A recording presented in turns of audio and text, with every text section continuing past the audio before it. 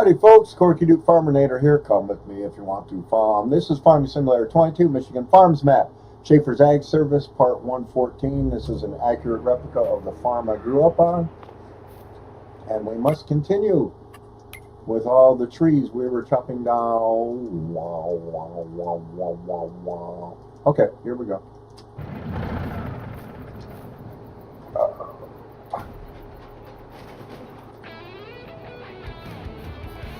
Okay, back to the lumber mill.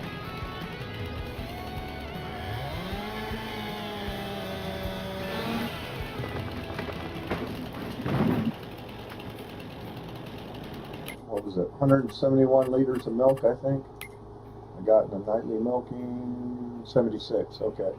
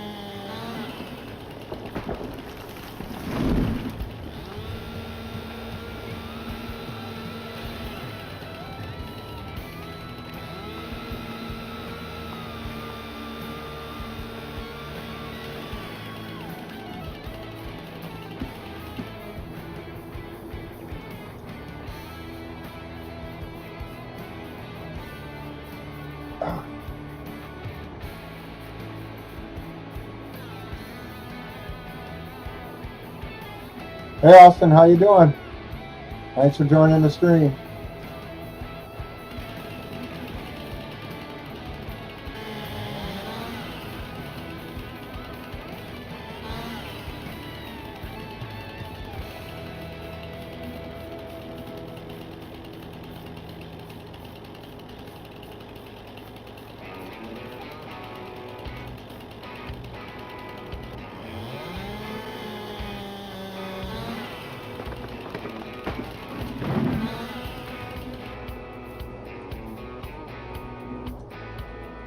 Glad you're doing fantastic. I'm okay.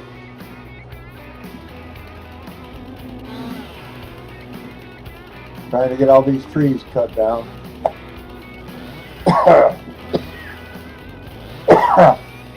Oh, excuse me.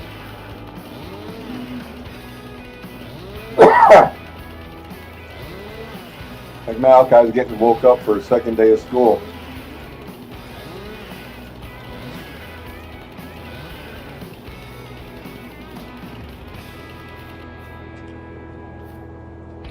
The school is Aiken Elementary, so I wrote a slogan for him. We're Aiken for education. I don't know if they're ever going to use it, but I think it's a cool slogan.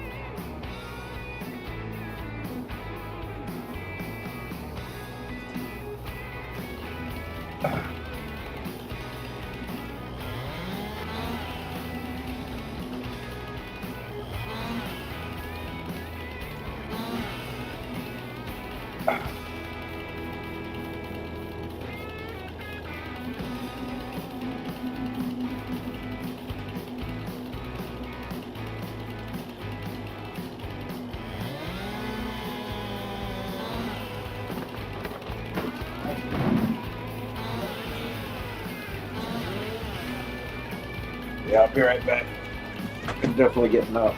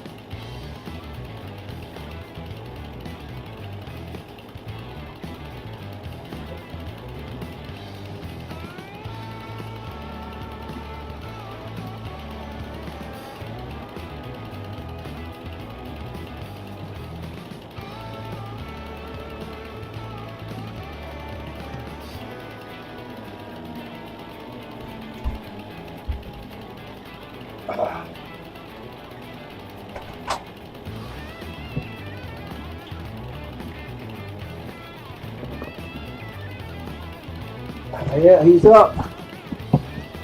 He wants to ride the school bus. He saw the school bus go by yesterday. Thought he was going to be late because we wound up taking him in. You know, first day of school, walked into school and everything.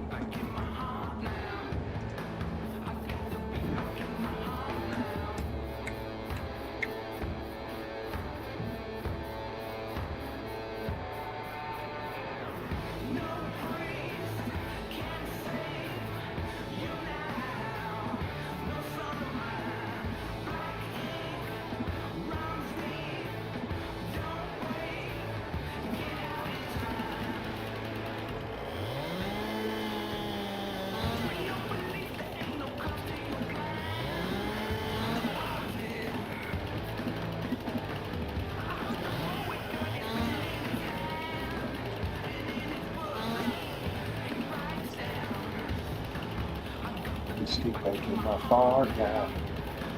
I've got to stick back in my fart now. Got to stick back in my fart now. Got to stick back in my fart now.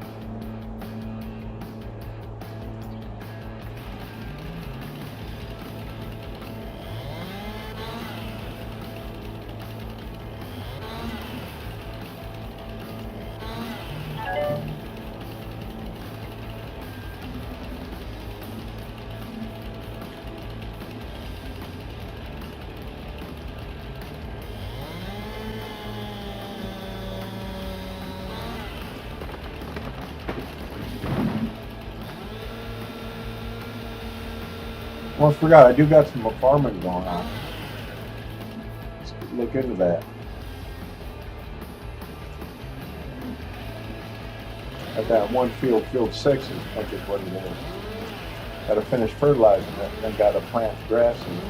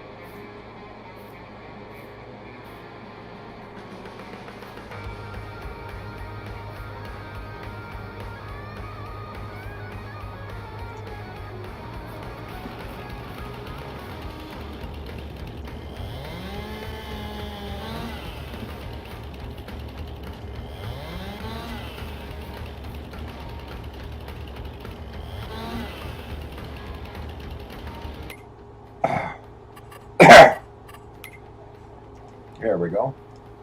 Is he done? He might be done.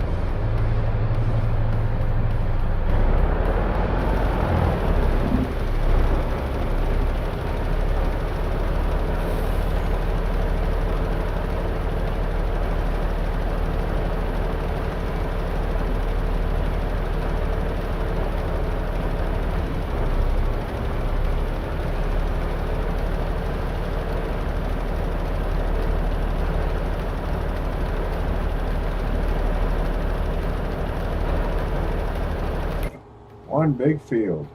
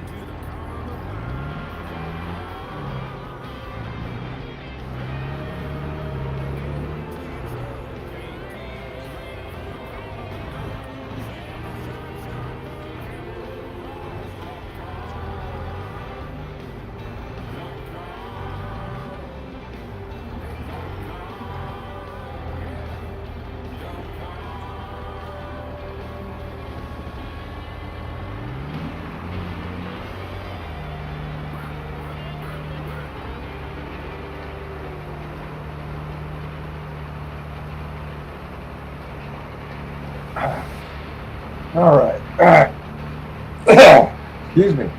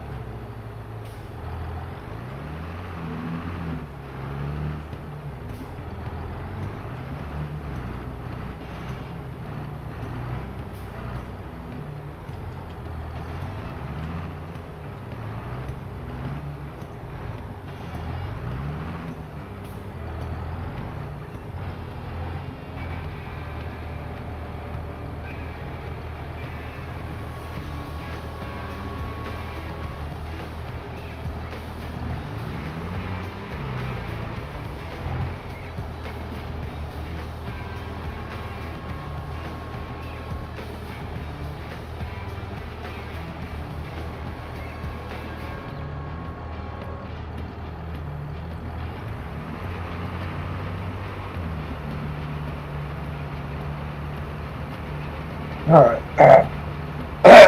Excuse me.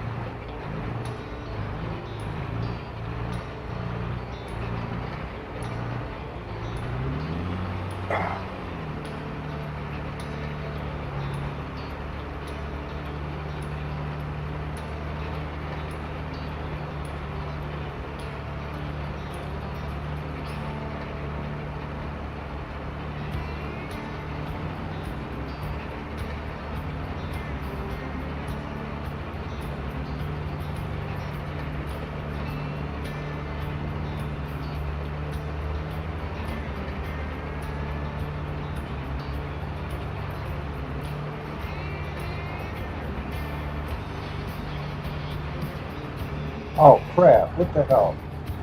Did I not? I didn't turn it on. Hell, that was a waste.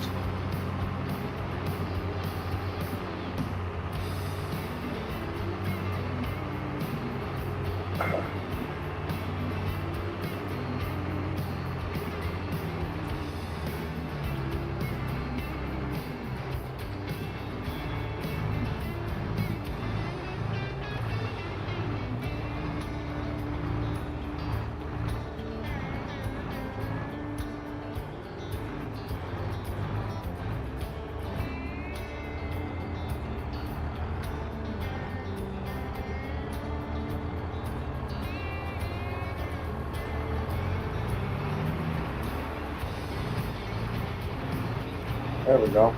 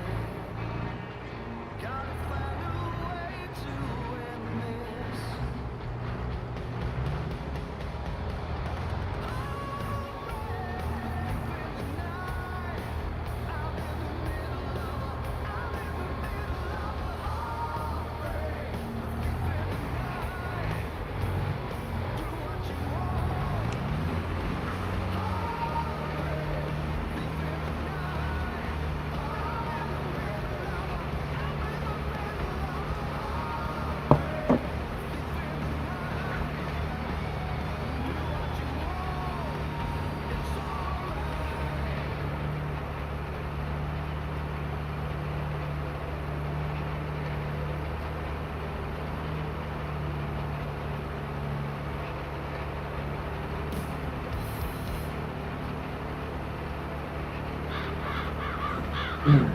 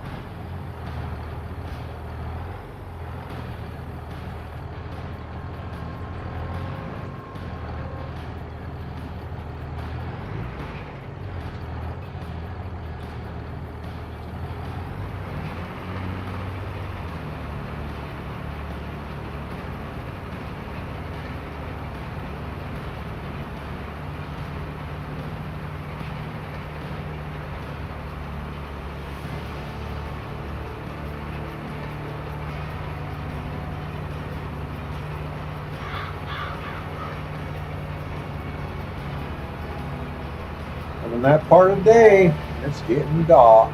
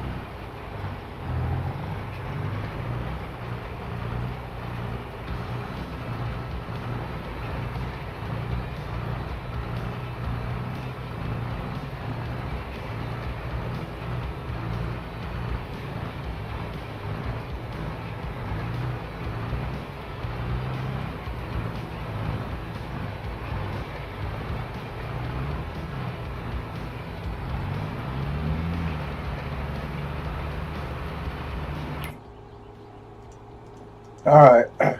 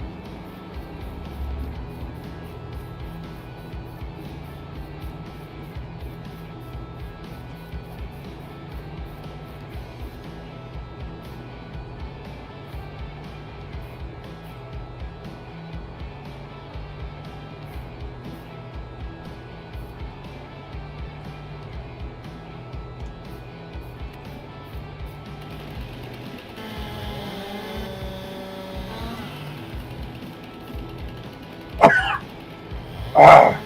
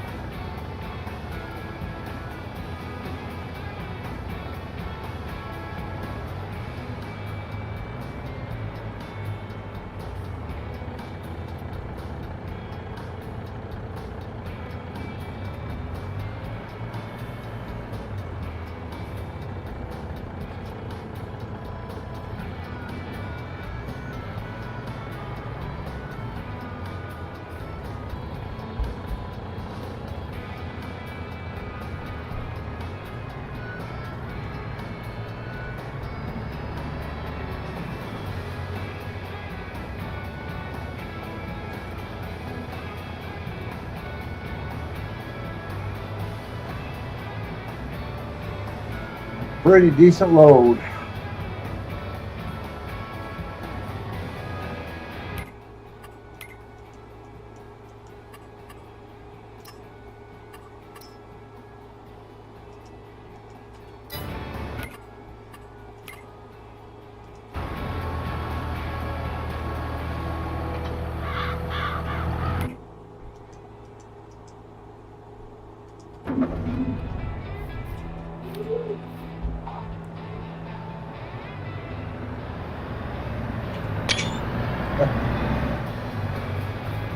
Of course he wouldn't pick me up.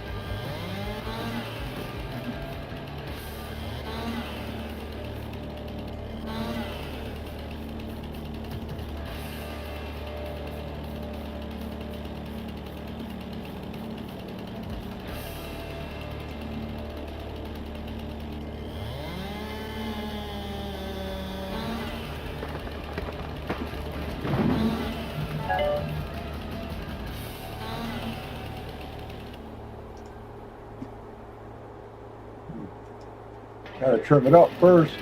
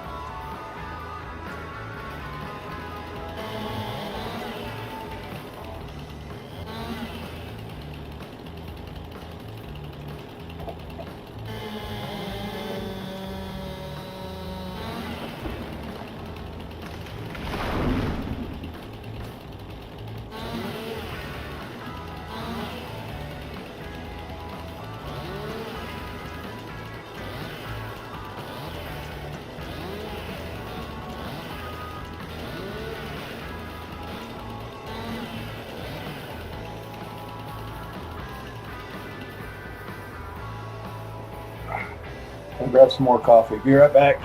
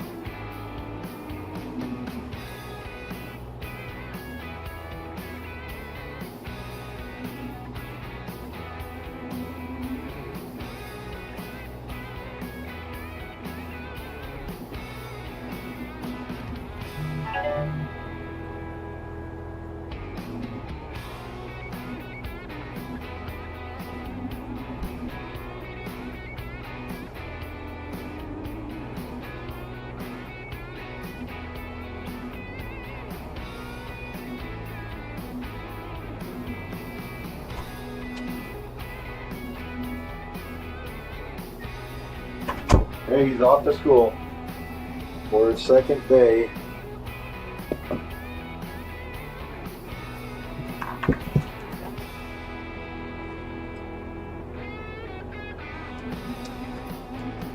I'm putting this on for you.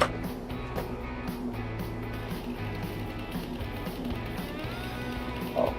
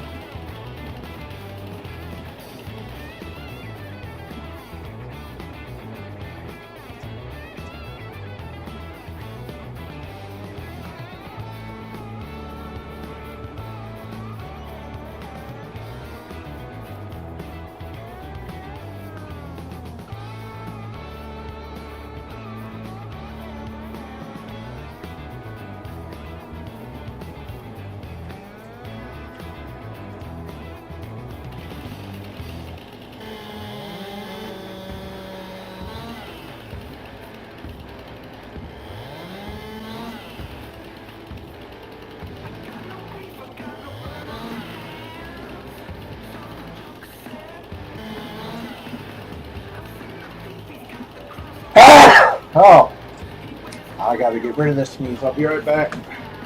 Oh, excuse me.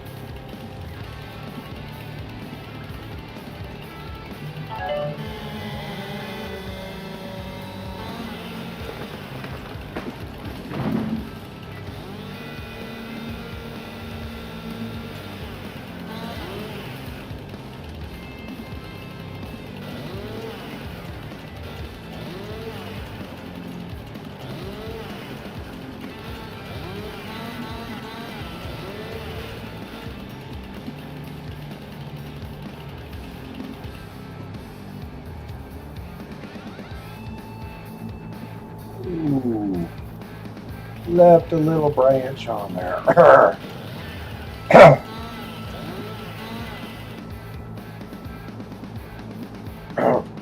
Oh, excuse me.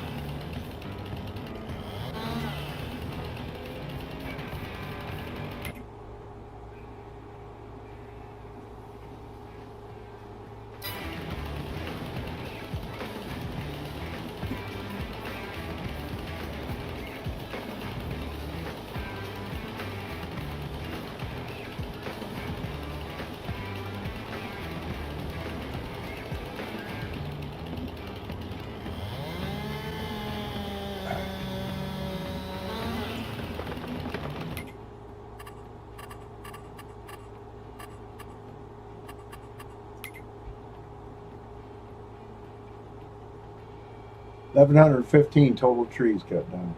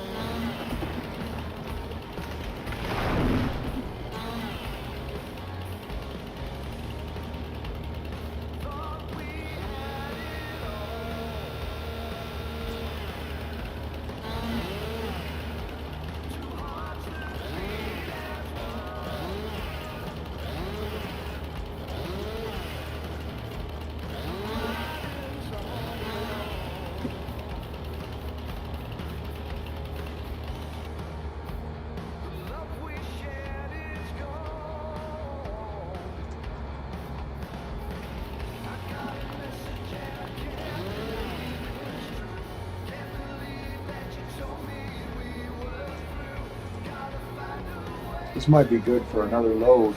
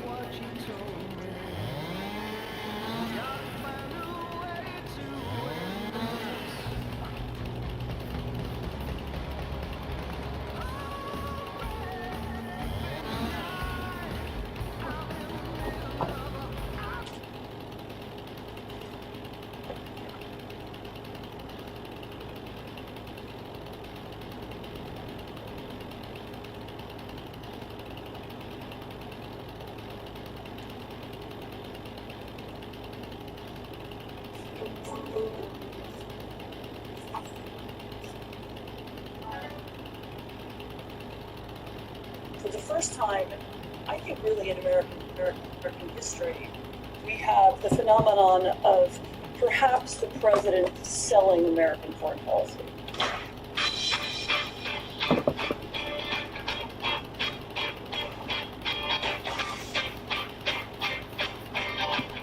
Hello, and welcome to the Politics Girl podcast. I'm your host, Lee McGowan. Let's get into it. I'm really excited about today's conversation because I've been trying to get Anne Applebaum on the show for years. Anne is an American journalist and historian, and I am a super fan of her work. Anne has written about the history of communism and the development of civil society in Eastern Europe. She's an expert on Russia. She is the author of the brilliant article which became the book Autocracy Inc., a piece of work I have personally learned an extraordinary amount from. Anne was born in Washington, D.C., the eldest of three daughters. She attended Yale for history and literature, then the London School of Economics, where she received a master's degree in international relations, and followed that up with Oxford University, before becoming a correspondent for The Economist and moving to Warsaw, Poland in 1988.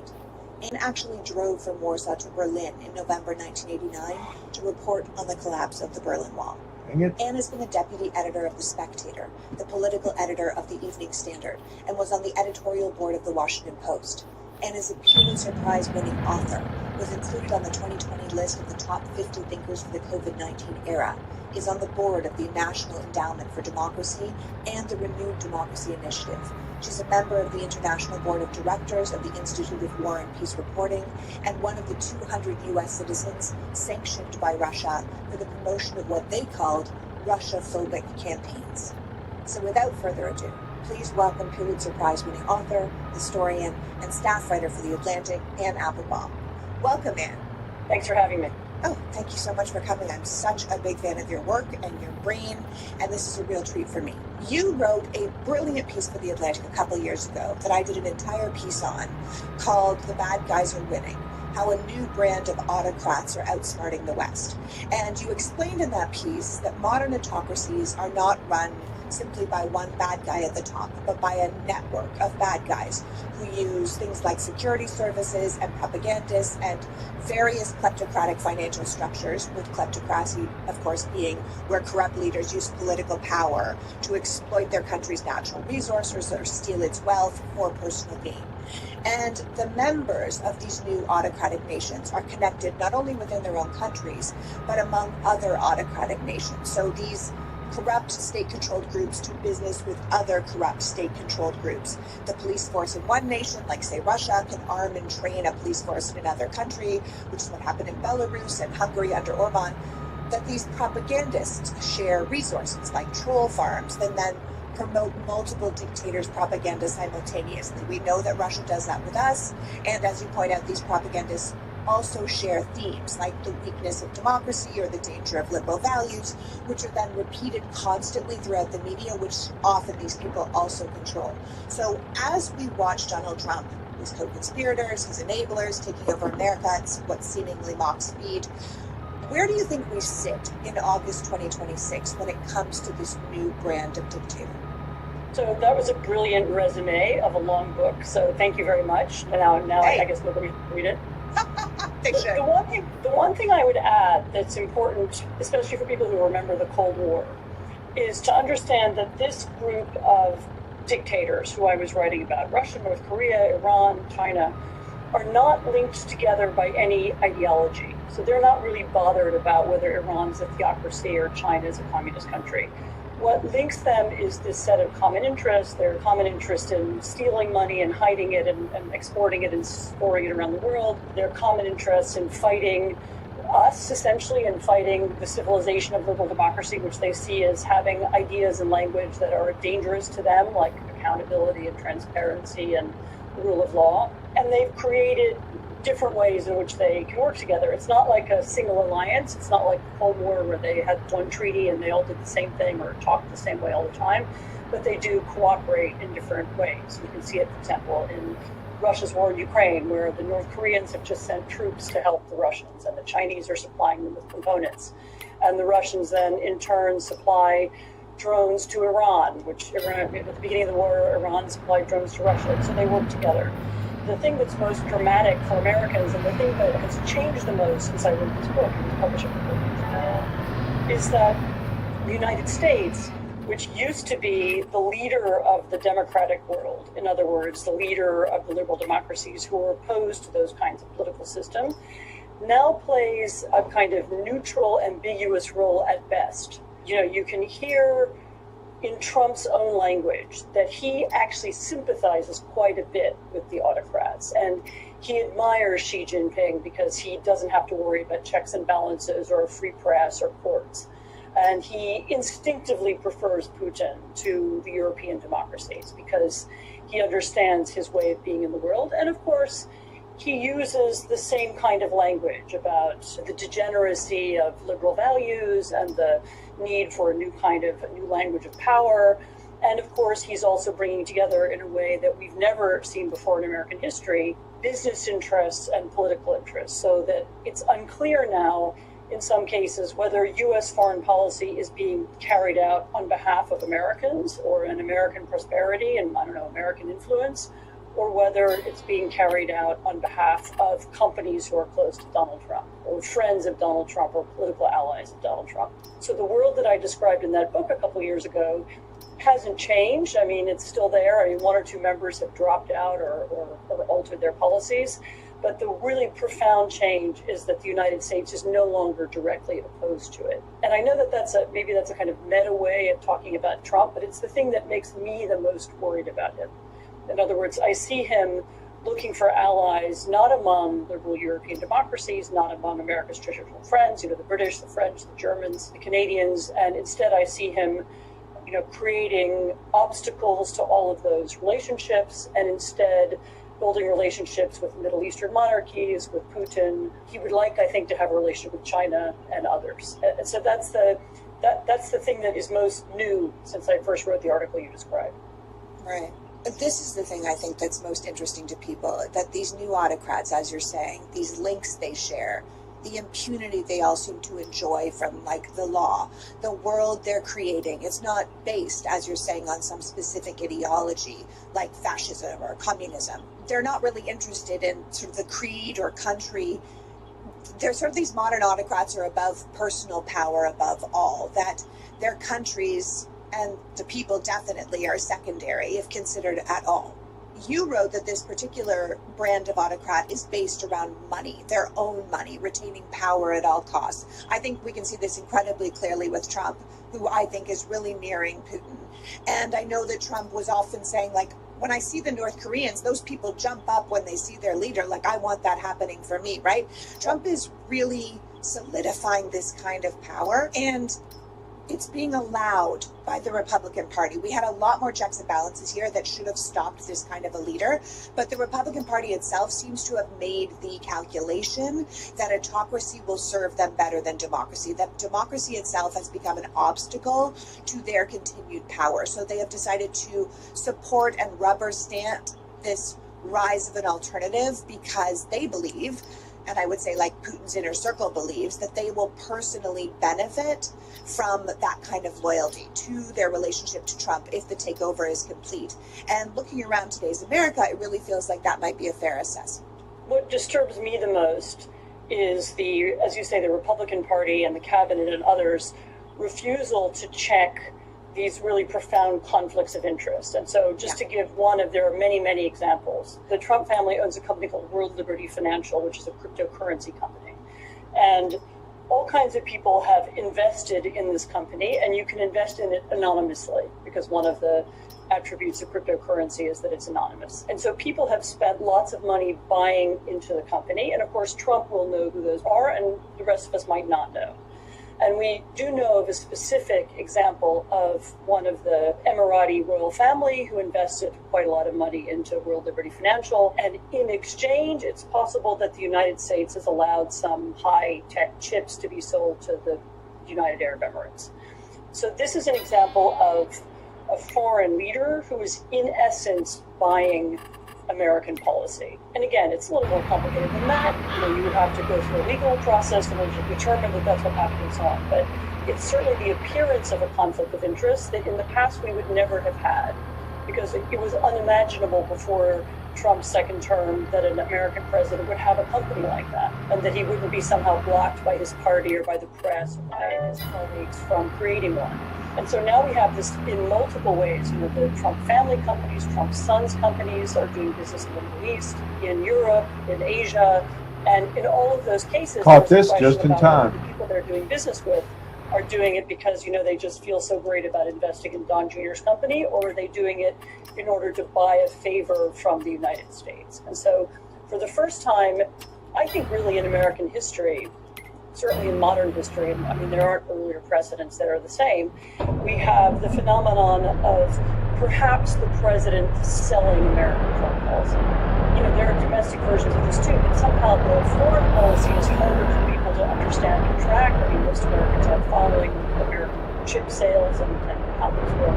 But, multiple foreign leaders are now looking for ways in which they can buy or influence American decisions through investment in private companies. This is the kind of politics that I first saw in Russia. So maybe I'm more sensitive to these kinds of issues because I worked in Russia in the 1990s. I was writing a book about Russian history at the time.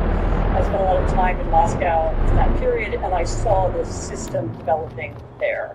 And I won't say that it's identical in the United States, but there's more in common than most Americans know and realize. And it's disturbing. And as I said, what it means in essence is that our leaders are not making decisions that are good for us. They're making decisions that are good for them, meaning them personally, them, their families, their friends, their companies. Yeah. Hey, twins, how you doing? For the money. Hey, the You twins. just have to look at how much money Thanks he's for making. joining the He's made stream. more money in the past year and a half than he has his entire life combined, from crypto, from his child's government contracts. How are you doing today? Businesses. The Trump organization is clearly selling pardons. They're now selling advanced looks at his market-moving tweets with True Social. I mean, the corruption to me seems in broad daylight at this point. And then, of course, U.S. companies. Now you've got U.S. government holding equity stakes in 30 private companies, which is up from 0 from last year. In some cases, the Trump government is the company's largest shareholder. And as experts point out, this raises huge questions about capital miscalculation, government neutrality, corrupt cronyism, which I think we can all see quite clearly. It's really all I'm seeing these days from the Trump administration. If you're nice to him, if you give him money, if you give him a donation, if his sons are involved in the company, that company's getting a government contract. So I think that the irony of calling Democrats communists or socialists when it's the Republican government that's actually taking over the means of production in private companies is really something else. But isn't there an ideology? Because I know that these new autocrats are not working with a particular ideology. Donald Trump is certainly not working with an ideology. He's working with a what's good for me, what power I can get, what money I can get, how can I be the specialist boy in the room. But I feel like there is an ideology on the periphery of the Trump family and the Trump organization and the Trump administration, from the Heritage Foundation and the Federalist Society. Those people really do have an ideology, sort of a way of life based around religion and white nationalism and patriarchy. So how does that work?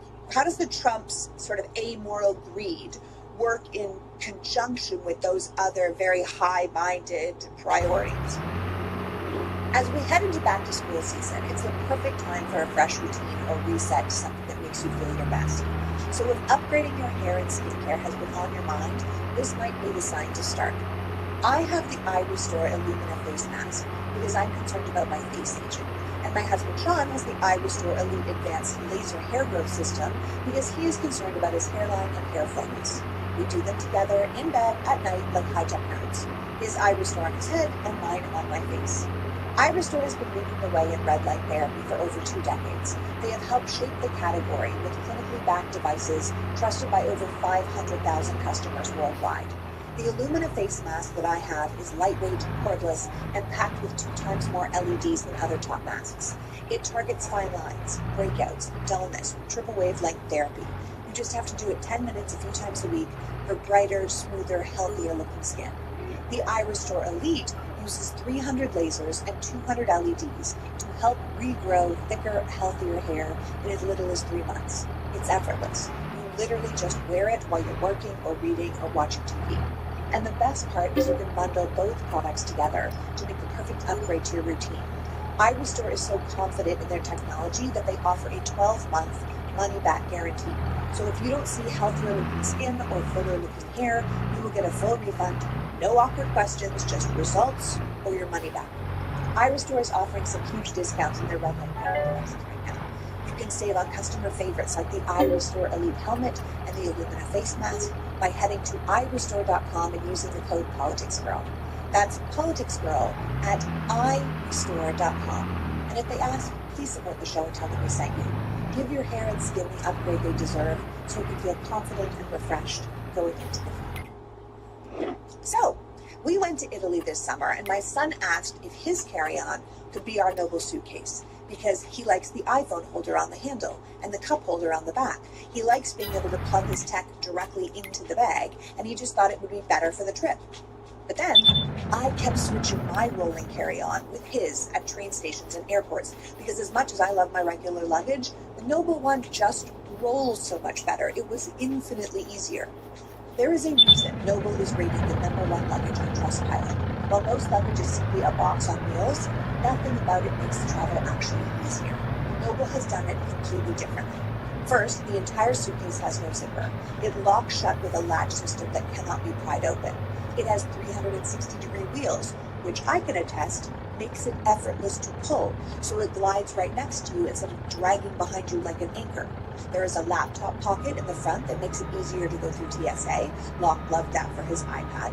There is the built-in charging port, the cup holder, the bag looks good. It's just a sleek, minimalist shape that comes in different styles and colors, so you can really personalize it to your needs. And, like many of the things I talk about on this show, Noble is a company that puts its money where its mouth is. So each suitcase comes with a 100-day money-back guarantee and a lifetime warranty. This is a company that stands behind what they have made. So upgrade to luggage that looks better and lasts longer so you can travel smarter. Head to nobletravel.com for up to 46% off your entire order. That's NOBL travel.com for up to 46% off.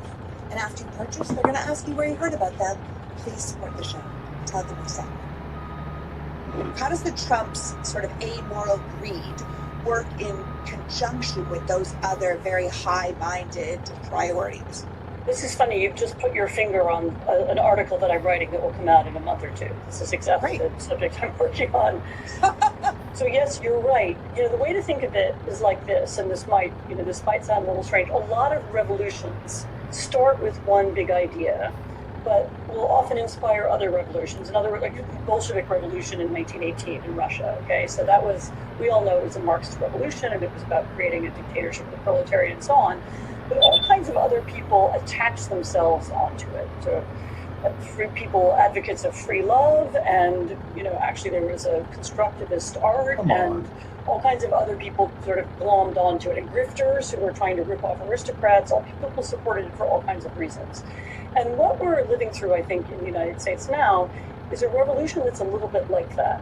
In other words, there is this momentous change. There is a change in the way the state works. So the old idea that the president was constrained by the law and that he took account of the law before making decisions instead of doing what the Trump administration did, which is break the law and then wait and see if the courts catch up with him.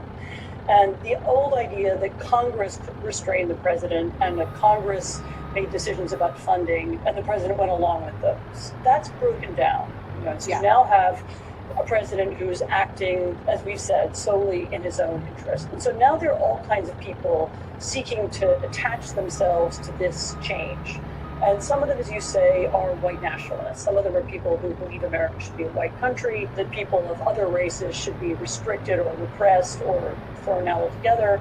Some of them are Christian nationalists who believe that the United States should no longer be a secular country, it should be a religious country, and Christianity should be put at the heart of American politics. Some of them are, for lack of a better word, predators. The Tate brothers, who are, professional pornographers who also attach themselves to Trump and to Barron Trump and to some people, Vance and others around Trump as a way of building protections around themselves in order to prevent themselves from being arrested.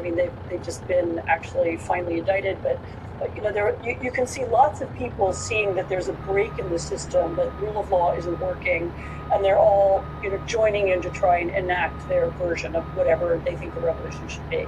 And so that's why sometimes you get these weird conflicting strains. There's sort of different people inside the MAGA movement argue with each other, and some of them are more anti-Semitic and some of them are pro-Israel. But that's because all of them are seeing this huge change in the American political system as an opportunity for them. Who wins at the end and who winds up changing the political system, we don't really know yet how permanent these changes will be. It's almost like the floodgates have been opened and lots of people are trying to take advantage of it. If there's one thing that binds everyone together, I think it's an idea about power. That what really matters is having as much power as possible.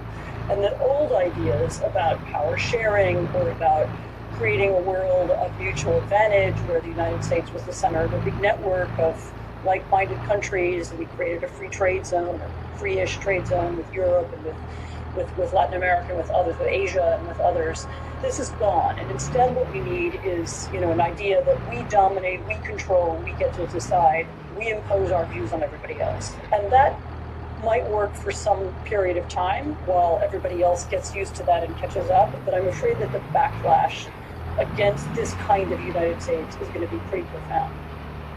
Yeah, well, I think we'll deserve it. I think if you are in it for yourself only, and you're surrounded by barnacle fish who hang on to you because you seem to have the most power right now, and they'll go along for the ride. It doesn't matter if you're aligned in morality. Donald Trump's certainly not a Christian, period. The Christian nationalists are riding that train all the way to Nick. But you said earlier that Donald Trump likes to break the law and then see if the courts can catch up to him. So what are your thoughts on our justice system right now? I mean, now that Todd Blanche has been confirmed as Attorney General, the law seems to be only what Donald Trump says it is. But I think we also have a Supreme Court that's on board with that plan. So if you're an American right now, what do you do if you feel like, well, we don't even really have a system of justice right now? What happens if the Democrats win the midterms with Todd Blanche in charge of the Justice Department? Do you see him allowing the election results that might challenge Trump's power to go through, or is he going to challenge the results the way his boss the general to do back in 2020, but they didn't do it because it would have been illegal? So I'm not as negative about the courts as you are. I mean, I'm watching some lower courts make decisions that are in line with the rule of law. I won't go into all the details, but I mean, there are various institutions that the Trump team tried to eliminate, and then they would point to decisions of Congress and they'd say it's legal to cut our budgets, and some courts have gone along with that, and the Supreme Court's not going to take all those cases. There are signs of, federal courts on one level below the Supreme Court are not all captured. And even the Supreme Court, I mean, we'll see. I mean, if they get an election stealing case, what they would do. But I'm not 100% certain they would be, every single one of them would be all on board with ending democracy. So it's much more complicated than that. But your larger point, which is to do with elections, is very serious, because you are right that the Trump team tried to steal the election in 2020. And I'm sure they were prepared to try again in 2024 had they lost. And they will try, I mean, they're already trying to shape the ground for the midterms in order to make them, as favorable to the Republicans as possible. And I can imagine a scenario in which, if elections are closed in some purple states, I can imagine them being challenged by the Department of Justice and by others. I can imagine arguments over voting machines, that may spin out, and it may last for some weeks or months. And so we could be in for, both in the immediate run-up to the midterms and afterward, we could be in for a lot of political turmoil. I mean, my impression is that the Democratic Party is prepared for this. I mean, I'm aware of a lot of attorneys and different kinds of legal groups who are preparing for exactly these kinds of lawsuits and situations. And as I said, I have some faith in lower courts being on the right side. But I think Americans should also be aware that this might happen, both to be mentally prepared, but also because the best way to ensure that elections are not challenged is for the results to be beyond any doubt. And that means a large turnout and a large victory. In normal times, I would like to say this in a bipartisan way, but I think right now you would have to have a Democratic victory in order to make sure that the rule of law is maintained. If there is a Democratic Congress, then that gives us a better chance of having a fair election in 2028. If there isn't, then we could have another 2020 scenario. So it's another incentive to have a Democratic Congress and or Senate is just remember what happened. What was January the 6th? It was an attempt to block Congress's assertion of the election, confirmation of the election results. And if we had a different kind of Congress, maybe that would have succeeded. So it is really important who is in the next Congress and who controls it, but it's not controlled by election manipulated by the administration. Yeah, I think that's essential. And I agree with you. I do have a lot of faith in the lower courts. I have very less faith in the Supreme Court. But I think the problem is, as you're sort of pointing out here, is that once an autocratic elite is in power, it is almost impossible to remove them because they'll do whatever it takes to stay there, even if whatever it takes is destroying their own country. I feel like we're watching that in America right now with the destruction of our power around the world, the dismantling of our education system, our healthcare, our economy, this outbreak of measles, explosive diarrhea. We might have a resurgence of polio, and this is all while people are struggling to find enough food, be able to afford food, be able to afford places to live. And then you look on the flip side with Trump and his family making so much money, and his personal lawyer in charge of the Justice Department, and now he's exempt from everything from, crimes that might happen while he's in office to tax invasion. He's allowed to do that right now. So I think that it's not, as you said, we would love to be nonpartisan, but right now it really is a partisan thing. If anyone is going to hold this particular leader accountable, it certainly isn't being shown to be the Republican Party. They have shown themselves to be a rubber stamp for him all the way along. And if we want to see any sort of checks and balances or any sort of free and fair election in 28, it really does come down to turnout in numbers that are too big to debate when the results come in. And we've seen that in other places as well. So one interesting story, for those who don't know it, is the story of the recent Hungarian election. Hungary is it's a strange country. It's a little tiny Central European country. You would think not very significant to the United States. But actually the leader of Hungary, Viktor Orban, is somebody who made himself into a kind of international advocate of so-called illiberal democracy. In other words, Yes. he won fairly a democratic election, completely legally elected. He was the prime minister of Hungary.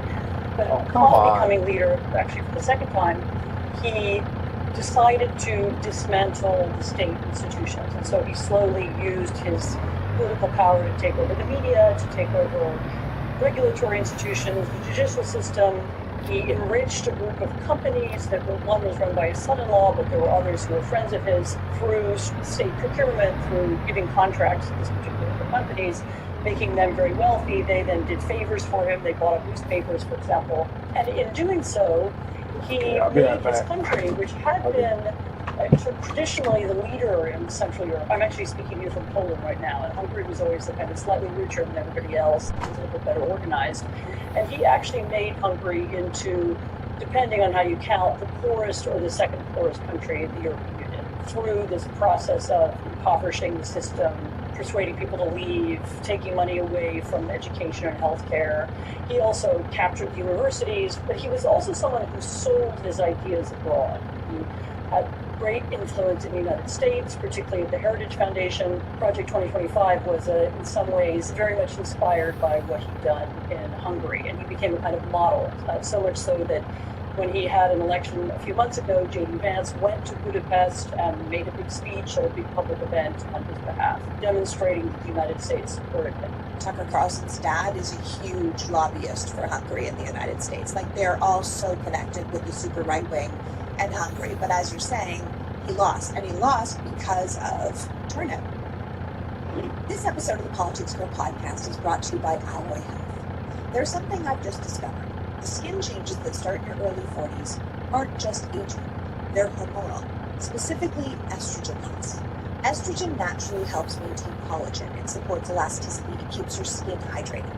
As your estrogen declines, your skin gets thinner and drier and more crepey, which means that our expensive cleansers and retinol and moisturizers aren't completely up to the job because none of them were designed to solve a hormonal problem. It is very weird getting old. It is weird being in perimenopause. No one warned us about this. No one warned us that we would look in the mirror and not recognize ourselves. And nobody told us that our routines would need to change when we got to this point. Which is why I'm happy to talk about M4 Skin from Alloy. This is the first head-to-toe line of estrol-powered skincare. Estrol is a safe, gentle, and bioidentical form of estrogen, clinically proven to rebuild collagen, restore elasticity, and visibly reduce wrinkles. Their full line targets the face, the eyes, the body. 88% of users saw improved skin elasticity using the M4 face cream, while 95% felt smoother skin with the M4 body treatment. This is prescription strength, but without going to your doctor or pharmacy or insurance. It's HSA and FSA eligible, and it's delivered straight to your door. To get your prescription, you start with an online form. Then you're matched with a menopause-specialized physician who reviews your intake and prescribes what's right for your skin. Once you're approved, your prescription ships straight to you. The pharmacy, no hassle. Plus, you get unlimited messaging with your doctor. So why not try M4 Skincare from Alloy and see the results in as little as 8 weeks? Head to myalloy.com and use the code POLITICSGIRL to get $20 off your first order. Your menopause-specialized doctor will tailor your skincare to your needs. Plus, you get $0 unlimited messaging with your doctor. Head to myalloy.com and use the code POLITICSGIRL to get $20 off your first order. Look, I'm one of those people that gets home and takes their bra off immediately. I don't even really need a bra if I'm being honest, but I don't think anyone needs the 70s version of me out on the streets. which is why I love Honey Love. Honey Love is a cloud-embraced bra that is a modern wireless t-shirt bra with lightly padded foam cups that feel soft against your skin. It's supportive and wire-free thanks to the bonding technology that allows it to lift without underwire. And in the summer, having a bra that's lightweight and comfortable that doesn't sacrifice support is the way to go. I've been talking about Honey Love for a long time because their shapewear is so good. They use targeted compression rather than total compression to enhance your curves instead of squeezing them. Honey Love is an independent, female-founded brand, so all Honey Love products are intelligently designed by women who actually wear them, including their founder, Betsy, who is highly involved in the development of each product. So their products are designed to work with your body, not against it. Plus, Honey Love products feature lingerie-inspired design details that don't make you want to tell people to look away when you have them on. So treat yourself to one of the most advanced bras and shapewear on the market. Use our exclusive link to save 20% off Honey Love at honeylove.com/politicsgirl. That's honeylove.com/politicsgirl. And after you check out, they're going to ask where you heard about them. As always, please support the show and tell them we sent you. Experience a new standard of comfort and support with Honey Love. He lost, and he lost because of turnout. He lost because of huge turnout and because there was finally a leader of the opposition who was able to make this connection between might be corruption turned of the system Go to bed and and the wake up on April poverty 2nd. of ordinary Hungarians. It's getting kind of Because dark the out. argument was not just they're corrupt and that's immoral, but they're corrupt, they're taking money from the state, and that's why your schools are so bad. And they're taking money from the So I state. think we'll and that's why you unload have this healthcare. and then jump into And April they're 2nd. enriching this one group of companies, and that's why, your own small company doesn't prosper. And the argument was successful because it was true, and because people could finally see it and feel it, and there was a particularly charismatic opposition leader who was able to articulate that and sell it to people, but also he successfully created a grassroots movement that was able to come after people to vote in large numbers. And I should say, I was in Hungary just about 3 weeks before that election, and even 2 weeks, even days before it was about to happen, people could see that the opposition leader, Peter Magyar, was ahead in the polls. And I already rode the horses. I met lots of people who still didn't believe Orban would just let the election happen. Double check to that he be would sure. somehow stop it or block it.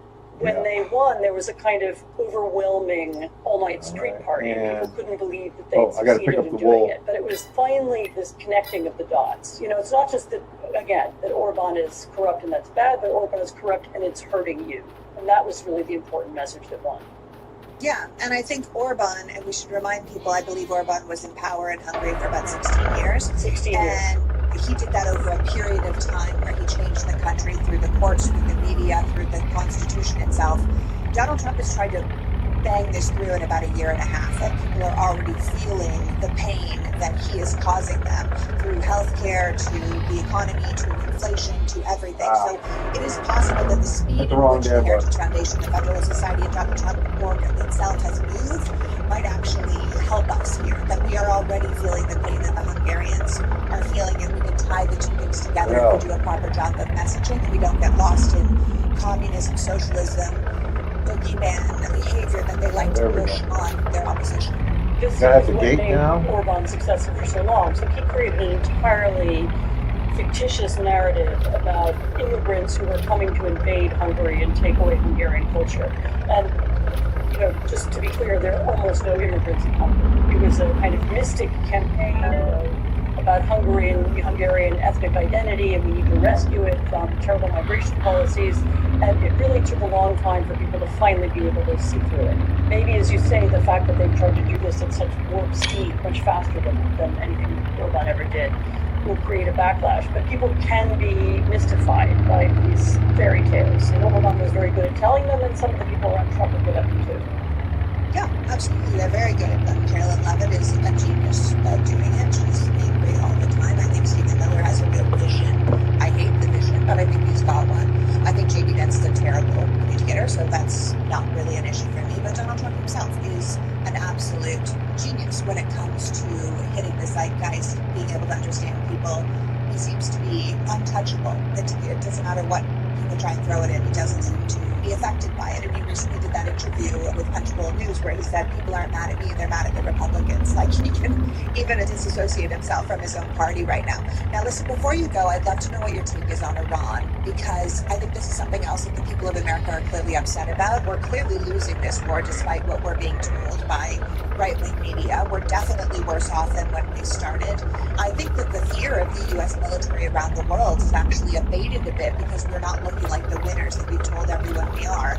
And it seems to me that our leader, our president, doesn't understand really what's going on, or his advisors are too afraid to give him the facts because anything other than winning is unacceptable to him. And I was watching an interview with Hillary Clinton recently where she questioned if this depleted weapons problem that they're talking about the U.S. having might actually be the goal of Iran and Russia. She said, is it possible that those two countries have been playing 3D chess, drag America into a war, leave them without the firepower they need, and then potentially attack them at home, which no one has ever had the instinct to do before? Knowing Russia the way you do, what are your thoughts on the potential of something like that?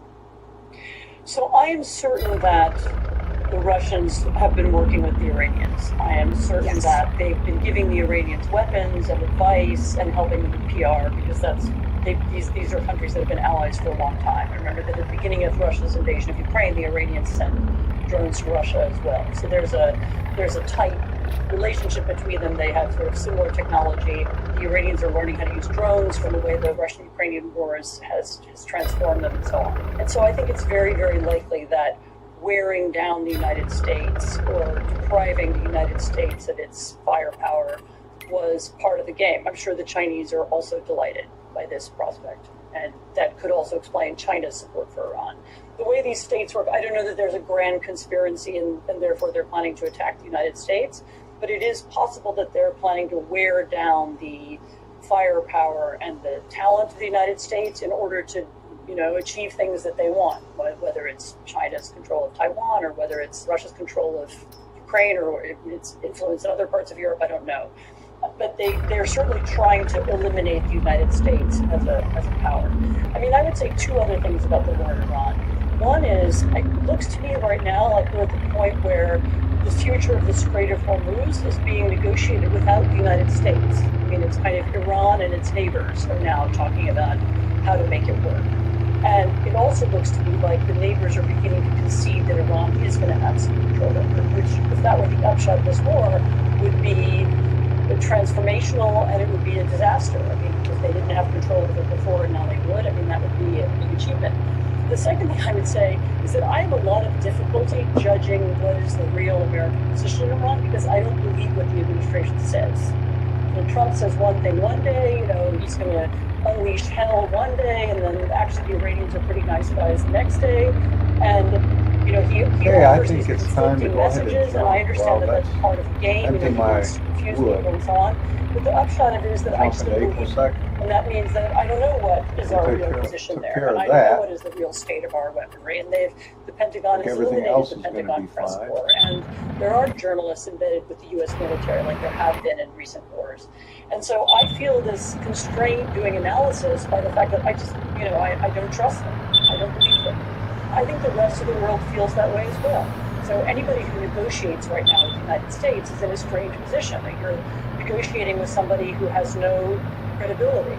Whether you're Iranian or whether you're a European country or whether you're Russia, why should you negotiate with somebody who's going to say one thing one day and another thing the next? You don't really know whether their word holds 6 months from now. It's one of the reasons why their word holds term, but it's also why you're going to see the U.S. role elsewhere in the world also.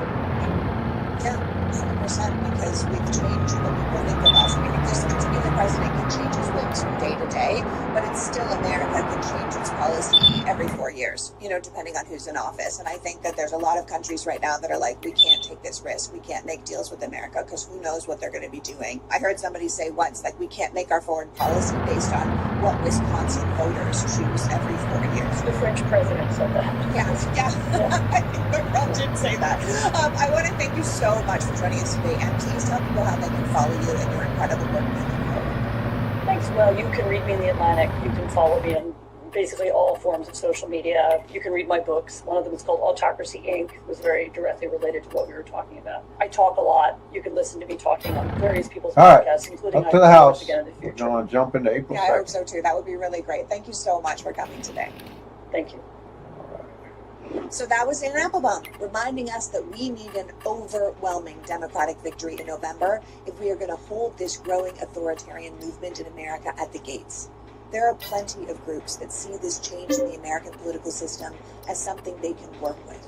If the goal is power or retained power, everyone from the white and Christian nationalists to the billionaire class to the patriarchy and the predators have found their champion in Donald Trump.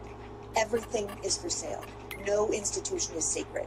And if the Republican Congress members are simply going to abdicate their responsibility to hold this power-hungry group in check, then it's going to be up to us, as it was up to the Hungarians, to come out in numbers too big to challenge. I want to thank Ann for joining us today, and you for caring enough about democracy to be here. Now go get someone registered to vote and fired up to make a difference. As Ann said in her book, The Twilight of Democracy, there is a seductive nature to authoritarianism. We just have to make the other side more appealing. And we start that today. Until next week. Tucci out. The Politics Girl podcast is written and performed by me, Lee McGowan, and produced and edited by Happy Warrior Entertainment. All rights reserved.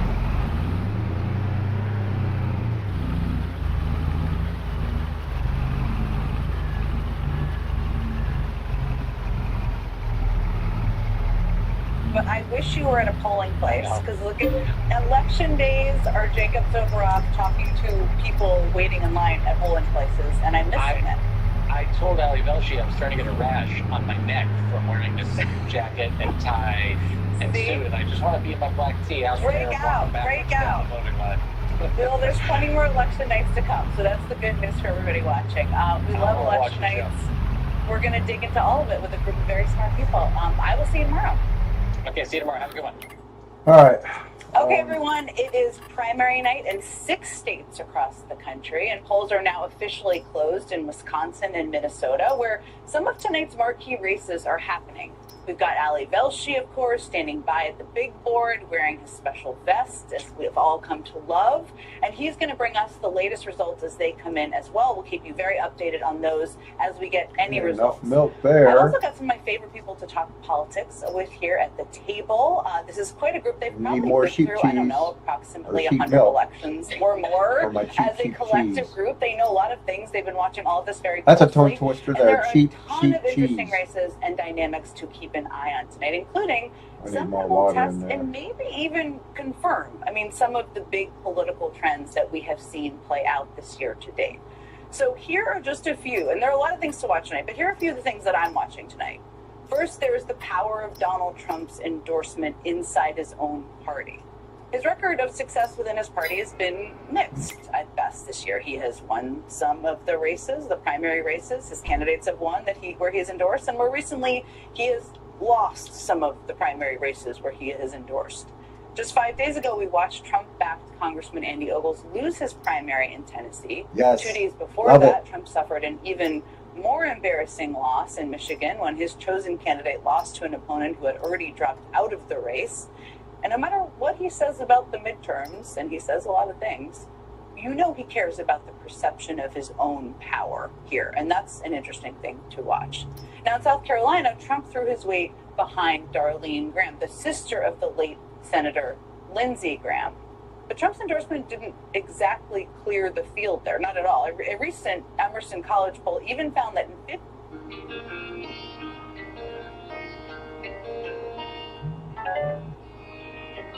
I think it's time to start.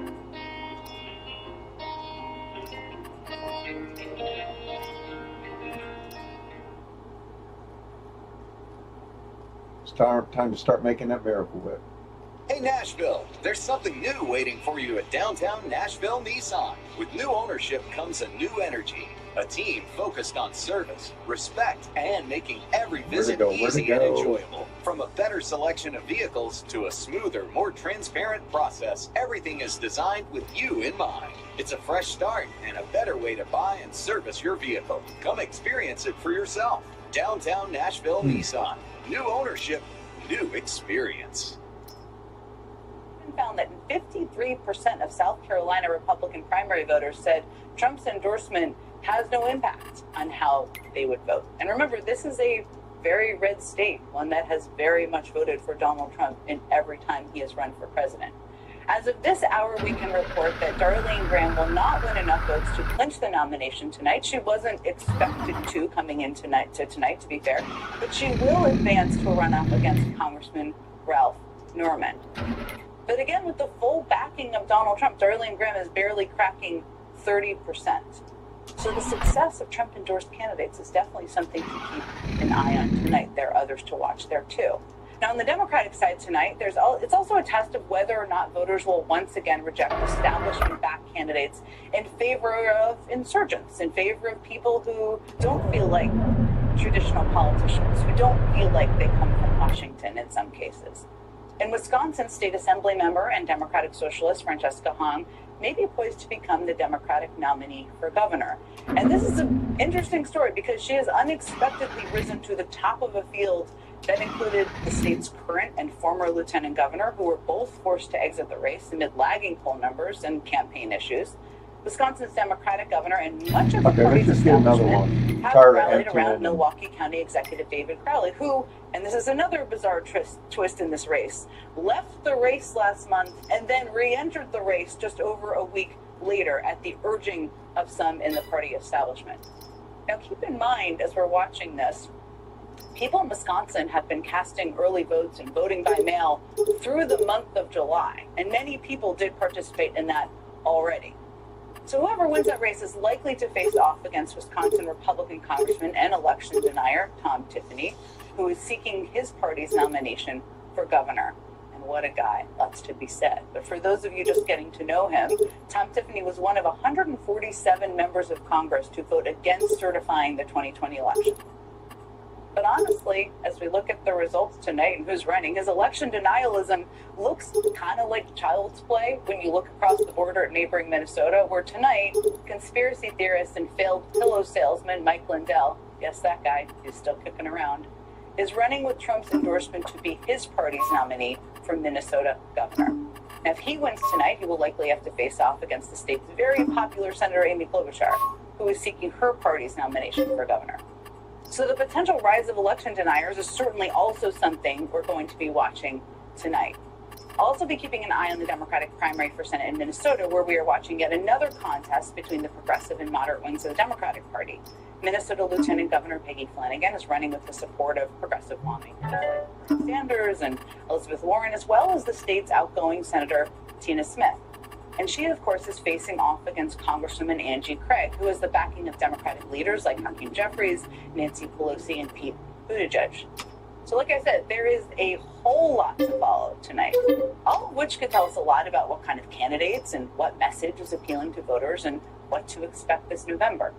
And on that front, we also got some big news tonight from the world of elections forecasting. It's quite the time for elections forecasting. We're going to be watching all of it. Polling guru Nate Silver just released his forecast for November's midterm elections. His models put Democrats' chances of retaking the House at 87%.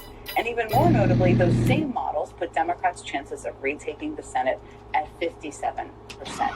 What matters is what happens on election day, but still interesting data as we look to the next few months. With all that in mind, let's dig into tonight's results. Joining me now here at the table, MS Now Chief National Reporter and host of the show that launched this week's State of Play, Peter Alexander. MS Now Chief Washington Correspondent and co-host of The Weekend, Eugene Daniels. MS Now Political Director, Shauna Thomas. And also joining the fun tonight is Democratic strategist and senior advisor to majority Democrats and the bench, Liz Smith. I wish you were at our fun table with us, but we are so happy you are still here with us. Let me start with you, Peter. First of all, welcome. Thank you so for glad having me. you are here. That's right. You can grill me if you want. It's fine. I want to ask you about South Carolina because, Trump has endorsed a number of candidates in the course of the primary season. Some, as I mentioned, he has won. There's been money spent that I think some in the Republican Party would prefer he not spend, but that's a different story.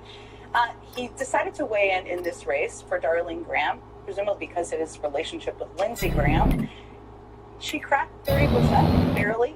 You need 50% to not have a runoff. I don't want to overread into it or underread into it. What do you make of it? Well, we got a long way to go to the general for the president to pick his candidate to win this thing. There are a lot of other votes out there. Almost 7 in 10 of the other votes among Republicans in that state went to someone who Donald Trump did not endorse. That's saying something at this point right now. Let's focus on the Graham name in that state. Obviously, it's as resonant as any that there is there. But just a reminder about Lindsey Graham himself. Take a step back. I remember traveling with Jeb Bush. We were in South Carolina during that 2016 campaign. Lindsey Graham was on the campaign bus, and he was fuming about this guy named Donald Trump. Boy, did times change quickly. And then after January 6th, Lindsey Graham came around again, and Lindsey Graham said, I've had enough of it. I'm done. I'm off. Of course, he came around and supported Donald Trump when he won once again in 2024. So obviously, as it relates to loyalty, the Graham name gets a whole lot because they have come back to Donald Trump over and over. The question is, as noted by the polls that you said there, do the folks in that state care? Mark Sanford, and we know all the controversies about him, his name has still got plenty of votes so far in this early primary. The bottom line is, the expectation is whoever wins that Republican primary, though, and then wins the runoff that comes, is going to be the likely Senate, the person that serves in that seat for the next 6 years. It is the 7 in 10 who did not get votes is an interesting thing, because uniting after a primary, the general election electorate is a whole different story. John, let me ask you, you've been digging into all of the nitty-gritties of these races. We were just talking about a primary happening up in Connecticut before we came out here. Which you wouldn't think we care about. Which you wouldn't think. No offense to Connecticut. No. It's all interesting to watch. We're political nerds here. What do you, as you're looking at these 6 states and these races, what are you most watching tonight? I think what I'm watching, and I'm actually going to go back to that Connecticut race. It hasn't been called yet. It's Connecticut 1. It is long-term incumbent John Larson, Representative John Larson, running against, I believe, the mayor of Hartford. Former mayor of Hartford. Get all this stuff paid off.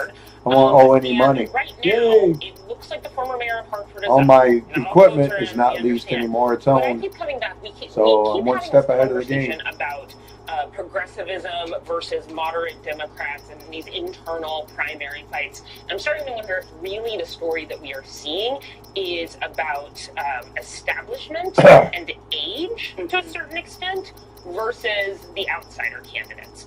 And I think in that race, if the former mayor is able to pull it out, I think that plays into what we saw, let's say, in Colorado, where Diana DeGette lost to a young, now that was a progressive movement person, but a young person. And I think we are also seeing that play out in states like Iowa, Michigan. We may see this play out in Wisconsin, that people seem to be, at least in these Democratic primaries, seem to be wanting the person who isn't the person from Washington, D.C., who isn't the person who has been in office for a long time and wants to continue to have that power.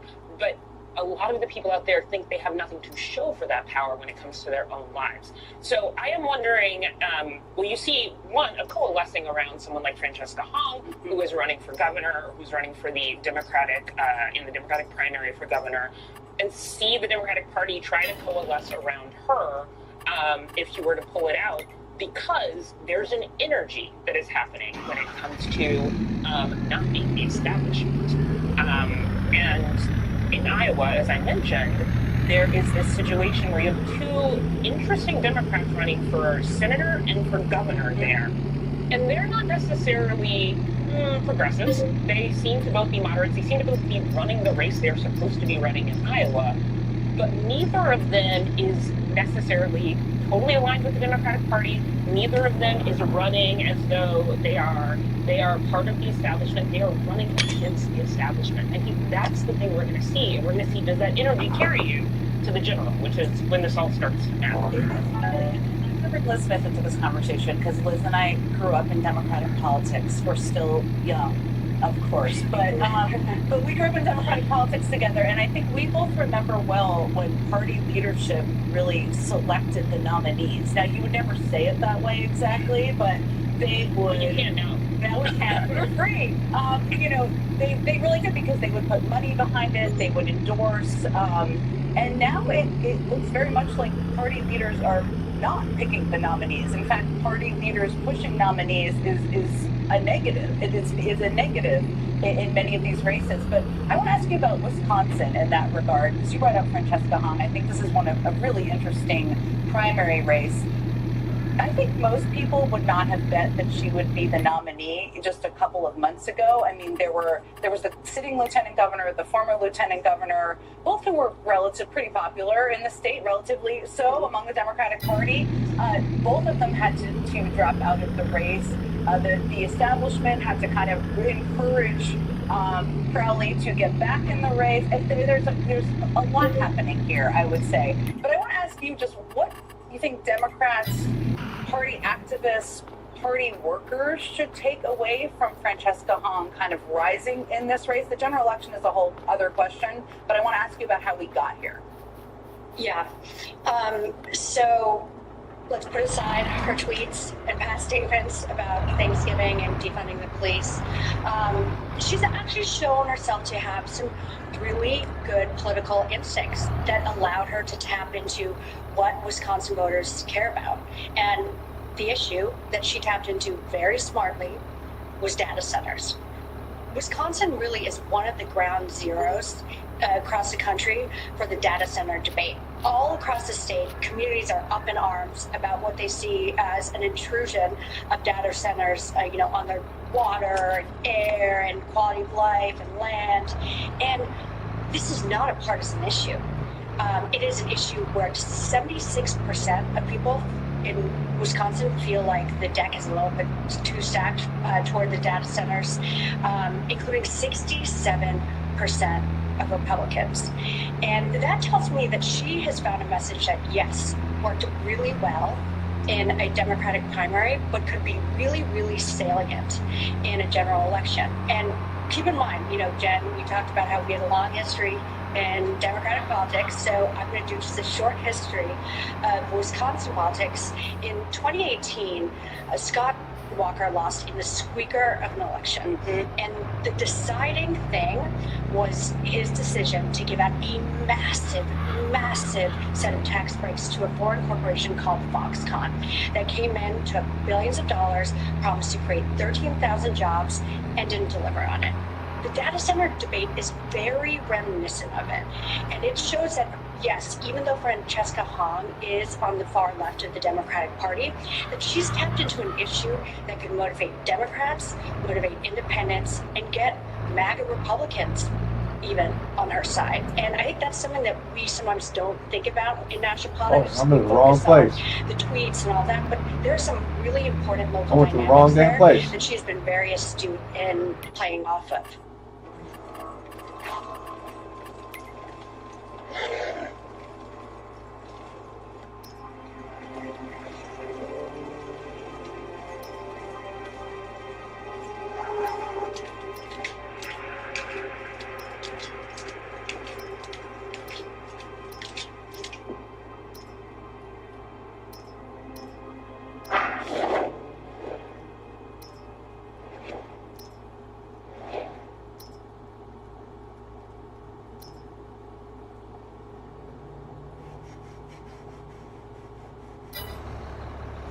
Some journeys start with a handshake and grow into a lifetime of memories.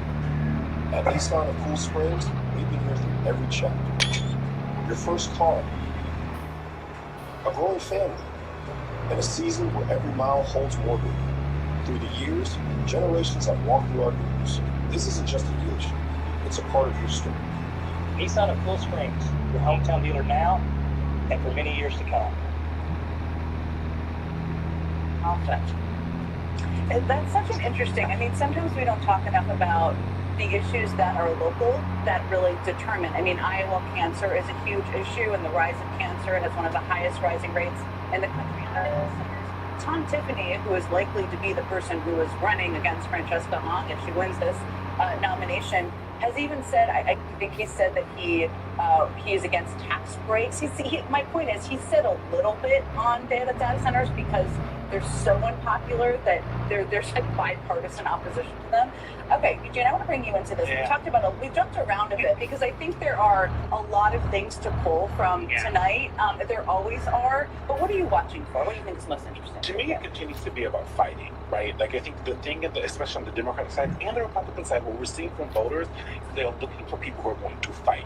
Whether that means fight with the establishment here in D.C., fight with the establishment within their own states, fight with the Republicans in November. That is something that when I was on the ground, in all the places that we've all been, talking to folks on the ground, that is what voters are looking for. And if Francesca Hong is able to pull it off, I think it's still going to be tough. The polling has been difficult. And the polling has been difficult because Francesca Hong, for Abdul Al-Sayed, they are trying to create a different coalition that usually comes out, right? So that's why polling is sometimes in these moments kind of unpredictable. You have, usually that's Michigan, for example, because that's what we have. You have black voters that are always going to come out. You have some of the moderates who are always going to come out. What they were anticipating in the polling was all these young voters who are the Abdul El-Sayed parties at the rallies. That's the same thing that we're seeing with Francesca Hong. If that holds, it's still going to be the same thing. Fighters. Who are the people who are going to Washington, D.C.?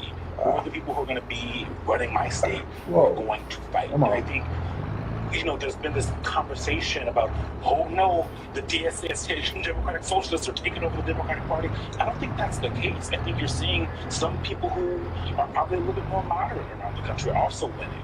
But that's because they sound like they're ready to fight. I think what people are sick of is people who sound like a moderate, people who seem like they're going to go along with it. I was going to say to the point that Eugene is making, I think the gist was that these people are dissatisfied, these Democrats are dissatisfied just with a anti-Trump message. They want a pro-something message. They want someone who is fighting for something, not just I'm going to take on Donald Trump. And that's a message that's resonated. Another takeaway to Eugene's point that we're also seeing here that we should acknowledge is Marquette Law School does a lot of the polling as it relates. I know we have opinions on polling, but broadly in terms of trends, it can help you out. Yeah. And over the last 15 years, there has been a doubling of the number of people in the state of Wisconsin who now identify as very liberal. And that's moving much faster than the number of people who identify as very conservative. So Tom Tiffany, you got a House Freedom Caucus guy here, right? So that's going to be a little interesting, conceivably against the Democratic Socialists. But the Democratic energy is moving further and further to the left right now because they are the ones who are saying, we want to fight for something in particular. And I think that's resonant. And can you only have an insurgency? It only is able to flourish if the moderates of the establishment has not done their job. If people are discontent with their behavior, if people are discontent with the work that they've done, whether it be at the State House or here in Washington, now if they're discontent with their you go ahead, Sean. Well, and I think, Eugene, you went these to the oils DSA to go convention, into you went there. with Hunter Woodall, our researcher. Distribute them One right thing in from there. y'all's reporting that really stood out to me was the discontent with the Democrats in that case because Trump won again. Right. And that is that same, like, okay, what does it mean for you to fight for me if Trump won again? That's where some of that anger is. Like, we need something different. We need something different. Yes. And I don't think that particular, just because that was Democratic Socialists talking to you, talking to Hunter, okay, yes, that's part of the progressive argument. But I think you see that anger with Democrats in general in a lot of these places. So what are you going to do for me now? Hey, we got the miracle whip being made now. Or maybe I should choose something else. I want to bring Liz back in here because a part of this, we're going to move by tomorrow to the general election. And that is the key part of this that will determine who wins seats, who's up against who. And we've seen with some of these candidates that have been really exciting people. They've been saying, we're a part of a movement. We're in this movement together. We're inviting people into a movement versus I'm electable, which is a message you've heard from a lot of these candidates who are losing. But they also have, I'm going to say it's kind of the millennial candidate problem, is they have, Twitter histories, they have YouTube histories, they've done hundreds of podcasts. You referenced earlier before, Francesca Hong, she's got a lot of things going for her. She's created this movement in the state. Trump is very unpopular, but she also has a number of past statements that are not going to sit well, probably, with people who are independent voters, more moderate voters, or she's going to have to answer for them. I'll say it that way. You've advised lots of people through lots of things. What should, I'm going to say he is also, Dr. El-Sayed has been having the same challenge, right? Which is having to answer for past posts and statements as much as they are exciting movements. What should they be doing in this moment? Are they doing the right thing? Should they be doing something else? What do you think? Well, I think a great example of someone who handled this very, very well was Zohran Mamdani in the New York City mayoral race. You know, a lot of people would have thought that no one who would ever embrace defund the police would win a citywide election in New York City. But he was able to. And how? Because he came out right away when he was asked about it and said, that is not my position. I will not defund the police. Not only that, I'll keep the headcount at the NYPD stable. And then when they found all comments of his criticizing NYPD, he went and he apologized directly to NYPD, and he apologized on Fox News. And I think just be normal about it. Don't go around, laughing about it, saying, oh, woke one was crazy. Just own up to past mistakes. A lot of people make past mistakes and move beyond it. Because if this race is all about Francesca Hong's tweets, that's not great terrain for her. But if she can disavow those old tweets and make it about Tom Tiffany's record being an extremist on, an election denier, on abortion, someone who has supported Trump's Iran war that has raised prices across the board, that's a fight that she can win. But if it's all about her old tweets, it's not. And I think, again, not everyone, Francesca Hong or Abdul Al-Sayed, has the communication skills that someone like Zohran Mamdani does, but they would be smart to look to his example and how he handled these during his mayoral race. Okay, everyone stay where you are. We have to take a break. We know how this goes. We can share with you that Tom Tiffany will be a nominee in the state of Wisconsin, so we do know that from our results. There you go. You can see the results on the screen. Not exactly a close race there, but he will be the nominee. Ali Velshi is standing by at the big board. He's going to tell us where things stand when we come back.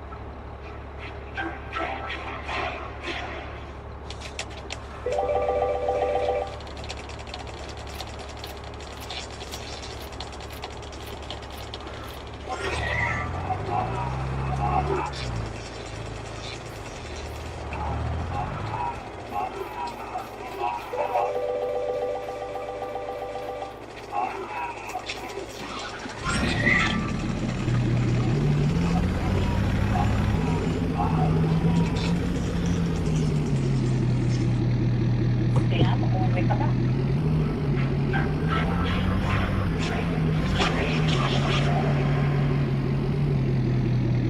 Okay, we're starting to get the first results out of Wisconsin, where a ton is on the line for tonight's primaries, especially in that Democratic primary for governor. We've talked about it a little bit, but Ali Velshi is at the big board to break everything down for us. Ali, what are we seeing right now?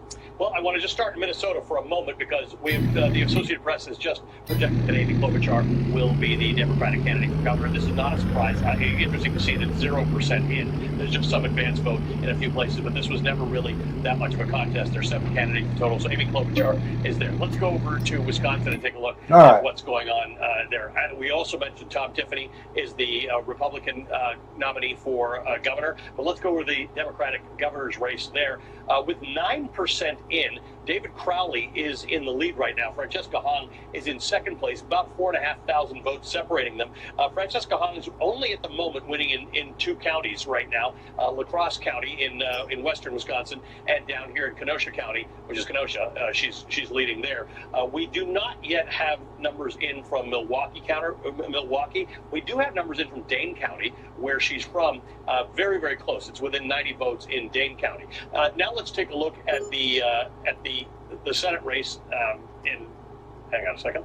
Let's look at the governor's. I'm sorry, I'm in the wrong place here. Let's take a look. Let's go back one more time. Let's go to Wisconsin. Okay, let's look at the Senate race in Wisconsin. The governor's race in Wisconsin. This is the one that you were just talking about. We're looking at these numbers coming in. It's only 13% in, but this is not what polls have been telling us that we're expected to see. A gain of 4,000 points for David Crowley.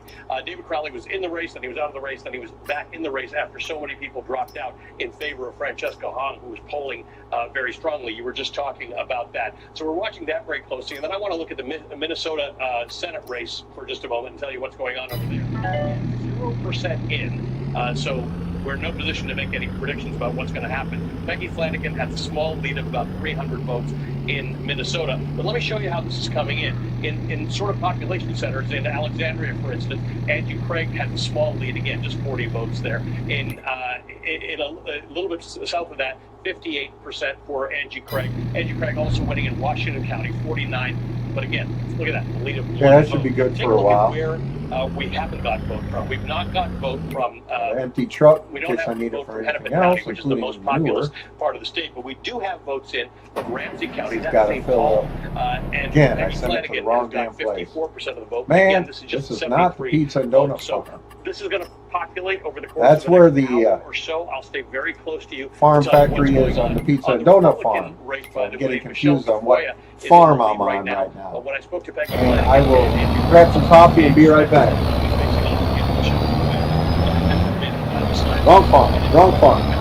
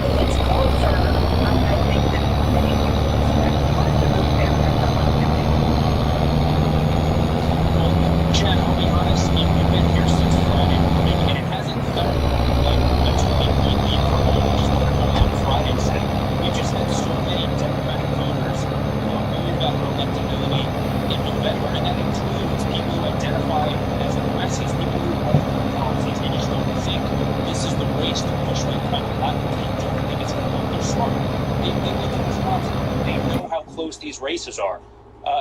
And at the same time, though, I mean, it's important to note that Hong has built this remarkable campaign. I mean, she came out of nowhere. No one knew who she was when she entered this race a year ago. She was a chef in Madison. She had a very popular ramen restaurant. She's been a state assemblywoman.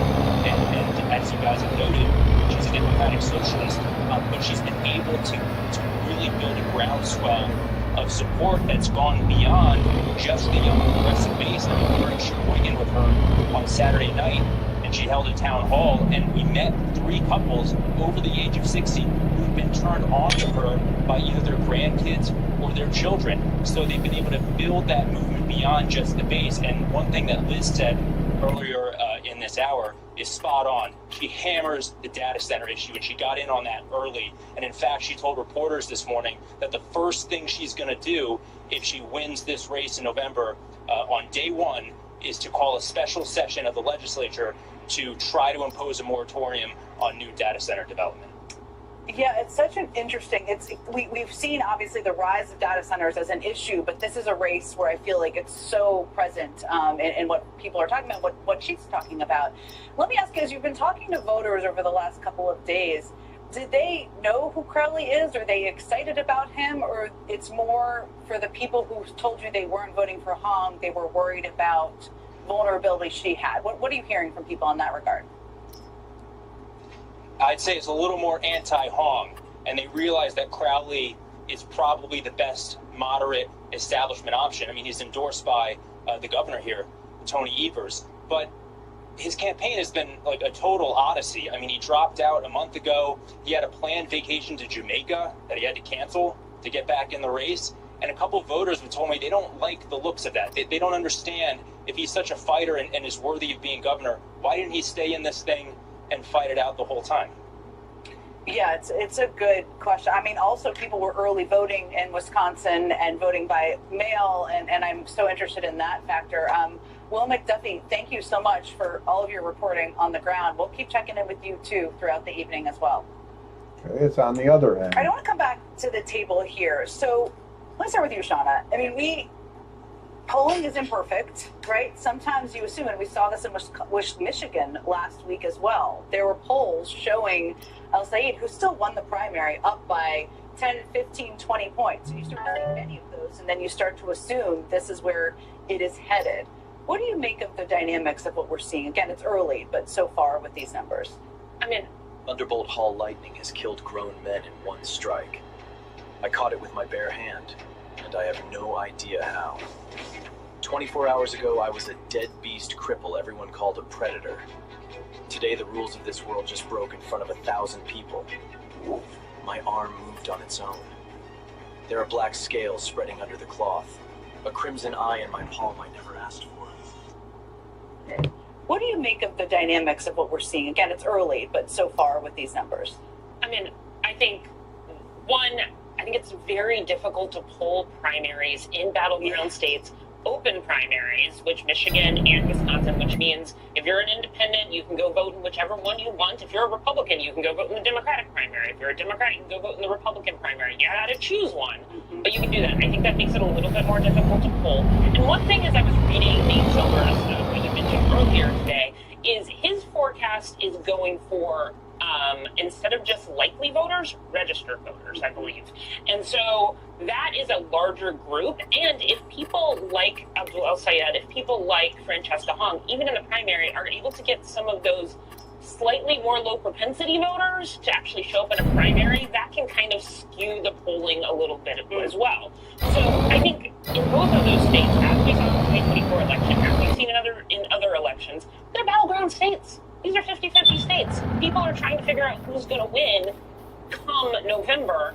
And I think any of these polls that you see that are way, way, way in one direction or another, you have to keep coming back to the idea that Michigan, for example, 2024, Trump won. 2024, the Democratic senator won as well.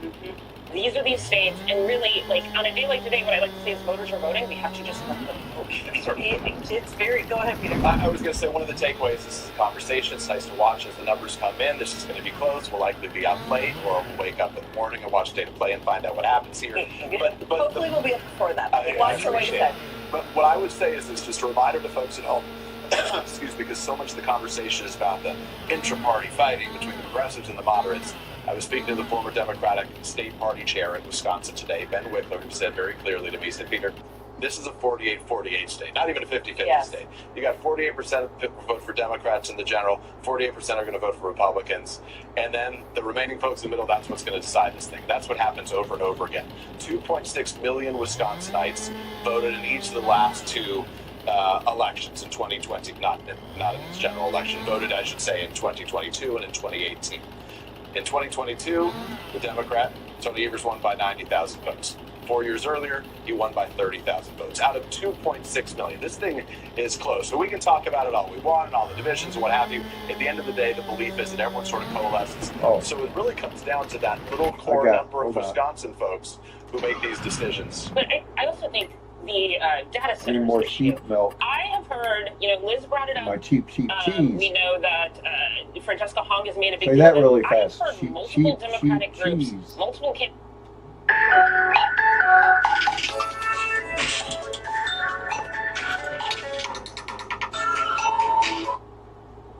Hello? Yes. 7, 0, 9, or 8.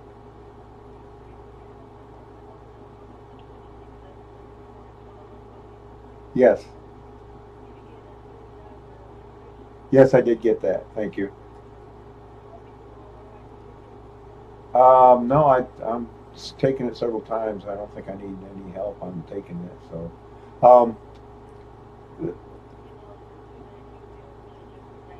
yes.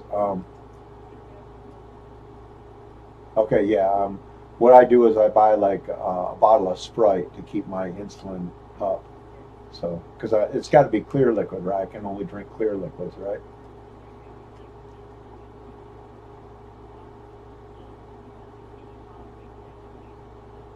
Okay. Yeah. Okay. Yeah. I can't drink coffee? Oh, I can?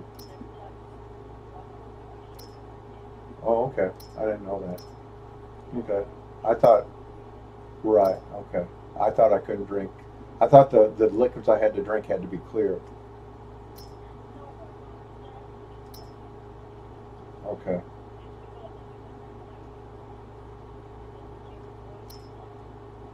Okay. Okay. All right.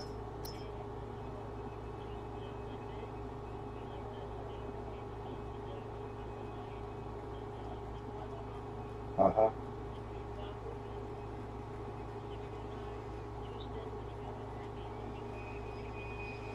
Okay.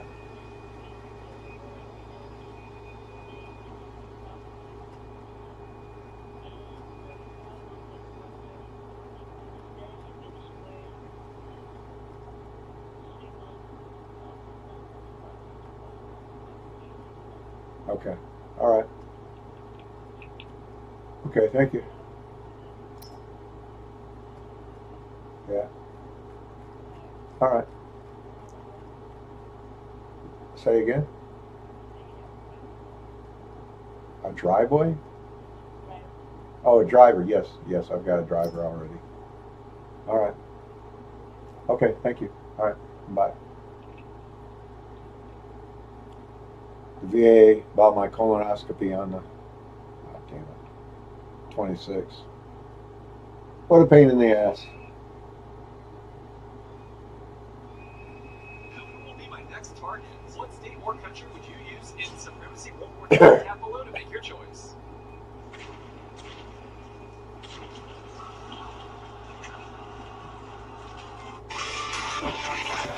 Hi there, everyone. It's 4 o'clock in the East. In covering a presidency that is every single day summed up by its unprecedented and unparalleled combination of callousness, incompetence, and surrealness, Donald Trump and his administration have managed to outdo themselves today, likely endangering national security, his own staff, and the journalists whose job it is to cover all of them in the process. Alarming new reporting finds that Donald Trump used his own staff and White House journalists as decoys amid security threats from Iran, having them fly out of Turkey on the old Air Force One, while Donald Trump flew out on a separate unmarked aircraft. Donald Trump pulled this off by being smuggled in a catering truck.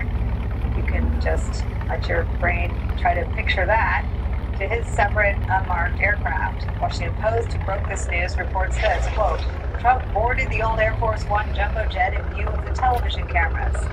He was secretly shuttled minutes later to a smaller plane, an Air Force C-32A, via an airport catering truck typically used to load meals and other supplies pre-flight, according to a U.S. official and corroborating material reviewed by the Post. That made Air Force One a decoy, with media and some White House staff aboard. The maneuver meant that Trump's actual location was concealed from the American public and many senior U.S. officials for hours. Weeks later, it remains unclear how widely the administration has disclosed the operation. The Washington Post found pool footage showing Donald Trump boarding Air Force One. The catering truck then pulls up to the plane and moves over to what we now know was the plane Trump ended up departing Turkey on board. Both planes then landed in the UK, and Trump was then secretly moved back onto the old Air Force One to keep up the ruse.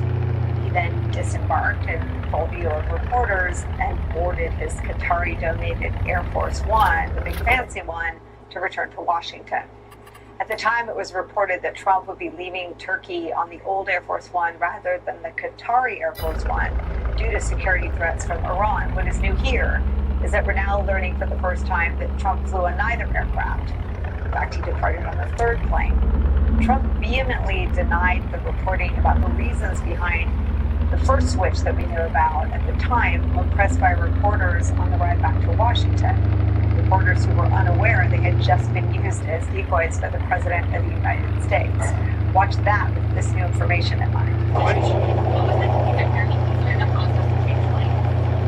We set this one up so that the Air Force Base here was in the same exact line. Do you think there wasn't a security concern?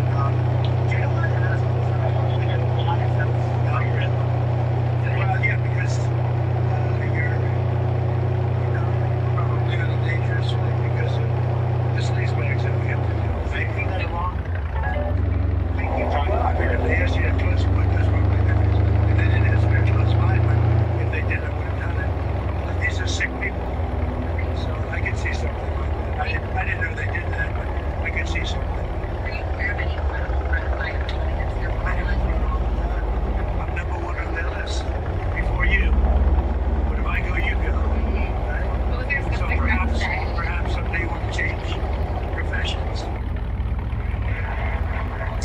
if I go, you go. But he said it and It's it where my was true, t-shirt right? just says it all. Trump The is a plane piece that of the press fucking he's talking shit. to right there. We're on Doesn't it. even care What he about says, humans, quote, if you no, go, or if I go, Americans, you or go, he anybody, knows he's lying. except himself. An His elaborate, family and his billionaire buddies, fabrication. that's all he cares about. A lot of unnecessary steps there taken to sustain the lie.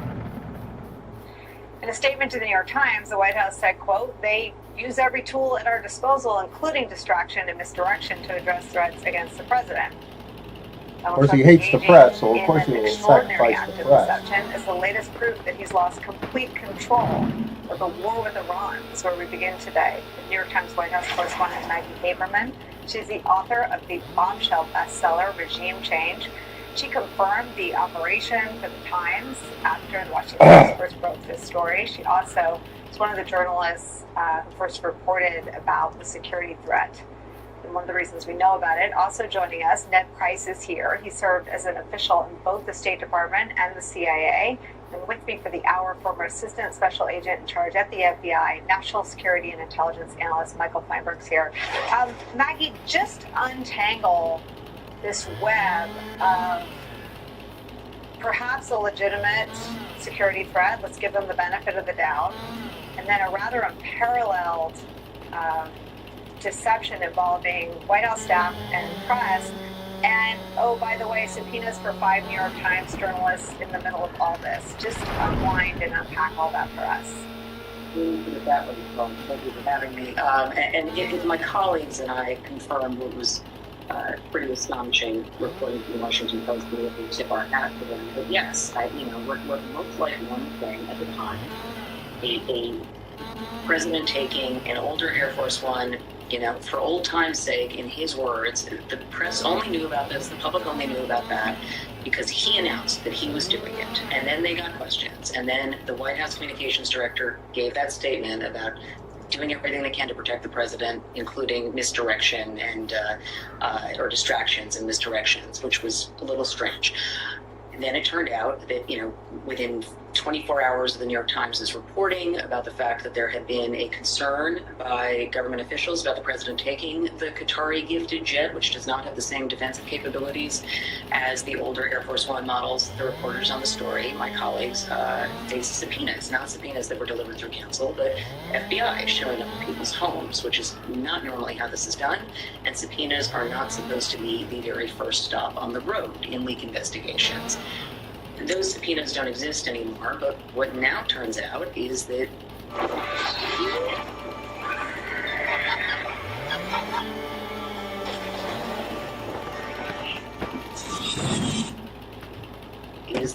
the president wasn't even on that plane. Now, our reporting is that there was a credible threat. We don't know what the threat was, Nicole, so, it's hard for me to assess what I don't know. I'm not an intel official. They deemed it credible, and, there is reason to believe that they did. The behavior indicates that they did. But what then ends up happening is, and they are always going to put the president's safety first, what ends up happening is the press and some of his own staff end up on the older Air Force One, which does have defensive capabilities, which certainly would be safer than the Qatari jet in that moment. The president could have, in that clip that you showed, where he was briefing reporters on the Qatari jet that they got aboard and was flying from the UK base, which was deemed safer than the Ankara airport in Turkey, flying back to the US to Joint Base Andrews, he could have said, we had a concern, we had a threat, I was on a separate plane. He could have told reporters off the record. The White House could have told reporters off the record. None of that happened. Instead, there is this gamesmanship where he's sort of taunting and saying, if I go, you go. And that was not the case in that moment. Again, I want to stress, I understand the federal government is rightly going to be more worried about the president than it is anybody else, but there are trade-offs, and that was one of them. Maggie, do you now think that the subpoenas were to find out if you guys knew where he really was, or if they were to ascertain? Does it make you wonder what the subpoenas were for in the first place? It's a good question, and I can't say that I fully understand it. The Times was not the only outlet that reported some of this material at the time. Maybe there were subpoenas to other news outlets and we weren't aware of them.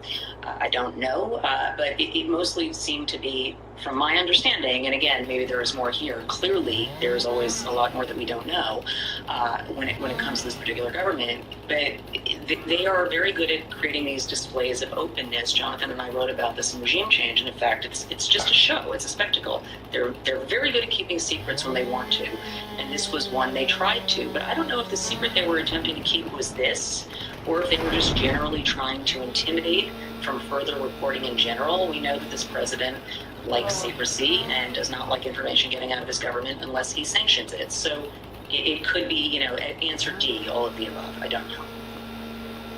And Maggie, I was on the other side of the relationship, but I can't imagine a situation where you do not level up with the White House pool and the White House press corps that travels with you.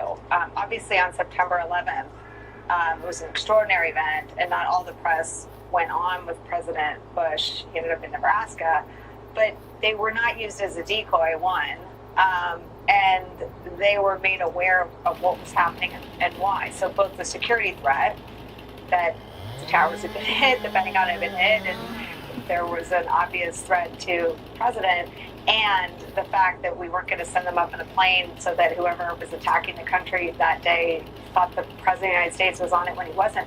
I cannot fathom that practice, and I wonder if it makes you rethink, or your colleagues rethink, the relationship with this White House.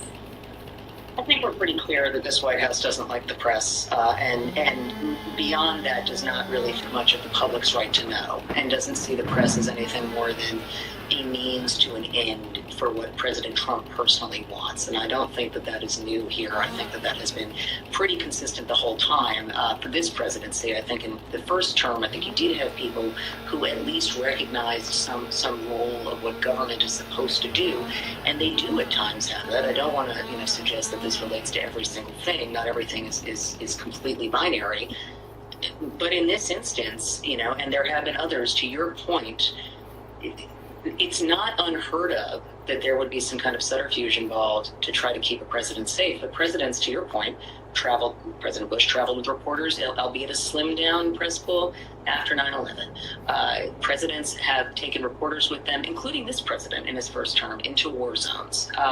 Reporters end up making an agreement on the understanding of good faith with White Houses that we will keep this off the record until we land or until we are in a specific spot. And then the public is informed. What this speaks to is this broader idea of secrecy, which is a huge hallmark of this government in a way that I have never seen with a federal government or frankly any other. Ned, let me pull you in, because you had a job more recently than I had a job in sort of whether you liked what the press was reporting about your boss or not. When they travel with a principal, you are, Maggie used the word good faith, but you are bound to sort of return them safely and or at a minimum be transparent when there are threats. But this putting the second Air Force One into the sky as a decoy, and then the elaborate, Donald Trump is someone who refused to go to a cemetery when it was raining because he didn't want to mess up his hair, and the thought of him climbing into a catering truck, suggests that the threat was real. And we don't have any reason to doubt that. And it is also true that if it was that real, that he switched planes twice and climbed into a catering truck, the press and the staff had a right to know about it. Absolutely, Nicole. Look, both when I was working at the White House and more recently at the State Department, we would always tell our traveling press corps that, look, there may be tension in this relationship, there may be occasional acrimony, but we're part of the family. You're part of the family. We're responsible for your safety and your security when you're traveling with us, whether that's to cover the President, the Secretary of State, or anyone else. And listening to both you and to Maggie talk about what transpired on the way back from that summit, I'm reminded of a sort of nesting dolls of lies. It was a lie inside of a lie inside of a lie, starting with what struck so many of us as odd at the time, the idea that President Trump would fly back on the Legacy Air Force One so that the troops in the UK could gaze up at the splendor and majesty of the gift he had just received from the royal family in Qatar. That didn't sound like this president, but so be it. And there were subsequent lies, of course, the threat reporting regarding Iran, the fact that he traveled on this other military jet. But the lie that I cannot get over has been what really amounts to a weeks-long deception campaign that has also been targeted at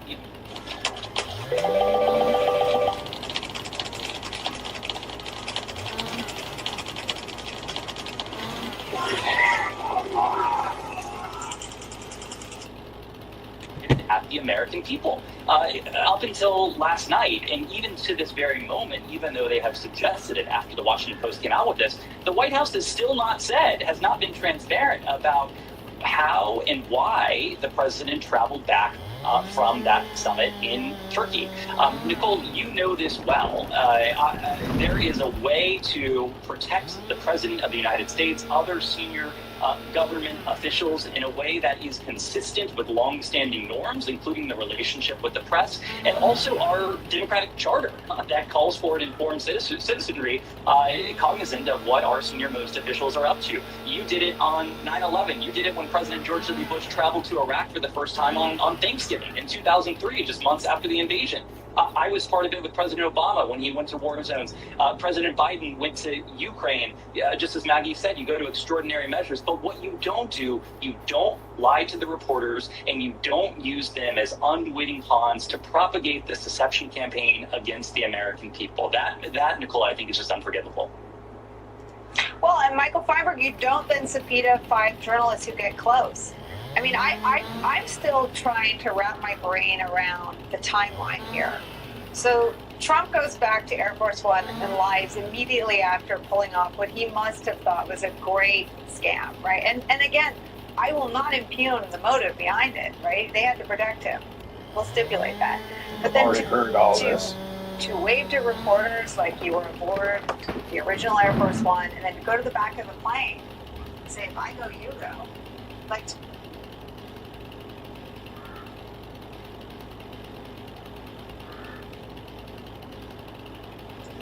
welcome back, everyone, to another reaction video. Well, we're going to dive into a long video today.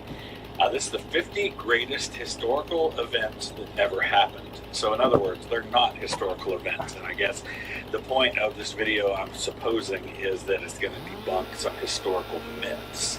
Some of those things that people believe to be true, a story maybe you heard growing up, or maybe you were even taught in school, that really has no basis in fact. So we'll probably break this up into a couple of parts. We'll see how far I get. Depends on how much I talk, I guess, how far we get today. We'll just make this a multiple part series, maybe 2 or 3 parts in total. The link is in the description, as always, so you can check it out without my commentary. This is on the channel Side Projects, who I believe this is another one of Simon Whistler's many channels. They've got 994,000 subscribers, so they're getting super close to 1 million. Hopefully we'll see them get pushed over that amount real soon. I want to thank my friend Kieran for being a longtime supporter through Patreon. Appreciate that. Kieran and I finally got to meet a couple of months ago in Gettysburg when he came out. I guess it was actually just about a month ago. Came out for the Gettysburg Film Festival. So great to meet you, Kieran. Hopefully we'll get to meet again down the road sometime. Let's go ahead and dive into this one. There have been thousands of years of recorded history full of incredible stories. However, many of the most entertaining anecdotes may never have happened at all. Often, these stories first began circulating as fact, well after the people involved were dead, meant as a way to emphasise a particular character trait in that individual. Others used entirely fiction to illustrate a particular point that the speaker wanted to get across. Today we'll be diving into 50 apocryphal tales, looking at some of the most famous and memorable stories from throughout history that may or may not have actually transpired. So, just before we get into this, because I have no idea what the specifics are going to be of this, I would just anticipate a couple of things. Number one, some of these are probably just flat out fabrications, like there's no truth to them whatsoever. Others may have some basis in truth, and maybe they got embellished over time. And there may be some that actually did happen, I just don't have any real proof of it. I mean, because what is proof after all when we're talking about an event that happened hundreds or even thousands of years ago, when our only record of it may be one person writing stuff down, who may have been biased, who may not have been a first-hand source, who may have made it up, who may have twisted it, who may have had some purpose. And so, honestly, some of these, there's just no way to know for sure because we don't have video of these events. In some cases, you might have multiple eyewitnesses, but it's hard to say. So. Hey, what's up, y'all? This is Lee Wilson. I'm an international dance artist. I have so many projects coming out this year. The only distributor I trust. To say, so we'll see.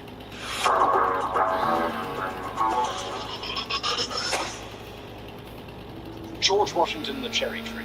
When George Washington was 6 years old, he was given a hatchet as a present by his father. As he was still a young child, Washington went out to play with his new toy, shopping at various things. While running around, Washington came across a cherry tree and struck it multiple times with his hatchet. It did not fully cut down the tree, but he damaged it enough that it wound up dying as a result. After seeing that his favourite cherry tree had been killed, Washington's father angrily confronted him, demanding to know what had happened to the tree. Washington replied, "I cannot tell a lie, father. You know I cannot tell a lie. I cut it with my little hatchet." Rather than being punished, the young George Washington was praised for his honesty. It's a great story about the bravery and integrity of the first American president, and it almost certainly never happened. The story was invented by Mason Ronald, who was a travelling bookseller and the author of the first biography written about Washington. The former president had died in 1799. Weems published his book the following year in 1800. It was an instant success, but the story wasn't even originally included. Weems didn't add the apocryphal tale until the 5th edition of the book in 1806, meaning it was almost certainly just a piece of fiction. Today's episode.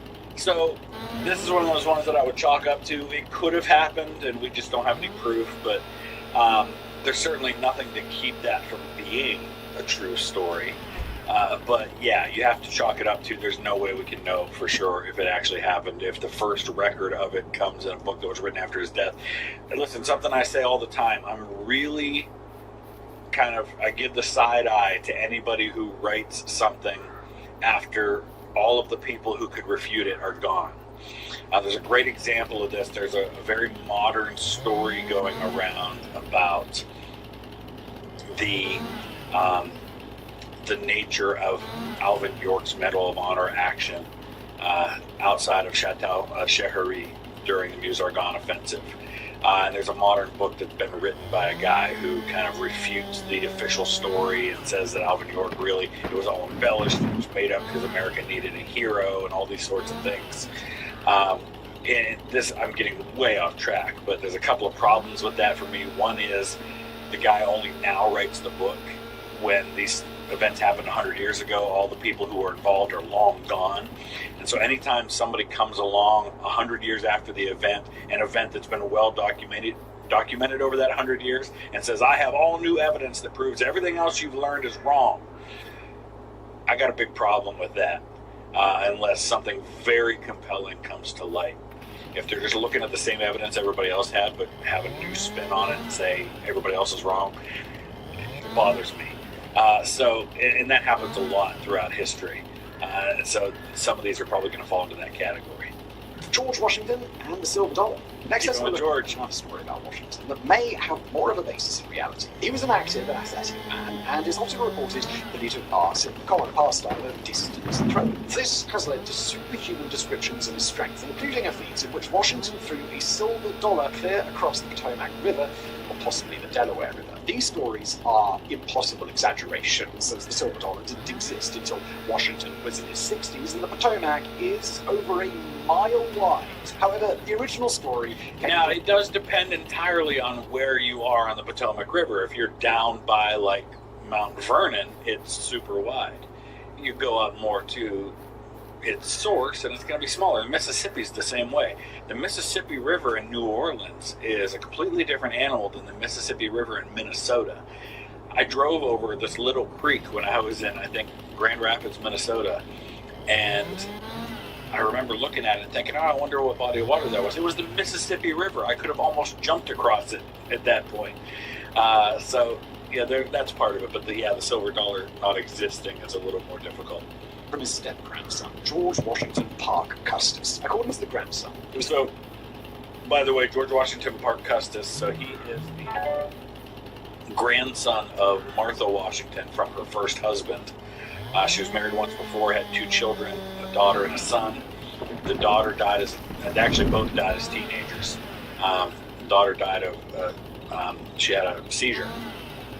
And Jack Custis, the son, died when he was with George Washington in Yorktown during the final campaign that ended with the surrender of Cornwallis. But Jack, by that point, had this son, George Washington Parke Custis, who is the father of the woman who would become Mrs. Robert E. Lee. And he's also the one for whom the Custis Lee Mansion is named in Arlington. And George Washington adopted him as like an adopted son. Feeling lonely and missing real connection? Here, you can be yourself and meet new people. Not sure how to start a conversation? Piece of slate roughly the size of a silver dollar to Washington, thrown, and that it was a narrow part of the Rappahannock River near Washington's childhood home, with some parts of the river. Yeah, so George Washington was born right near Fredericksburg.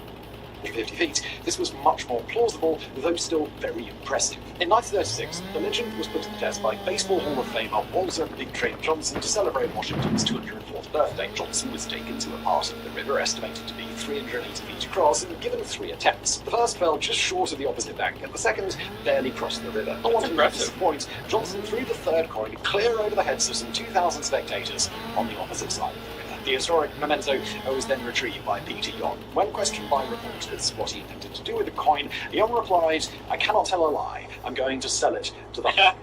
That's fantastic.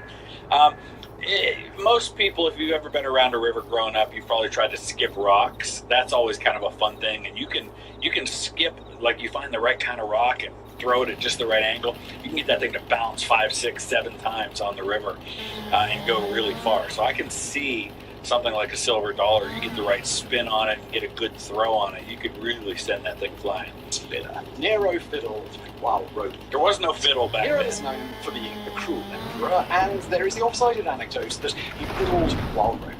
It is true that Nero cared more about his own musical and artistic endeavours than he did about the welfare of the Roman people, though if there was any truth to this story, Nero would have been playing the lyre rather than the fiddle. The story is often attributed to Roman historian Tacitus, though he never actually made this claim. According to Tacitus and many other sources, Nero was 35 miles away when the Great Fire of Rome broke out, and he quickly returned to help coordinate the relief efforts. However, Tacitus did insinuate that Nero may have orchestrated the fire, and that he used it for his own benefit by building his grand palace in the area that the fire had devastated. It's unclear what the origin of this apocryphal tale was, but the intent was clear, to portray Nero as a heartless and indifferent leader, more interested in himself than in the subjects he was supposed to be ruling over. It's certainly not an unfair characterization of the Roman emperor, even if this story didn't happen. Yeah, so that's a perfect example of one of those stories we know couldn't have happened, first of all, because the fiddle didn't exist yet.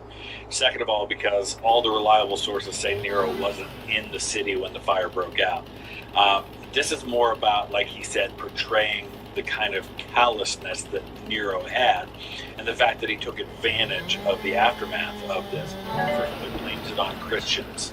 And so that's one of the first kind of persecution of Christians that happens. This is probably when the apostles Paul and Peter were executed during this persecution. But he wasn't throwing massive amounts of Christians to the lions. He did crucify some and light them on fire and make them into torches for dinner parties, things like that. That's all pretty much confirmed to be true. But and Nero ends up having to take his own life because his own people turn on him. But yeah, that's just one of those stories that was invented to show who he was. Zeno's paradoxes of motion.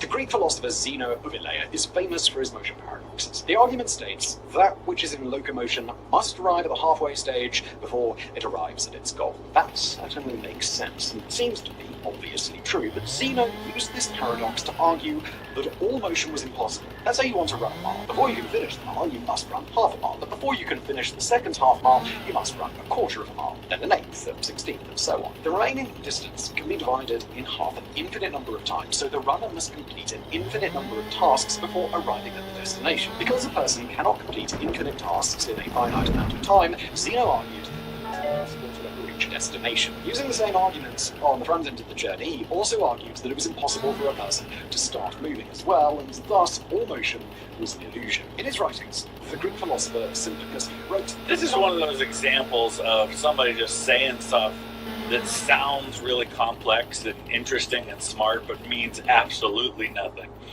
Hearing Zeno's argument, the aptly named Diogenes the Cynic stood up and walked around, disproving the idea that motion was impossible. Of course, this story almost certainly never happened. Zeno was only about 11 years old when Diogenes died, and Simplicus was writing about it several centuries later. But true or not, it was a fantastic mic drop moment for Diogenes. Behold a man.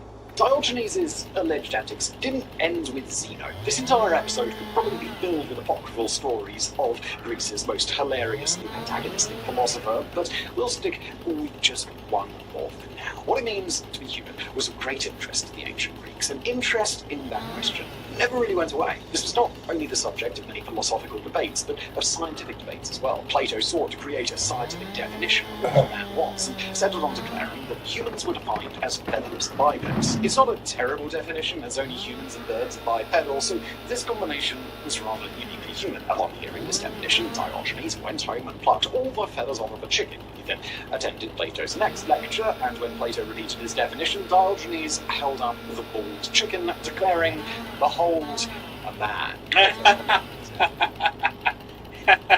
Okay, that's pretty good. I've never heard this before. With broad, flat nails, seemingly missing the entire point of Diogenes' criticism. As popular as this story is, it doesn't appear in any ancient Greek texts, but we can just hope that Diogenes was really as entertaining as all the apocryphal stories make him out to be. Maybe that was one of the things that was in the Library of Alexandria that we lost. Detachable shirt collars.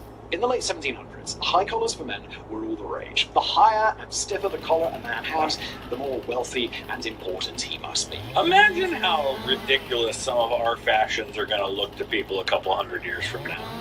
While many people today would consider this somewhat ridiculous trend to be a fashion crime, it wasn't actually a victimless crime. Those collars needed to be washed and starched each time they were worn, and this task became one of the many jobs of irritated wives. One man's wife allegedly became so annoyed with the whole situation that she decided to do something about it. After a week of work, her husband would have 5 shirts that were perfectly clean except for the collars, and she would have to spend time washing and starching them. Fed up with washing clean shirts, she cut the collars off of her husband's shirts, washing and starching them separately as a way to save time. This is the claimed origin of detachable shirt collars, which became an entire industry starting in the 1820s. No name is ever given to it, so the entire story was likely invented as a marketing tactic to get women to encourage their husbands to buy these collars.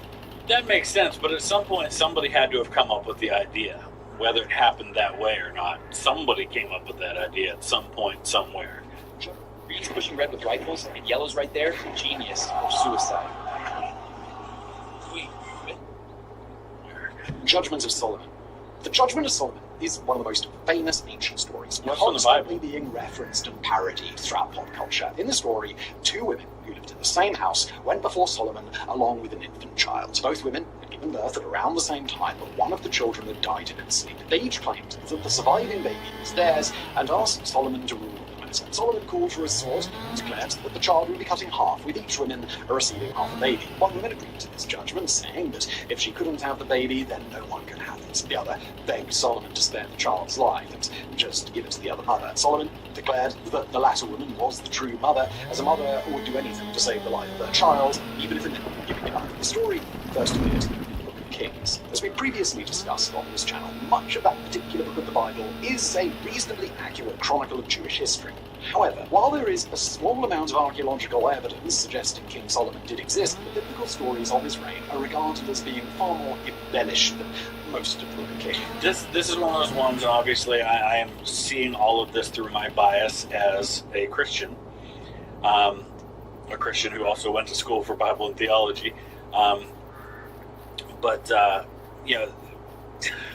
This falls into the category of it just depends on whether you trust the source or not. It was obviously written down. It was obviously written down a long time ago, within a few hundred years of the events that they portray, if not sooner. We know for sure that this stuff was written down probably at the latest 400 or 500 years after the time of Solomon, but it could go back to much sooner, and it could be based on something that happened during then. But most scholars date a lot of the Old Testament to that exile period, 400, 500, 600 BC. So it just depends on whether or not you trust the source, really. This story likely never happened and was just a popular anecdote to demonstrate Solomon's wisdom. Albert Einstein failed maths. For generations, Einstein's early academic career has been a source of inspiration for those struggling in school as well as for the gifted but lazy underachievers. After all, everyone knows that Einstein failed maths as a child. Some versions of the story say it was because he had trouble understanding the material, and others say it was because he found it boring and just didn't care. But is there any truth to this famous story? No. Not at all. It's Albert Einstein. Do you really think that he failed mathematics? It's unclear exactly where this myth originated, but it was ubiquitous well before he died. In 1935, a rabbi at Princeton showed Einstein a newspaper article making this claim. He reportedly laughed and said, "Before I was 15, I had mastered differential and integral calculus." The only kernel of truth of this story is that Einstein was a somewhat lazy student. He had very poor attendance during college, instead choosing to copy notes off one of his friends in the physics program. But despite this, he was still at the top of his class. Be right back. The grade Einstein seems to have received in any class was from one university professor who took a personal offence to how often he skipped class, despite him excelling on the exams. So this is another one of those ones that it always bothered me why we feel like we have to make up stories like that when there are enough real examples that we could use to inspire people. If the idea behind saying, hey, Einstein failed math is to say, you know what, failing a class is not necessarily a full indication of someone's intelligence. There could be a lot of other factors. There are a lot of other examples you can use of that without having to make something up. It's the same thing with like when we start talking about all the comparisons between Kennedy and Lincoln, and people start talking about how many parallels there are between the two presidents and their assassinations. And there's a lot of really strange coincidences or just comparative things, but then people start making ones up that are completely untrue. Like there's one stupid one I see all the time where it says that a week before his assassination, Abraham Lincoln was in Monroe, Maryland, and a week before his assassination, JFK was in Maryland, Monroe. Well, Marilyn Monroe died in August of 1962, more than a year before JFK died. So sometimes people just make stuff up, and there's really no point to it. Do Bruce. On March 15th, 44 BC, Julius Caesar was surrounded and assassinated by around 40 Roman senators. After taking stock of his various attackers, he spoke his final words to one who was very close to him. To Bruce. The story of Julius Caesar is inseparable from his famous last words, but Caesar...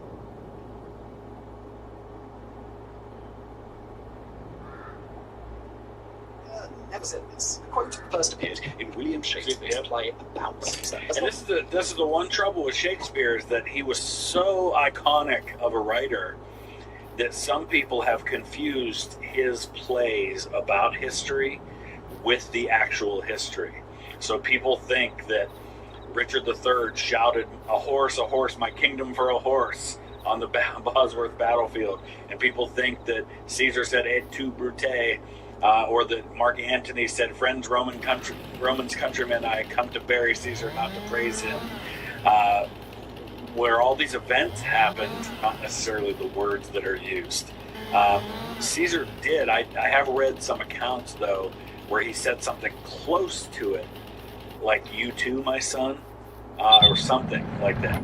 Not to say that it isn't somewhat based in reality, but there is debate among historians about Caesar's last words. When the attack began, Caesar said in Latin, "Ista quidem vis est," or "but this is violence." There are two common theories, both of which date back to at least the 2nd century AD. Some accounts claim those were his last words. I've also seen some where they say, like, "What is this violence?"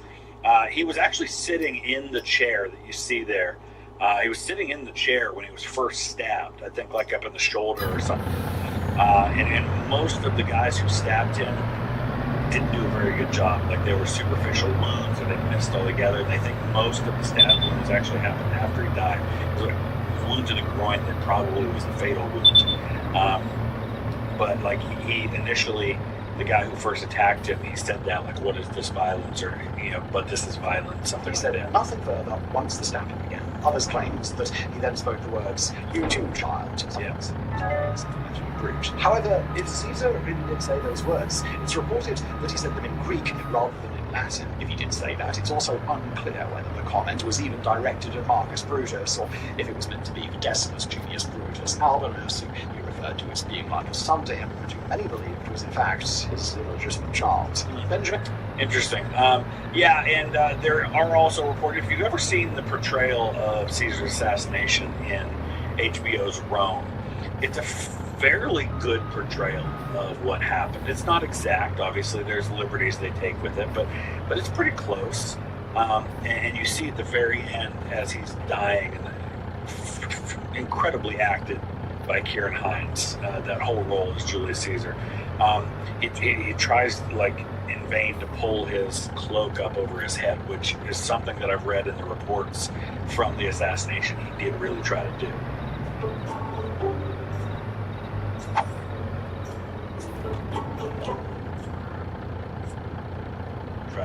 Benjamin Franklin's kite. In June 1752, Benjamin Franklin tied a key to a string and flew it during a thunderstorm. The key was struck by lightning, and thus Franklin discovered electricity. That's how the story was originally told, though more recently it's become common knowledge that people already understood the existence of electricity, and that Franklin was merely trying to prove lightning was made up of electricity. Although the story is considered apocryphal, with many historians doubting its authenticity, the origin of this story is a letter written by Franklin himself. However, in the letter, Franklin merely described the experiment. He never stated when or even if he had actually conducted it. 15 years later, Joseph Priestley's book History of the Present Status of Electricity recounted the tale, presumably with additional details provided to him by Franklin. While Priestley claims that Franklin and his son did conduct the experiment, there was no claim that the key was struck by lightning. If it had been, Franklin almost certainly would have died. We know this because others died while conducting lightning rod experiments described by Franklin. According to the book, the kite was drawn back down to the ground after flying in the storm. Franklin felt an electrical charge on the key when he touched it. It had picked up ambient electrical charge. Yeah, Benjamin Franklin smashed it. So interesting. That's one of those ones that I think falls into the category of, are there really people who actually believe that one? But I guess there probably are. I'm just not sure how many. Bird. It's tradition to eat turkey on Thanksgiving in the United States, but according to a popular story, this wouldn't be the case if Benjamin Franklin had his way. This story started to circulate in newspapers when the United States was celebrating its 100th birthday, and it was based on a letter that Franklin wrote to his daughter. In the letter, Franklin criticized the bald eagle, calling it lazy and of bad moral character. He went on to say that the turkey was a much more respectable bird, and withal a true original native America. But while Franklin may have preferred the turkey to the eagle, he never nominated it to be the national bird, nor did he make any of these comments publicly. The context of the letter was to criticize the original design for the Great Seal of the United States, as he felt the design of the eagle made it look more like a turkey. This was what led to his tangents on avian morality. However, Franklin didn't want the turkey on the Great Seal either. He had been given the chance to design the seal several years earlier, and his proposed design featured neither an eagle nor a turkey, but rather Moses parting the Red Sea. What that had to do with the United States is anybody's guess, which is probably why it was rejected. Yeah, so that's a great example of one that's like, huh?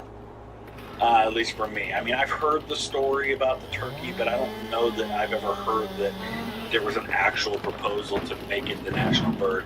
I mean, there's so much inspiration in the founding of the United States that you can see in the Roman Republic. So many of the ideas for the U.S. government come from the Roman and Greek republics. So much of even the design of our national monuments and our buildings come from Greek and Roman designs as well. And the eagle, of course, a very iconic Roman symbol. So I'm not surprised at all, especially because we have so many bald eagles here now. They were endangered for a while, but they're everywhere now. I see them all the time here where I live. the Gordian knot. When Alexander the Great set out on his conquest of Asia Minor, he had a legendary encounter with the Gordian knot. In Gordium, in Phrygia, there was an extremely intricate knot connecting an ox cart to a post. The knot had been tied by King Gordius, a peasant who was declared king and became the foster father to the eventual King Midas. An oracle declared that any man who could untangle the elaborate knot would become ruler of all of Asia. When Alexander heard this story, naturally he wanted to untie the knot. According to the legend, he tried to untie the knot conventionally, but to no avail. He then reasoned that it didn't matter how the knot became undone, just that it did. So he pulled his sword out and cut the knot in half. And it is a long story demonstrating how seemingly complex problems can be easily solved through brute force, although that's not necessarily a great lesson, is it? But did it happen? Well, allegedly it sort of did. According to Greek historian Aristobulus, who accompanied Alexander on his campaign, they really did encounter the Gordian knot. However, Aristobulus described a more clever solution devised by Alexander. Rather than cutting the knot in half, he stated that Alexander removed the measurement from the yoke of the ox cart, freeing the height of the rope so that it could be easily untied. While this story is considered more plausible, it makes it a piece of fiction designed by Aristobulus no mistrip or spot. Expansion of the Greek Empire. That's pretty good. So that's another great example of just, do you believe the source? This guy was with Alexander. He's a first-hand witness to this stuff. All right. It comes down to, do you believe that he really did see this or not? I find this one plausible, just because it is a first-hand source, and it just really, any of these where we don't have multiple people from different perspectives writing about it, you're going to just chalk it up to, do I believe the source or not? This proved the Earth was round. In 1492, Columbus dared to be unsinkable and sail west to his inevitable doom. Everyone knew the Earth was flat, but Columbus was a brave and daring explorer who sought to prove them all wrong. But before they could even leave port, Columbus had to convince the ignorant and superstitious sailors that the Earth really was round. And of course, we all know this isn't true, and it's been well established since ancient times that the Earth is round. However, the origin of this myth is surprisingly interesting. It's often attributed to the 1828 biography of Columbus by Washington Irving, titled A History of the Life and Voyages of Christopher Columbus. Irving was a fiction writer. This supposed biography. He's the guy who wrote the Legend of Sleepy Hollow. He's actually buried in Sleepy Hollow Cemetery in New York, up the Hudson River from New York City. You know, the Headless Horseman, that whole thing. It was a heavily fictionalized and unrealistic retelling of history. But while this book perpetuated the myth that people in the Middle Ages believed that the Earth was flat, it was part of a much larger trend. This began in the 1600s, coordinated effort by Protestants to disparage infant teaching. Extremely right. Thanks to both revisionist histories like Irving's book, as well as an increasing belief that science and religion have been extremely antagonistic religions. But as a belief, completely ignoring the fact that many scientists were also members of the clergy. Columbus's ships. Yeah, people forget that. I mean, guys like Einstein, for example, were Christians. There was a degree of, you know, Galileo is a perfect example. A guy who is at odds with the church, and by the church, in this case, it was the Catholic Church, because of the idea of a heliocentric solar system. In other words, that the Earth revolved around the sun rather than the sun revolving around the Earth. But yeah, like he said, I think this is one that there are probably a lot of people who grew up believing, but I feel like we've done a fairly good job of getting the word out that it's baloney, and that not only did we know for millennia by that point that the Earth was round, but that we had a fairly good idea of how big the Earth was too. While we're on the topic of Columbus, children across the United States have learned for centuries that he sailed to America on the Nina, the Pinta, and the Santa Maria. However, those were not actually the names of the three ships. Ships at the time were almost invariably named after saints. So while the Santa Maria is correct, the other two names were not. Sailors would normally give nicknames to boats, which is what the names Nina and Pinta would be. Pinta was Spanish for painted one, and Nina was Spanish for little girl. We know that the Nina's real name was the Santa Clara, but the actual name of the Pinta is unknown. Catherine Total play now for free. Sex starts in the brain. I'm Dr. Ackerman, and I'm a board-certified urologist. I've seen hundreds of patients who share the same frustration with ED meds. They're unreliable. Sometimes they work, sometimes they don't. It becomes a huge guessing game. And that's exactly why outdated traditional ED meds can fail. They're only addressing half the process. Because if your brain isn't sending the right arousal signals, only focusing on improved blood flow is not enough. That's why Blue Chew Gold is changing the game in 2026 and why I recommend this to my patients. Unlike old ED meds, Gold addresses both the brain and the body. It's a game-changing 4-in-1 arousal-boosting combo. It has 2 proven activities for blood flow and 2 for arousal. So you're getting a powerful, complete solution that works on every level. I expected it to be there by now. Targets the brain's dopamine receptors. Run a little slow, I think. Arousal. Oxytocin reduces stress and creates a more relaxed mental state. That means more arousal and intimacy. That's why they call it the love hormone. And of course, sildenafil and tadalafil increase blood flow for harder, longer-lasting erections. With Like it's going to be a cloudy day. Your digestive system is working against you and can make things very unpredictable. Did you take it early enough? What did you eat? How much? How fast is your metabolism? All of it affects whether the medication. Catherine the Great's death. Catherine the Great was Russia's longest reigning empress and accomplished a great deal during her time on the throne. However, one of the things she was most known for was the many lovers she took as empress. Catherine would invite a man to be with her until she got bored, at which point she would give him some land, serfs, and a pension and send him on his way. This led to a lot of rumours and urban legends, the most famous of which was about Catherine's cause of death. According to the tale, Catherine was engaging in amorous activities with her favourite horse, the harness that was suspended. I've known the story about the horse, which I don't think anybody takes seriously. I didn't know it was connected to a story about her death. The horse broke and the horse crushed Catherine to death. Although this apocryphal tale began circulating immediately after her death and persisted for centuries, it was nothing but slander. Catherine actually... I was going to say, this is a classic example of wanting to badmouth someone after they're gone by telling lewd stories, by taking an element of truth, which is that she liked to sleep around, and making it into something even nastier. He died from a stroke. The story about her horse was one of many salacious rumours started by her political enemies to discredit the empress. The assaulting of Carthage. The Third Punic Wars took place between Rome and Carthage from 149 BC through 146 BC. And this is the war that basically ends Carthage as a legitimate power in the Mediterranean. Although the siege of Carthage took 3 full years, the Romans were eventually successful in their mission, but it wasn't enough to win. They had to send a message. So that what the hell? Come on! Armanus raised all the buildings in the city and sowed the ground with salt so that nothing would ever grow there again. Or so the story goes, and it was a pretty believable one. There are many ancient references to salting the earth. The salting of Carthage is among the most famous. They can look into the biblical account of the salting at Schafer. However, while ancient sources do mention this practice, it is unclear how often it actually happened. When it did, it was likely a small symbolic gesture, possibly meant to place a curse on the conquered land. Actually salting the ground to prevent agriculture, which would have required massive amounts of salt, would have been prohibitively expensive. And I was just thinking, you need that salt, and salt's a finite resource that you're going to want to take advantage of, and if you're conquering Carthage, you probably want that land to be profitable for you.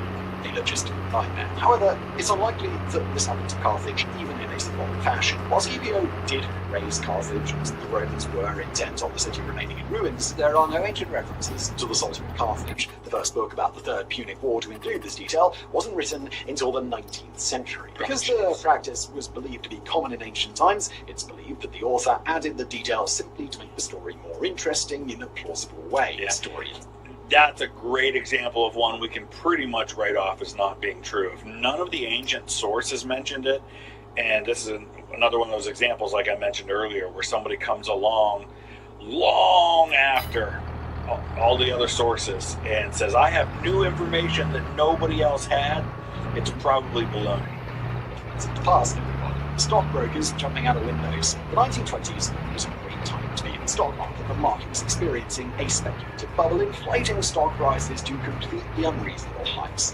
However, as investors were reminded in the years 2000, 2008, 2015, 2018, to name just a few, these speculative bubbles always burst. In October of 1929, the first stock market crash began. Between Black Monday and Black Tuesday, the market dropped over 23%. This was not an isolated incident, and the market had already been in sharp decline, but it remains the largest two-day drop in history. People were panicked. Stockbrokers began jumping out of windows to end their own lives as they crashed headfirst into Wall Street, just like their stocks had. It was even said that there were lines of brokers waiting for a free window.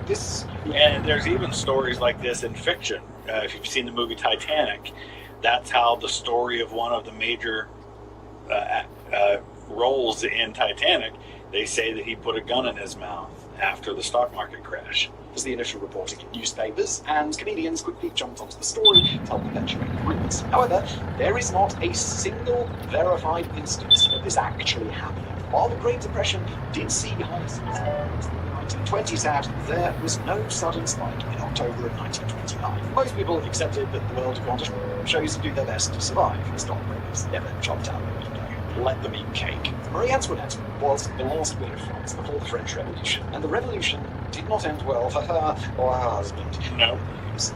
They were both beheaded after an angry populace removed them from power. And although it happened at different times, they weren't beheaded at the same time. Hers came.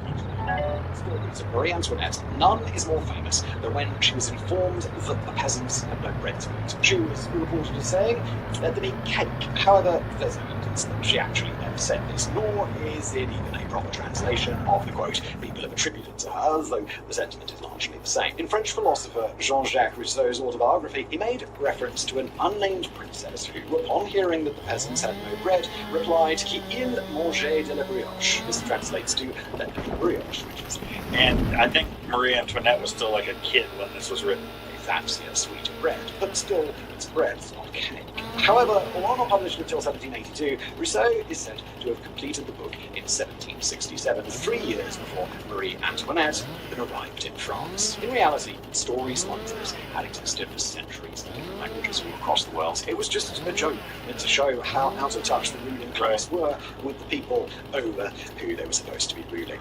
So that's a great example of a phrase that did appear in writing that people would have been familiar with from Marie Antoinette's time, but that was attributed to her to make her to describe what people thought of her as being this out of touch, doesn't care about people, doesn't even understand the plight of the poor, and could have been applied to any number of people at that time. It just happened to have been applied to her in that case. And that's definitely probably one that, why do I say that all the time? Definitely, probably. That's definitely one of those ones that I think a lot of people have believed over time, that just accepted as being true because it seems to fit, it seems to make sense that she would have said something like that, even though there's no evidence that she did. So we're going to wrap it up right there. We are a little over a third of the way through this. We'll come back tomorrow with some more, and we'll work our way through from 19 till however far we get. We'll see. Let me know your thoughts. Use the comment section below. Thanks for watching.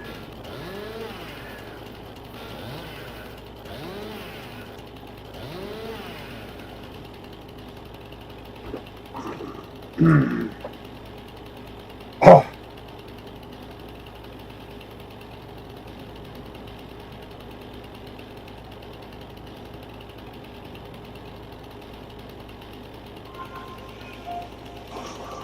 Horrible game. You guys, my dad literally just got punched in the face for being a Trump supporter. Like, that was it. Just for being a Trump supporter. And I'd do it again. Bah, bah, bah. Hold up, let me get this right. So this week, I have seen so much content that says something along the lines of, don't let politics ruin your friendships. Do not let politics get in the way of your relationships. So much content that shares this sentiment, and I've looked into it genuinely, and from my perspective, I can see across the board unanimously that type of outrage is coming specifically from either A, somebody who doesn't actively oppose Donald Trump's candidacy, or B, somebody who genuinely supports and sympathizes with Donald Trump. And it made me wonder why. Why is it people that hold space for a man like Donald Trump, why is it that those people are also the people having to pitch some sort of disclaimer saying politics shouldn't affect your personal relationships? Could it be because you want to be able to, at some capacity, enable, endorse, and empower a man like that who's done the things he's done into a position of power without suffering the consequences for it? Now look, I get it. You want to be so disconnected from politics that it doesn't affect your personal lives. However, we have all lived in the same America for the last decade. We've seen and heard the warnings. We've seen and heard people ringing and sounding the bell. You can't ignore the bell, ignore their warnings, ignore their cries, and then expect it to not affect your personal life. You're gonna lose some friends, and with all due respect, rightfully so. Whether or not you can relate to the warnings doesn't matter. Did you listen to them? Did you hold space for them? And did you care for your neighbor the way you care for that man? Because people were telling you, and I'm assuming it's people that look different than you, love different than you, and live different than you in a different place, in a different setting. And I'm assuming it's those people that you can't genuinely, personally relate to that warned you, please do not let a man like that, who does and says the things he does, into a position of power. It threatens my life. It threatens my well-being. It threatens my existence. And you were like, no, it's chill. You're overreacting. You're misled. You're brainwashed. And therefore, you still put that man, regardless of the warnings, into power. With all due respect, I am sorry if some of us aren't as apathetic or nonchalant in our fight against oppression. But I don't think you're going to get away with endorsing him and it not affecting you. Copy. I've lost more friends since coming out as conservative, since coming out as a Trump supporter. What does that say about tolerance? All right, Trumpers, I've got 1 minute, so here's the deal. I watched a video this morning of where this lady was extremely sad and lost a bunch of friends because of who she voted for. And she said that if she had to go over again, she wouldn't have voted at all. But let me explain this real quick. It's not that you voted That solves for nothing. your Republican Party. It's the fact that you lost friends because you voted for Donald Trump, a criminal. A man that wants to take your rights away. George W. Bush didn't want to take women's rights away. He didn't want to get rid of the LGBTQ community. He didn't want to go and start a bunch of nonsense. He didn't want the government to be shut down. It's the fact that you voted for Donald Trump is why I stopped talking to people. Other people started to stop talking to other people. It was because of what you believed in Donald Trump. If you were okay with having a convicted felon in there, you was having somebody that wanted to turn over Roe v. Wade. You wanted to have women's rights took away. This is why people lost friends. It wasn't because you voted Republican. It was because you voted for Donald Trump. And let's be real clear on that, because if you vote for Donald Trump, that shows me your character, that you're okay with a criminal, you're okay with a sex offender, you're okay with somebody that was hanging out with Jeffrey Epstein, you're okay with somebody that only looks after themselves and not after the country. You want to put a Republican in there, put a Republican in there. But I'm not supporting Donald damn Trump nor the Trump brand. So yes, I will not be your friend. It's what it is. No, because I will cut ties with family or friends that are Trump supporters. Because there's absolutely no policy in this world that would allow me to support a man with 26 essay cases, held viable for one, including a case of a little girl. You see, I can respect different political views. I can respect difference in policy. I can respect Republican presidents or the Republican Party, but that man does not embody any Republican values, conservative values. And if you come and sit here and try to tell me that is for the economy, maybe that means that your values can be bought and mine cannot. And y'all are very misinformed. But before you try to come back and forth with me and tell me that everyone has a right to vote and that everyone has a right to a difference in political this is never, has never, and will never be about political parties. And the fact that so many people choose to turn a blind eye, I mean, the essay cases that does it for me. There's so much more things wrong with this man, but it's crazy. So I've been thinking about what I wanted to say about this for like all day. Let me be clear. If you voted for Trump, you are not a good person. Just point blank. This is not about voting for Republicans. This is voting for somebody that's a misogynist, a sexist, a homophobe, a rapist, and it's unacceptable.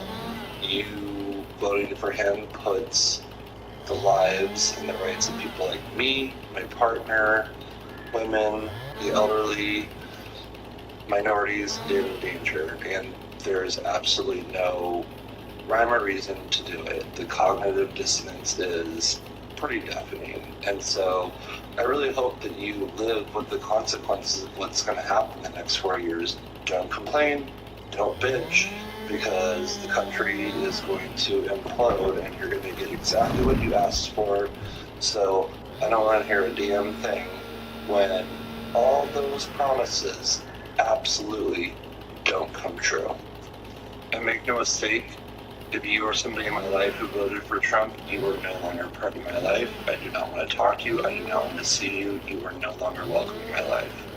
Bye. So I just wanted to come on here and say that if you voted for Trump, I still don't fucking like you.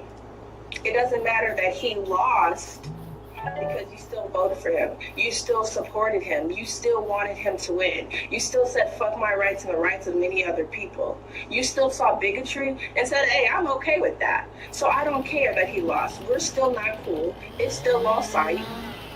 You know, and good fucking luck finding a new personality. Because y'all really idolize that man to the fact that he became y'all whole life. Have fun with that.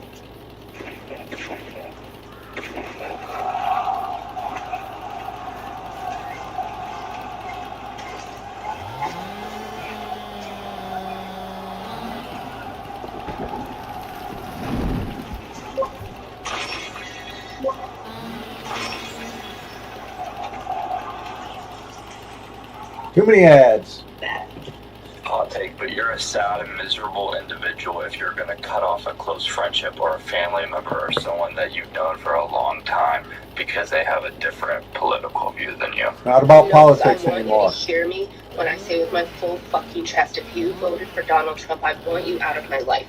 Because at a base level, I don't care for friends. I don't care for family, because if I'm going into a future where interracial marriage is even up for debate, I don't want you at my wedding. I don't want you there. If I travel out of state while on my period and my blood condition causes me to start hemorrhaging, and I happen to be in a state where women's health care is so strictly regulated that doctors feel like they can't interfere because any period-related bleeding could be a pregnancy and there's no interfering in that, and I bleed out and die because of the laws that are going to be left up to states' decisions, I don't want you at my funeral.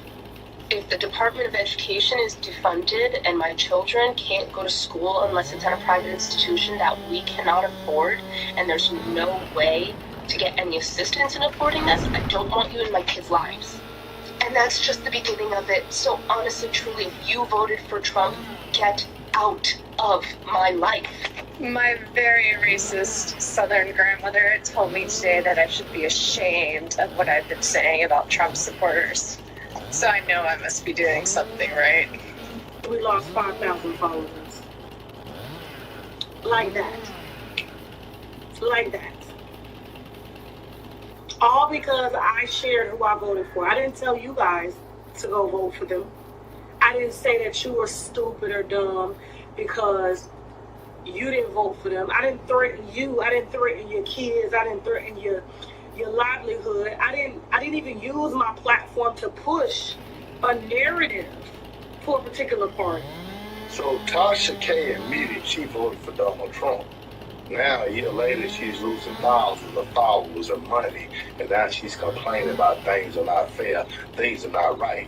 You voted for a man that nobody likes, so why are you complaining? You're getting exactly what you deserve. BS. I was removed from a paid space by a coach when she found out I voted for Trump. Shut the fuck up, good. People don't want to be around unethical, immoral assholes who are in a cult. It's your party, the MAGAs, who call people's employers and get them fired if they disagree with Trump's corrupt and immoral government. Maybe you should keep your politics to yourself in the future, like your religion. Those things used to be private and personal relationships. having a conversation the other day about the results of the election with a friend, and we were talking about whether people vote out of love and hope versus anger and fear. And I think specifically Trump voters, like, were they voting for him because they actually believed him, they believed the lies that he was telling them, or they were doing it as a gotcha to Democrats, to Biden, to Harris, to these libs? My friend came up with the point talking about how, like, when parents spank their children, they say that it's for discipline, they say that it's to teach their kids a lesson, they say that it's just parenting.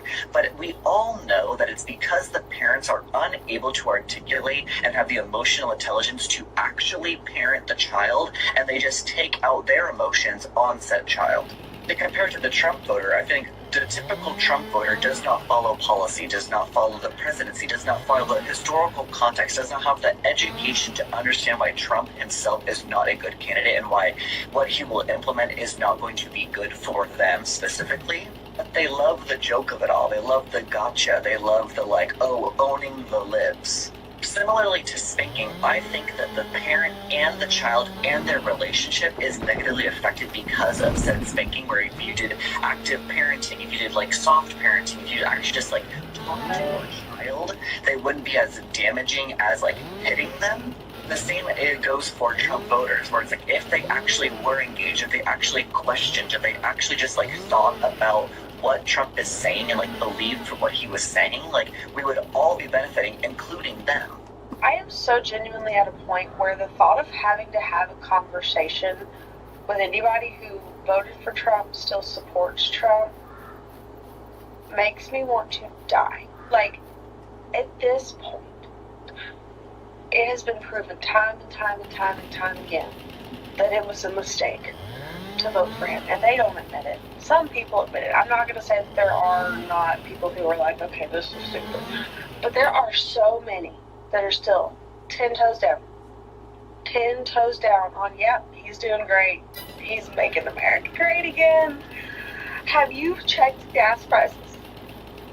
That was one of your things, right? Cheaper gas, cheaper groceries, no more war.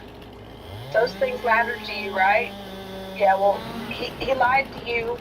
Newsflash, she was right. You were wrong. She told you this was going to happen. We told you this was going to happen. Gas is so ridiculously expensive, and it's just going to keep getting worse because, also, newsflash, bombing Iran to help his little buddy who's in his pocket just to cover up whatever Donald Trump has done wasn't a good idea. It was not in the interest of the American people. None of it is. None of our tax dollars are going to anything that actually benefit Americans. And if you aren't sick of it yet, dear God, I'm begging you to wake up. I'm so sick of it. Like, I can't even have a conversation with you at this point if you still support it. I'll tell you, you are actually a I can't and won't. I won't talk to him at all. You can't talk to somebody that doesn't accept facts, even when you put the facts right in front of them, and they still will deny it. So I ain't talking to them, period. Like, no, that is a very and highly I'm just going to get the fuck away from you, you piece of shit. That's going to be my response. If they ever try to, let me explain that. No, get the fuck away from me. Over here spending billions of dollars every day in an unnecessary war, and yet they want to take away free school lunches for kids. If I'm a struggling parent with a kid at school, and you told me to my face that you want to take away free school lunches for my kid, why would I want to be your friend? If you told me, a parent with a kid in the military, that you want to send my kid overseas to fight a highly unnecessary war, and you want my kid to risk their lives for absolutely no reason, why would I want to be your friend? Let me also remind you that we still don't have a plan that's supposed to replace the ACA. So if I am somebody who relies on the ACA for health insurance for me and my family, and you told me that you want to get rid of that, making my healthcare costs skyrocket, why would I want to be your friend? If I was a first-time home buyer and you told me my candidate who was going to give me $25,000 in grants wasn't good enough, and your candidate turns around and doesn't even want to sign a basic housing bill, why would I want to be your friend? If I was a woman who changed my last name because of marriage, and you told me that you want to make it harder, if not impossible, for me to vote because of the SAVE Act, Why would I want to be your friend? If I was a kid of immigrants and you told me that you want to deport my parents, why would I want to be your friend? If I was a struggling family and couldn't afford groceries and you told me that you want to tariff everything, why would I want to be your friend? And I can keep going on and on, but you guys are living in this la-la land as if your political views isn't hurting people. You voted to directly, negatively impact people's lives, and yet you want them to still be friends and still be close with you? You guys are out your mind. Last week I decided I didn't want to see somebody because they had voted for Trump, and it was such a fascinating social experiment to go into the red pill culture, because the way that he had been informed about why women don't want to date men who support Trump included none of the reasons why I don't want to date men who support Trump. And when he shared the podcast episode that explained his view of why I might think that it's against my values to date someone who supports Trump, which is already problematic. The two reasons were, one, women want to stand against Trump because they want to maintain their female friendships, and women value, this is what this alt-right male podcaster was saying, women value kindness, and Trump is not perceived to be kind.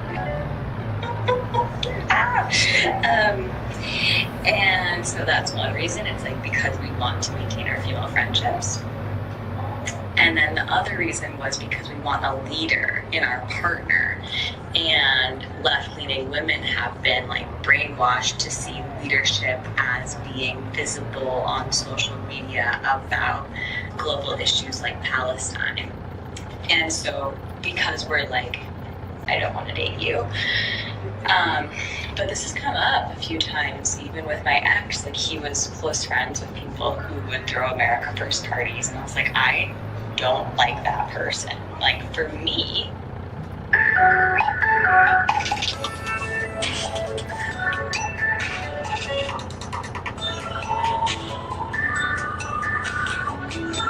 Not taking any calls from Mr. Spam Risk this morning.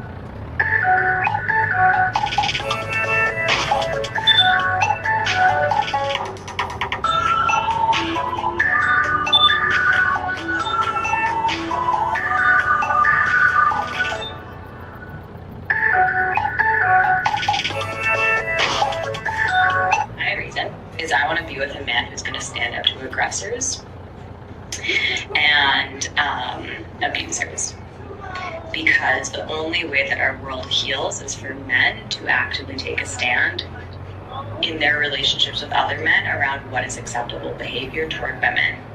Violence against women, to me, is the root evil of our world, and until men probably one of the only root evils that's somewhat socially acceptable as far as men is actually concerned. Masculine, which is Those kind of men. Vulnerable But even people, society. things won't change. Fucking That stinks. is the crux in my mind of healing the world. And I do think women have power in not partnering with men who are not doing that. And so with my ex, he did not draw lines with men who were cheating, men who were MAGA, men who had, even if he wasn't doing it, he wouldn't draw the line with them. So he's not part of the change. And then with this guy, he was just so far beyond even wanting to intellectually engage with a viewpoint that wasn't his, aka mine, that that is a ripple effect throughout the rest of the relationship. But I'm curious, do you guys date people? If you're a woman, do you date men who support Trump, and how do you get around that?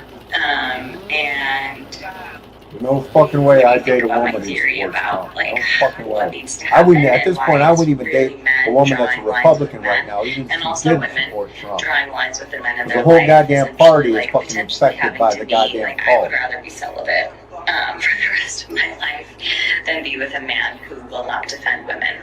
And defending women includes setting boundaries with men who are aggressors toward women. It's I'm a woman, so if you're not setting a boundary, you're actually not defending me. It actually becomes that personal. Do you do you hear what I'm saying? Like, is that also how you're thinking about it? And if you're a dude, like, if you supported Trump, like, how would you justify that to a female partner? Like, how would you want her to feel about that as it relates to your willingness to protect her? The reason that I find myself having less and less conservative friends in 2026 isn't because I'm becoming more intolerant of people who have differences of opinion, but more because I've realized that people on that side of the political spectrum just spend all of their time policing the way that everybody else should be living their lives. And you can listen to the content that I post and realize that I have very hard opinions on certain topics as well. Like, I think that religion is very harmful, for instance. However, if that is the belief system that you choose to practice and you can do so quietly and respectfully and keep it to yourself, then I'm not going to go around and tell you not to live that way. Because there's nothing that I can do other than offer my own advice that's going to make you come to any other conclusion. So in a nutshell, essentially, you are welcome to have your own differences of opinions and belief systems as long as they are not harmful to other people. But I've realized that conservatism does not fall into those principles. It is, you are not allowed to have other differences of beliefs or opinions because the Bible says this, or because that's the way that things have always been, or because this is what I was told growing up, or this is what my parents believed, or this is what the church told me. And this is what I've been conditioned to believe is not a fundamental principle of how to live your life. And even more so, it certainly isn't a reason anybody else should live their life that way. To me, being conservative in 2026 means not having the ability to understand that other people are not the same as you, and your inability to grasp other people's perception of the world making you angry that they don't align with yours, therefore aggressively policing everybody else around you for not living the same type of life that you were conditioned to believe that you have to live. If you're a Trump supporter, just know that there are 4 things that everybody who's not a Trump supporter thinks about you. And so far, you've done nothing to disprove these things. 1, you're uneducated. And I don't mean uneducated in the sense that you didn't go to school and learn to read or do basic arithmetic. I mean, you're uneducated as far as what's going on in the world. You got goggles on, only paying attention to what you want to pay attention to. Dose. You lack empathy. You don't care what happens to somebody else as long as it doesn't happen to you. Imagine for a moment the government started saying, hey, your marriage is illegal. How would you feel about that? How would you feel about that? But you don't care that it's happening to gay people as long as it doesn't happen to you. 3, you lack independent thinking skills, meaning you are incapable of forming your own thoughts, opinions, or viewpoints on things. You need pundit talking points from Fox News or whatever that other OAN. You need those people to tell you what to believe. You don't have the ability to look into those claims. And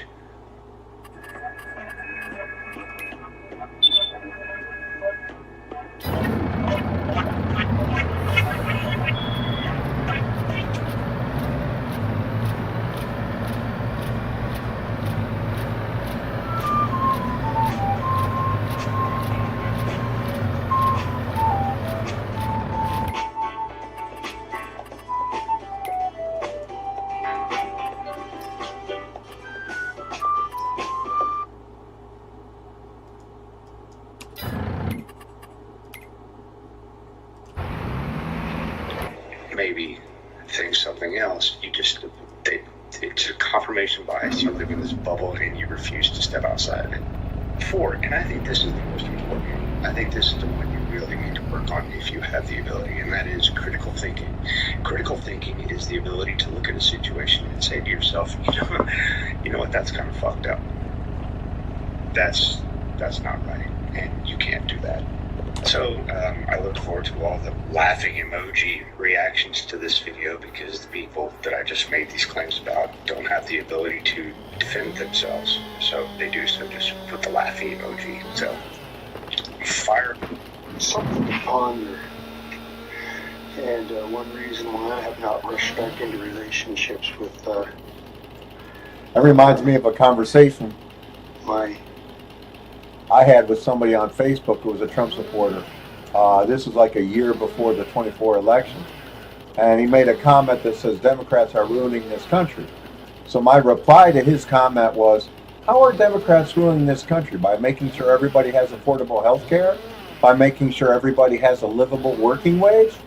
And he didn't respond to that. He just put an anger emoji on my comment. So he understands, he just doesn't care. MAGA friends or MAGA family. And it's this. 9 brothers and sisters. All the way over there. Many of them are married interracially. We have both gay and every other affiliation or variation of names. So knocked it around a little the same. The Republicanism of today, it's not the same. That's why I left the Republican Party. I am a former Republican. What I did. Nah. No place to meet there. And, to be honest with you, you're better off with my silence than my action. Peace. Have a great day. I used to date somebody who is now MAGA.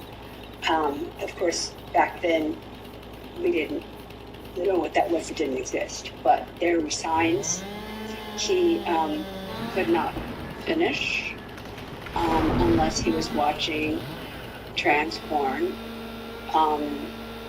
And he was also disgusted by gay people and trans people in general, like in his life. Like these are the reasons why we weren't together for very long. I didn't know, and it slowly became revealed to me. I'm sure he's in ICE now. I'm sure that he's still hanging on strong to all of that. But yeah, he was really reliant on trans women to get off. And so at the same time, really hating their existence. And I think the reason why MAGA is so involved in trying to literally take away trans life, it's a kink. Like they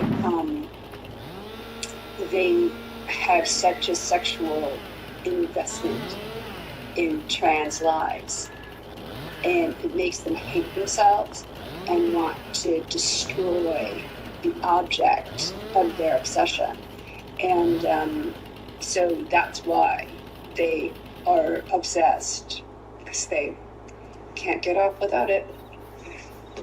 Something funny about being more openly conservative now is that I'll have liberal friends or like people that I was friends with that are very liberal reach out to me and be like, I can't be your friend anymore. I didn't know we had such different opinions. And it's like, I knew we had such different opinions, and I can still tolerate you, even though I would say objectively your opinions cause more harm, globally, societally, but I can still tolerate you as a person. I can see past the opinions for the most part. I feel like it just reeks of low IQ. You fucked around with your vote, now it's time you found out. Am I the asshole for cutting off my sons financially after they voted for Trump? I, 52 male, have 2 sons, Isaac, 22 male, and John, 20 male. My wife and I have always leaned left politically, and we've raised our kids to value equality, compassion, and critical thinking. We've had countless family discussions about politics and the impact of policies on people's lives. So you can imagine my shock when I found out after this last election that both of my sons voted for Trump. It came out during a casual family dinner when I asked, so who'd you guys vote for? Expecting them to either dodge the question or name one of the candidates aligned with our values. Isaac shrugged and said, Trump. His policies just make the most sense. What are y'all not gonna do on this good post-election Wednesday? Sit up here and cry about people deleting you because only policy Only voted for policy Trump. he I can't stuck believe people with just his word delete was me giving the because we have billionaires a different tax break. political views. They don't Like, need a I think tax that's break. so We sad. need With a this tax man, break. it's not about different political views. It's about That's the the only type of promise person he he kept. is and the things that he spews. And the Then things they he lowered our has groceries, our spewed gas, our outwardly food, our against rent. black None of that. people, against women, against poor people. And the fact that a lot of y'all are okay with having that type of president is the problem. We have never had somebody run for presidency that outwardly spews such hate and bigotry and negativity against people who are not rich and white. But you, as a person who is not of color, that has friends and family members that are of color, or you as a woman, or you as a black person, or a person of color that says, well, I support you because of other reasons or whatever reasons. It's the fact that you would say, I would denounce, I don't care about him being racist. I don't care about him violating women. I don't care about none of that. That's still the type of president I want because he gonna help me make some more money or whatever other policies that I still have not heard him say besides this Project 2025 nonsense that's running around. The amount of danger that what he's spewing brings to the people that you say you love. To hear a man outwardly be so racist, but you have friends who are black or of color, to us, that sounds like you are okay with us facing those type of dangers because the president says that it's okay. So of course there's going to be people running around spewing their hate too towards the people that you say you love and you care about. This time, with a person who outwardly just says these nasty things that we can see it, for you to be like, well, I mean, they'll have to deal with that. And then you get on social media and you're like, I can't believe you guys just don't like me because of because of my political views. No, it's because of the danger that it brings for this man to be the president, and that you are okay with your friends and your family members and people you say you love living in this danger because you like some of his other policies. Gonna vote for him, stand on you voted for him, but don't say that nonsense up here like you just so outwardly shocked that you can't believe people are losing friends. Like, that sounds like a bunch of nonsense. Duh, you're gonna lose friends, especially if they're black, if they're a woman, and they don't make a lot of money. So stand on it. Just know that you're gonna lose some friends. That's fine. Just be okay with that. But don't get on here trying to piss on me and tell me it's raining. No. It sounds like you're okay with all of that. So that sounds like that is your characteristic because you are okay with that. So it's all right. So I got rid of all of my MAGA friends in 2020 election. I don't know if anyone that was outright MAGA, but I did have friends who wouldn't tell me who they were voting for, and then I would see them in Donald Trump's likes. I had friends who told me they didn't vote at all, and those are people I no longer associate with. And from 2020 until now, until like 2024 election, I still remained tolerating cousins and family friends who voted for Trump, only because I felt like it's not really my choice to keep these relations. Like, you're my family, or like, you know, you're my family friend, you're like close friends with my parents. Like, it's not really up to me. Like, I'll tolerate you, I'll see you when there's a family gathering, whatever the case may be. But then after the 2024 election, I obviously crashed the fuck out. I like blocked all of these family friends and cousins I had on social media because I actually don't fuck with you anymore. And a lot of these people are like older than me and don't even know I blocked them. So like, I guess it's not really doing much, but it's very much one-sided beef that maybe they don't know about. And sometimes I'll think I'm being like dramatic, like, oh, like, you know, this is someone I love, this is someone who's like a second father to me my whole life, and you know, he's getting older, like if he dies, like am I gonna regret that like I just don't speak to him or see him anymore? And then I see videos of ICE kidnapping people on the street.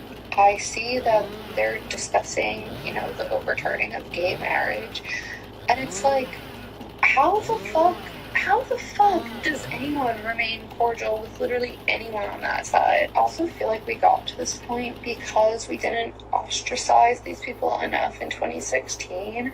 and they just thought like, hey, yeah, I could get by in life being a really fucking shitty person. And I just feel like enough is enough. Like, these people don't deserve respect. They don't deserve friendships.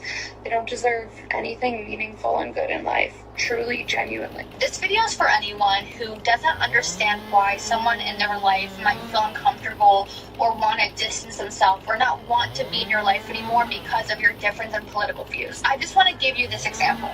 Imagine you go to a friend of yours and you say to them, this person that I used to be friends with really hurt me, really disrespected me. And your friend agrees with you and they're like, yeah, that was really fucked up. Like, I totally disagree with what they did to you. Like, that's not cool. That's not fair. And then you find your friend liking that person's photo or hanging out with that person. Your friend might not agree with what they did to you. They might recognize that it's fucked up, but it's not a deal breaker. They see the damage that this person has done to you and is continuing to do to you, but it doesn't matter. They're still supporting them because maybe they have a lot of money or they're really cool or they have the same hobbies as them.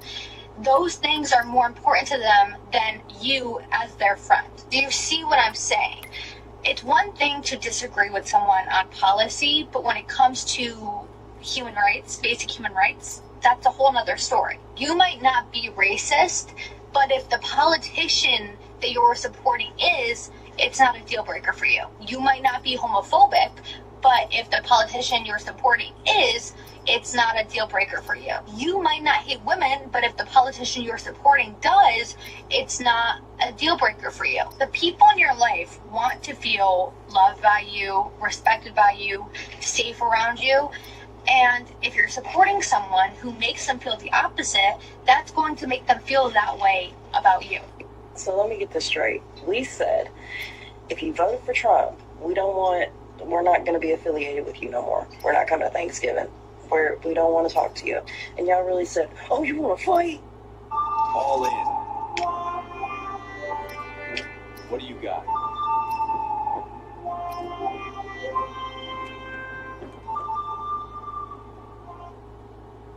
Fight? Like, please be so serious. Nobody wants to fight you. But let's be honest about what is actually happening with these white Southern women who think everybody wants to jump them. They're using this as a way to be anti-black. They're using this as a way to be anti-black. Over 92% of black women voted for Kamala Harris, and now y'all really feel like, oh, they're gonna jump us because we're white, and that's a fantasy that y'all are making up in your heads. You're making it up. Nobody wants to fight you. Nobody wants to even be associated with you. Okay? We don't want to talk to y'all. Nobody wants to talk to y'all. You voted for Trump. His policies are gonna beat y'all's ass by themselves. Nobody wants to fight you. Knock it off. My brother and his fiance uninvited me from their wedding, and now I have the wonderful pleasure of uninviting them from holiday activities because they voted for Donald Trump. I just want to know what you guys think of the whole entire situation, and if I'm being petty, if I'm being unreasonable. To give you guys a heads up, my brother gets free healthcare, my brother goes to school for free, and I helped him apply for all of those government programs. In addition to that, I gave my brother a free BMW SUV. He drives a free car, I pay for his car insurance, and I pay for his cell phone bill. In addition to that, he lives at home and completely relies on the financial assistance of my mother. So this boy has the audacity to not only vote for Donald Trump, who is against women like myself and my mother, but then he has the audacity, after my mother was crying all day yesterday, he comes home celebrating his victory and rubbing it in my mom's face. Now I understand we all have different opinions and political views, but you do not go to the home of a woman who financially supports you, rub it in her face. Go ahead, laugh about it with your friends, laugh about it with your unemployed fiance. It has now been over a month that I cut my brother off and I no longer answer his phone calls because the only reason he called me anyway was when he needed money.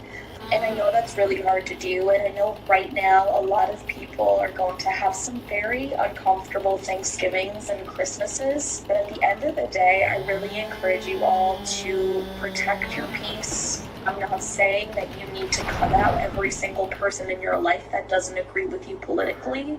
But if after this election someone is literally taunting you, laughing at your face, and disrespecting you, regardless of what political party they are a part of, that person doesn't need to be in your life.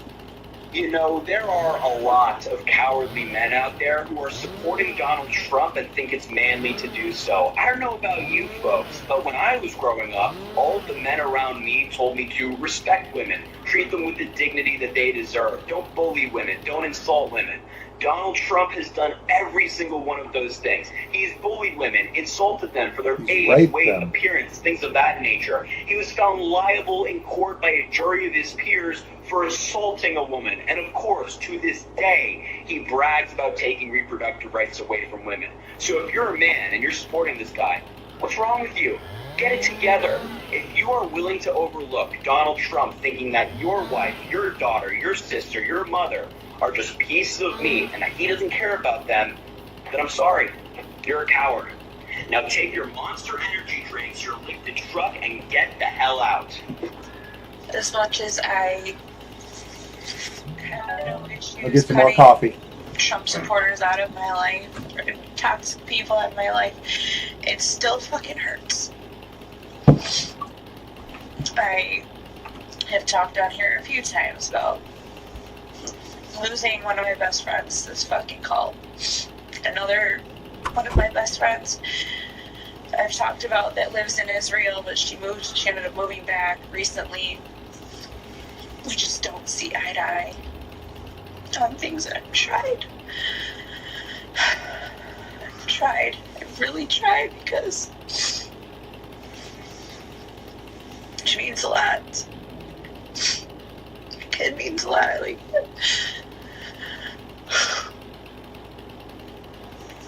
I really tried, but I tried to have a conversation today, and it just didn't. The conversations that we've had since she's been back, like, have not gone well. She says I ruined her birthday a few weeks ago because I had posted on here about, a social gathering that I was at, which was her birthday, and like, someone was trying to bring up Trump and how great he is, and I just fucking left because I don't want to be around those people. And I'm, to them, I'm like this crazy liberal, like sorry, I can't be around people that support this man and this administration. I can't do it. And it's like the gaslighting, like I'm the crazy one.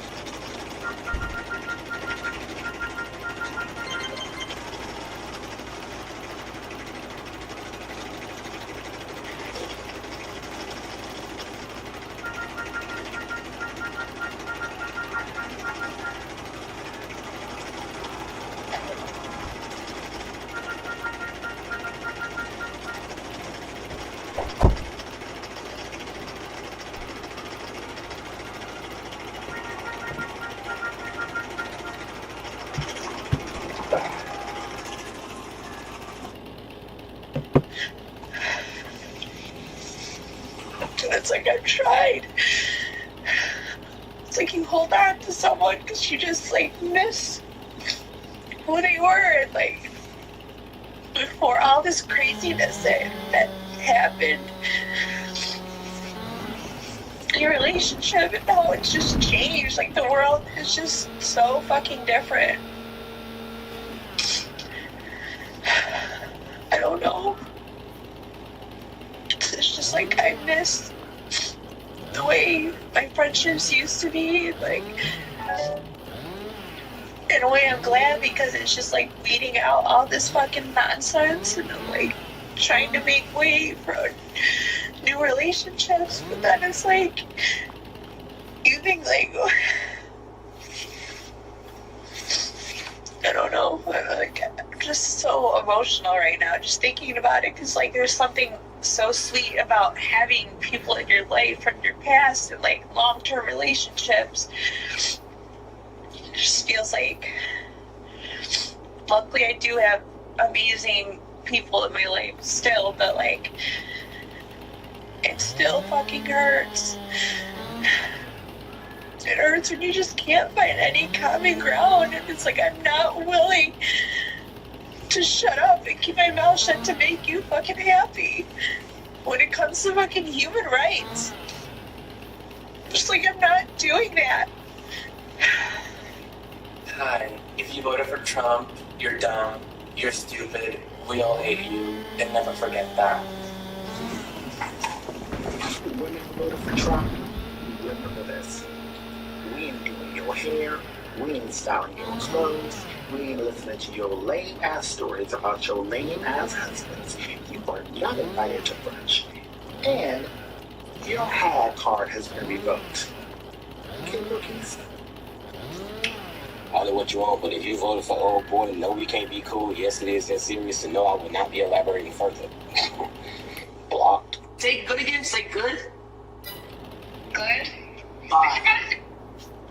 Fuck off my fucking phone. When your vote can directly affect someone's immigration status, reproductive rights, racial equality, or LGBTQ plus rights, people are likely to view that choice very differently from how they would view your opinion on visas, tax policy, or even which sports team you support. The reason is simple. These issues are directly connected to people's lives, rights, and sense of safety. And whether we like it or not, politics has a real impact on everyone's everyday life.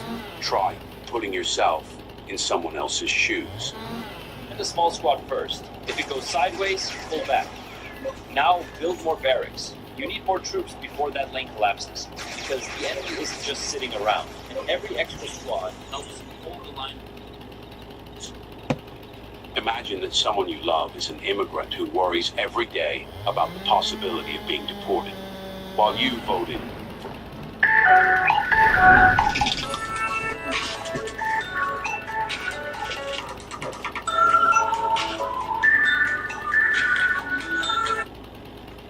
Hello? Hello?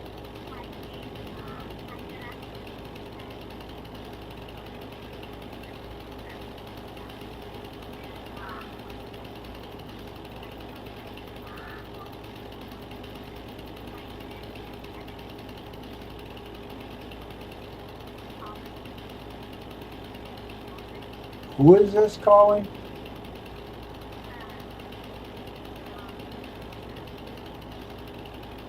From Truist?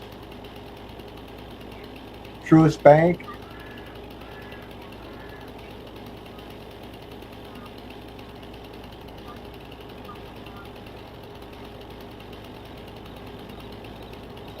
Well, no, not really, because I tried again to buy that, and then I just gave up on it because it still didn't go through.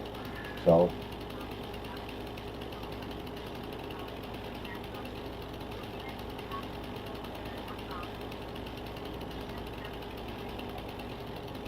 No, I think I'm all right. I don't think I have any fraud going on in it. So. Not right now.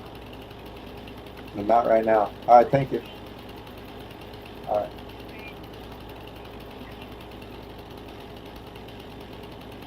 All right, bye.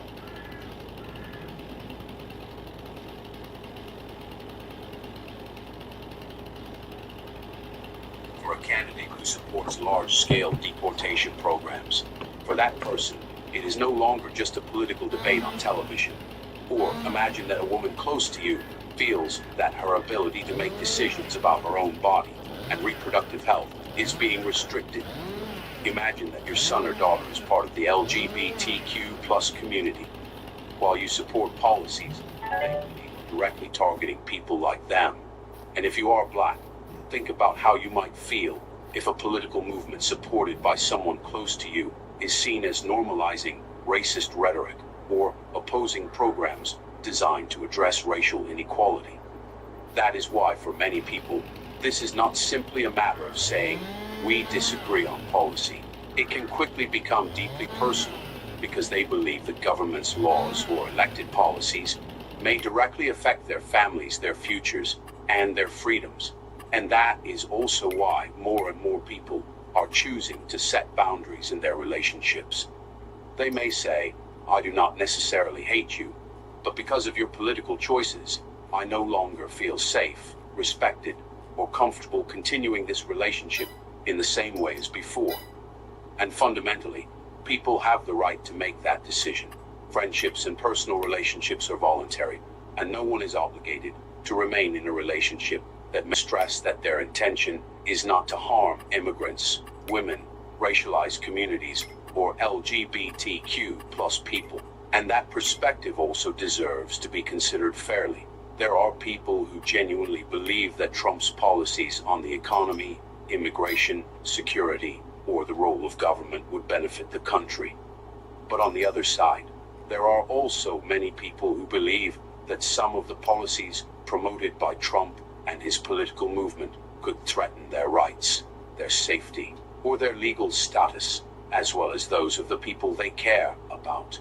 The difficulty is that when someone believes the policies you support are cruel, unfair, or discriminatory, it becomes very hard for them to separate your vote from how they judge your character.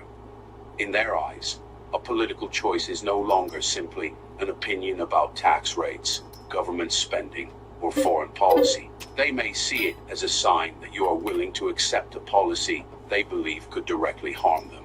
And that is exactly why the idea of simply agreeing to disagree in politics has become much more complicated today. There are disagreements we can debate and then go for coffee together afterward. But there are also issues involving civil rights, family, identity, personal safety, and a person's future. When those things are involved, emotions are naturally much stronger. Perhaps the most important lesson from all of this is that democracy is not only about casting a ballot on election day. Democracy is also about learning how to live alongside millions of people who have very different beliefs, experiences, and priorities. That does not mean you have to give up your own views, nor does it mean you should pretend that every policy is the same or that every consequence is insignificant. But it does mean that we should try to defend what we believe in without denying the dignity or humanity of people on the other side. You have every right to oppose a policy. You also have the right to set boundaries in your personal relationships, and other people have the right to explain why they voted in the way they believed was best for the country. A healthy democracy does not require everyone to agree with one another, but it does require us to understand that political choices can have real consequences for real people. And perhaps if we begin from that point, political conversations will not necessarily become easier, but they may at least become more honest and more humane. Thank you very much for watching all the way to the end of the video. If you think this is a conversation worth having, do not forget to like the video, subscribe to the channel, and share it with anyone you think may be interested. Have a wonderful day, and I'll see you in the next video. Thunderbolt Hall lightning has killed grown men in one strike. I caught it with my bare hand, and I have no idea how. 24 hours ago, I was a deadbeat. What kind of country manufactures criminal prosecutions against political opponents? What kind of leader repels prosecutors and investigators who hunt down terrorists and adversaries? adversaries of the United States of America? What is the character of a man who cheers the, quote, canning of hundreds of years of national security expertise inside the Department of Justice and the FBI political conflicts? What man has so hardened a heart that he looks at victims of sex trafficking and says, quote, get to the point? What lawyer participates in language so menacing toward judges whose rulings he disagrees with that those judges fear for their lives and their children's lives, and then turns up the heat on judges after they speak out?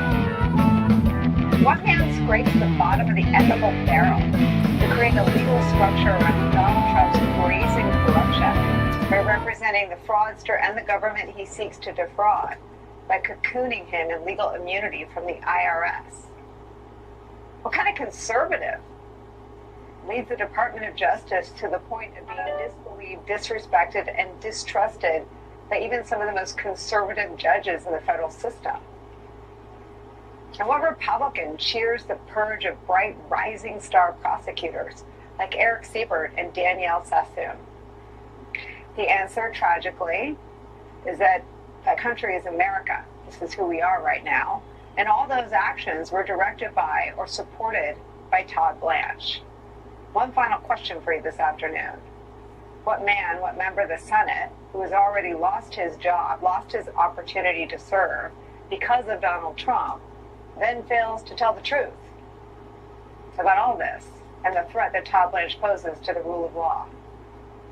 Sadly, we have that answer too. His name is Bill Cassidy. The same Senator Bill Cassidy who's being forced out of the Senate after Donald Trump endorsed his primary opponent and he lost re-election. For just a few hours, Todd Blanche's confirmation was on thin ice today. That happened after Senators Susan Collins and Lisa Murkowski announced they would vote no. One more vote would have sunk Blanche's AG bid altogether. But then Senator Cassidy stepped in, threw him a lifeline, took to the Senate floor earlier today and handed over the keys to the Department of Justice and the rule of law to Donald Trump with his speech. Watch. I'm particularly concerned about episodes of apparent lawfare. DOJ bringing suits against political enemies. I'm realistic that President Trump can be unrelenting on this, but this will be true no matter who the Attorney General is, and this is the rationale for having a Senate-confirmed Attorney General with more leverage to push back. Mr. Blanche is not perfect, and he will tell you this, but the choice is not between perfection and Mr. Blanche. It is between Mr. Blanche and another acting Attorney General who may not run the department effectively under President Trump, and who indeed may not be as good as Mr. Blanche. All considered, I will vote for Mr. Blanche. I'll be criticized for this vote. What's new?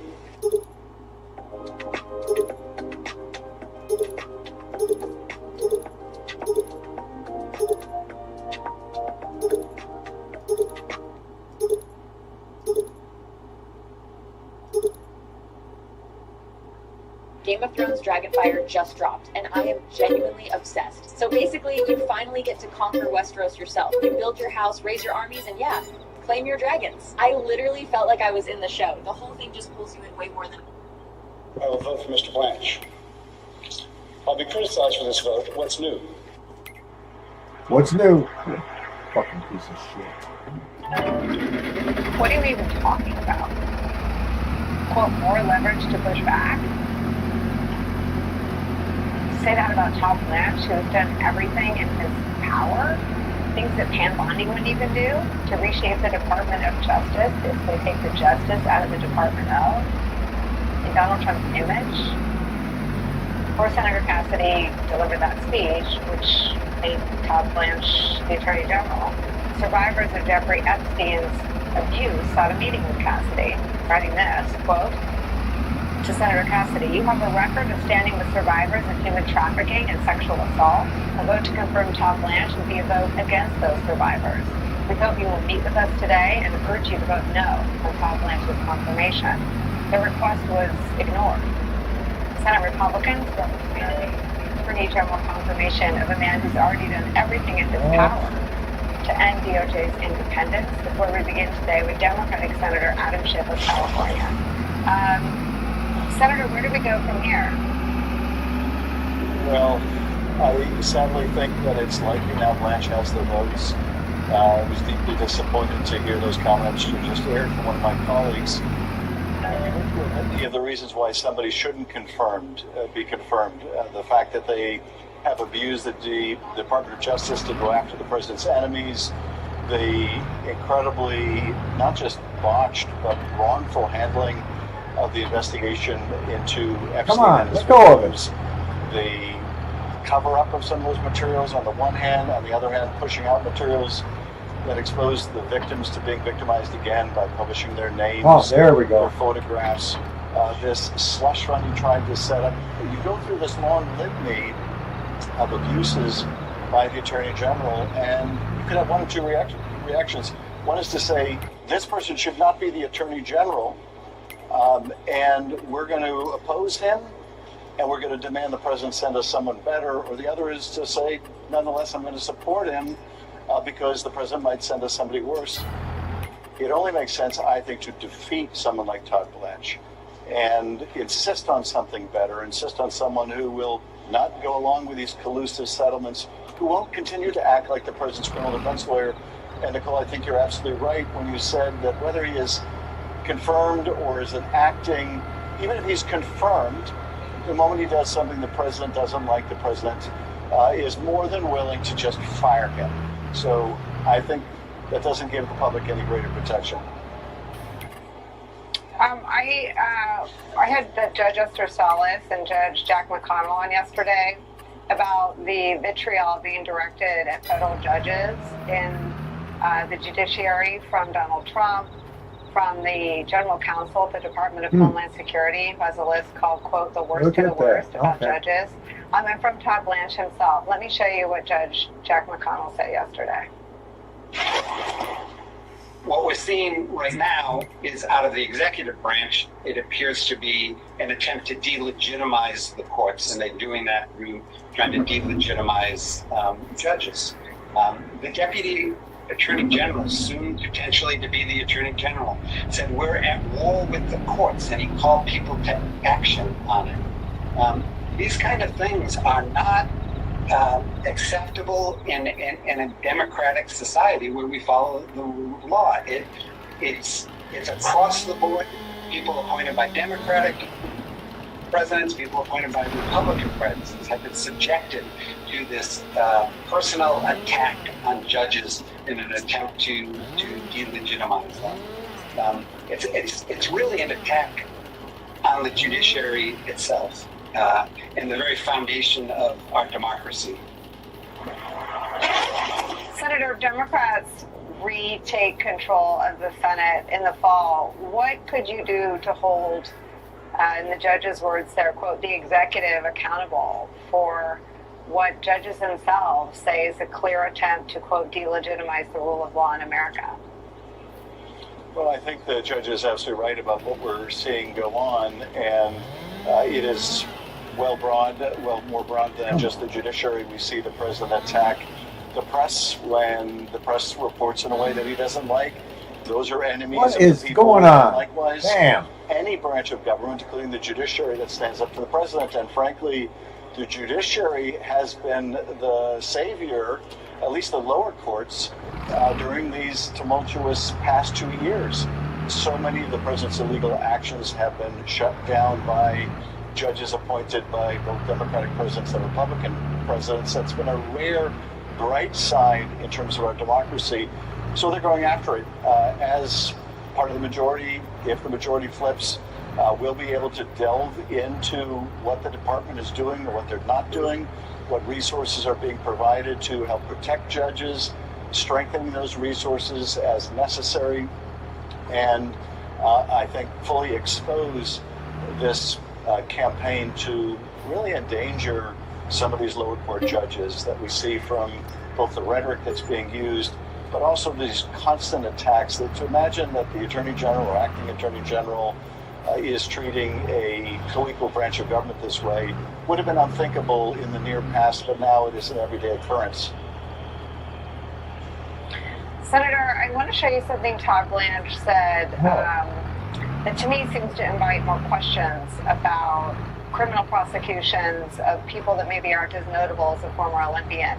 Here he is when asked about Jeanine Pirro's job being on the line.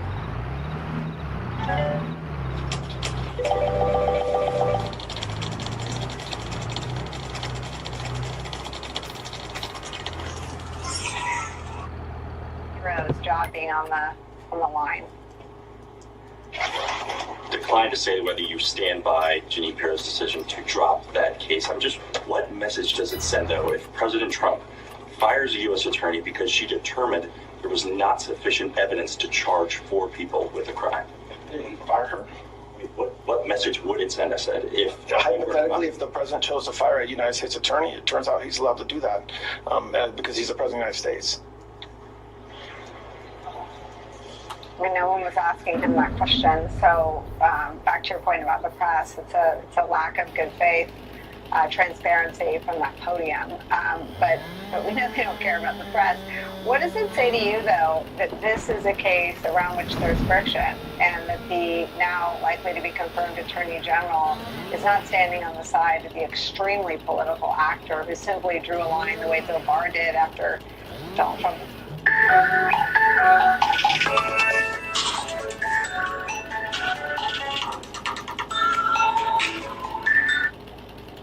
Hello? Hello? Hello?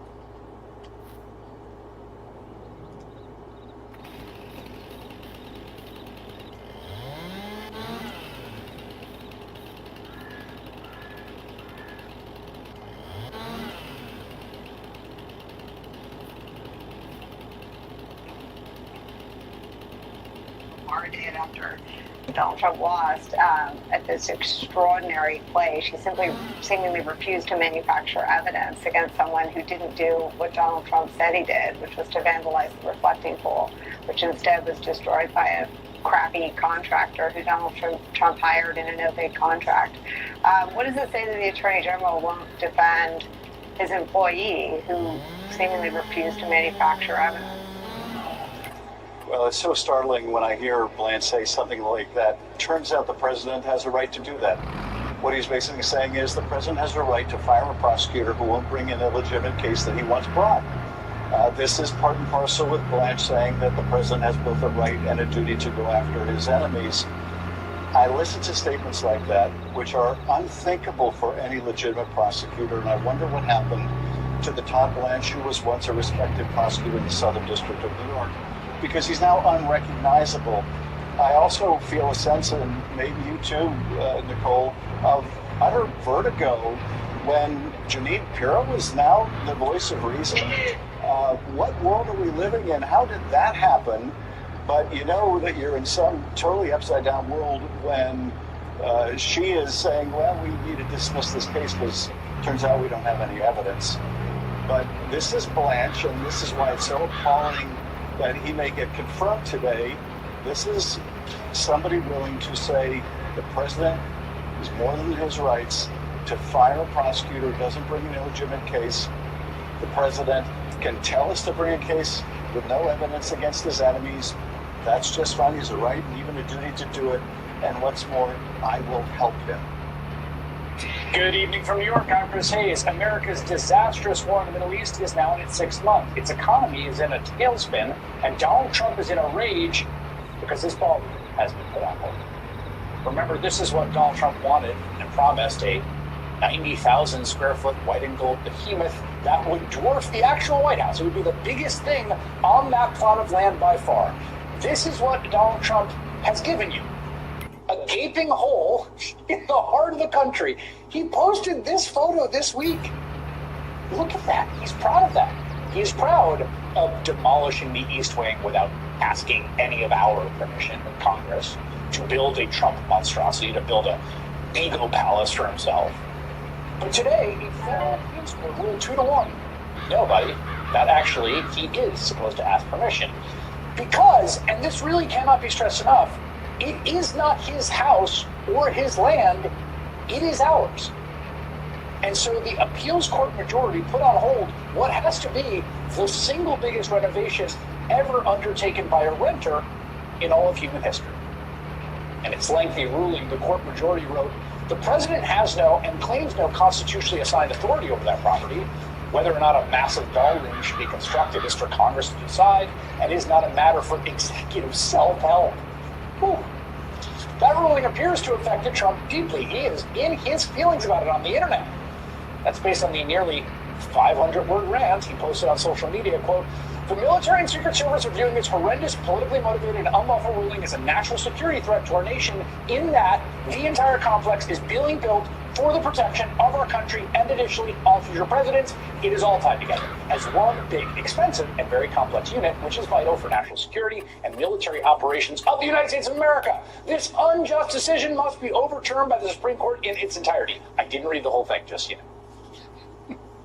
Notice as soon as they strike it down, it's like the national security military complex and not the ballroom. Like, it was the ballroom. He called it the ballroom. He talked about how there had to be a ballroom. That was the original, the project.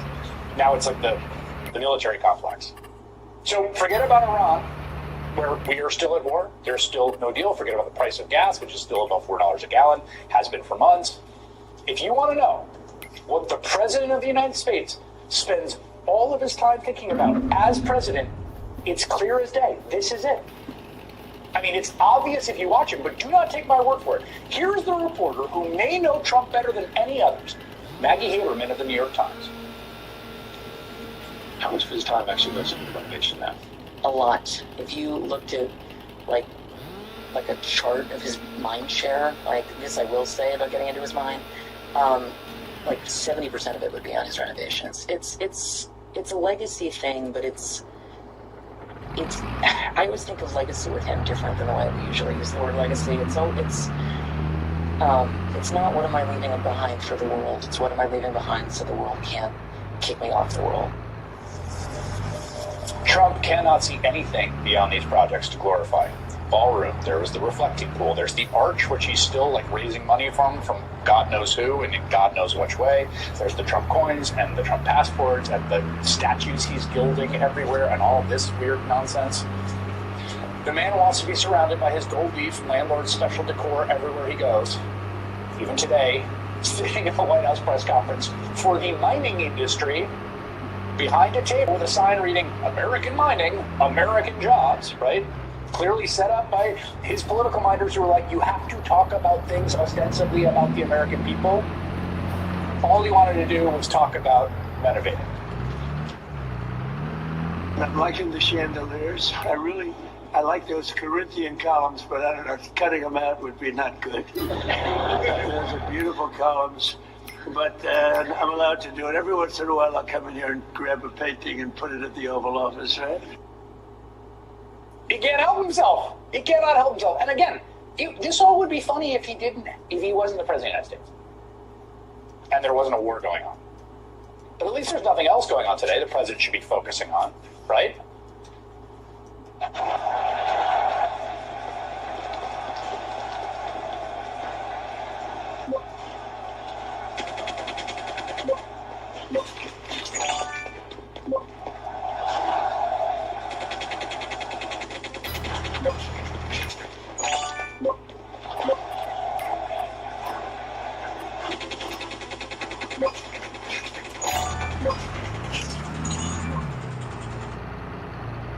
Today, the president should be focusing on, right? Minus 23,000. No rebound for the July jobs report. Negative 23,000. Again, a disappointing jobs report. 23,000 jobs lost in July. It's so bad that even the folks at Fox cannot find a way to spin it. Yes, we lost a ton of jobs last month, but that actually isn't even the worst news because economists expected a gain of 83,000 jobs in July. Instead, we lost 23,000, 100,000 job miss. And this report also revised May and June job numbers down by 103,000. And yet unemployment ticked down, which is a sure sign that more people are just dropping out of the labor market entirely instead of seeking. In fact, according to this chart by our friend the economist Justin Wolfers, the only job sectors that have grown since Trump took office, and this is ironic when you think about the macho man appeal of Donald Trump, right? We're going to get back to mining and we're going to build stuff and manufacturing. The only thing that has grown is healthcare and social services. That's it. That's where all the jobs are. The rest of the U.S. economy has cut more than 350,000 jobs. Now, those are numbers that would concern most presidents going into a midterm election. But concerned is not how Donald Trump rolls. He's unbothered as he sat down today with Punchbowl co-founder and MS Now political contributor Jay Sherman.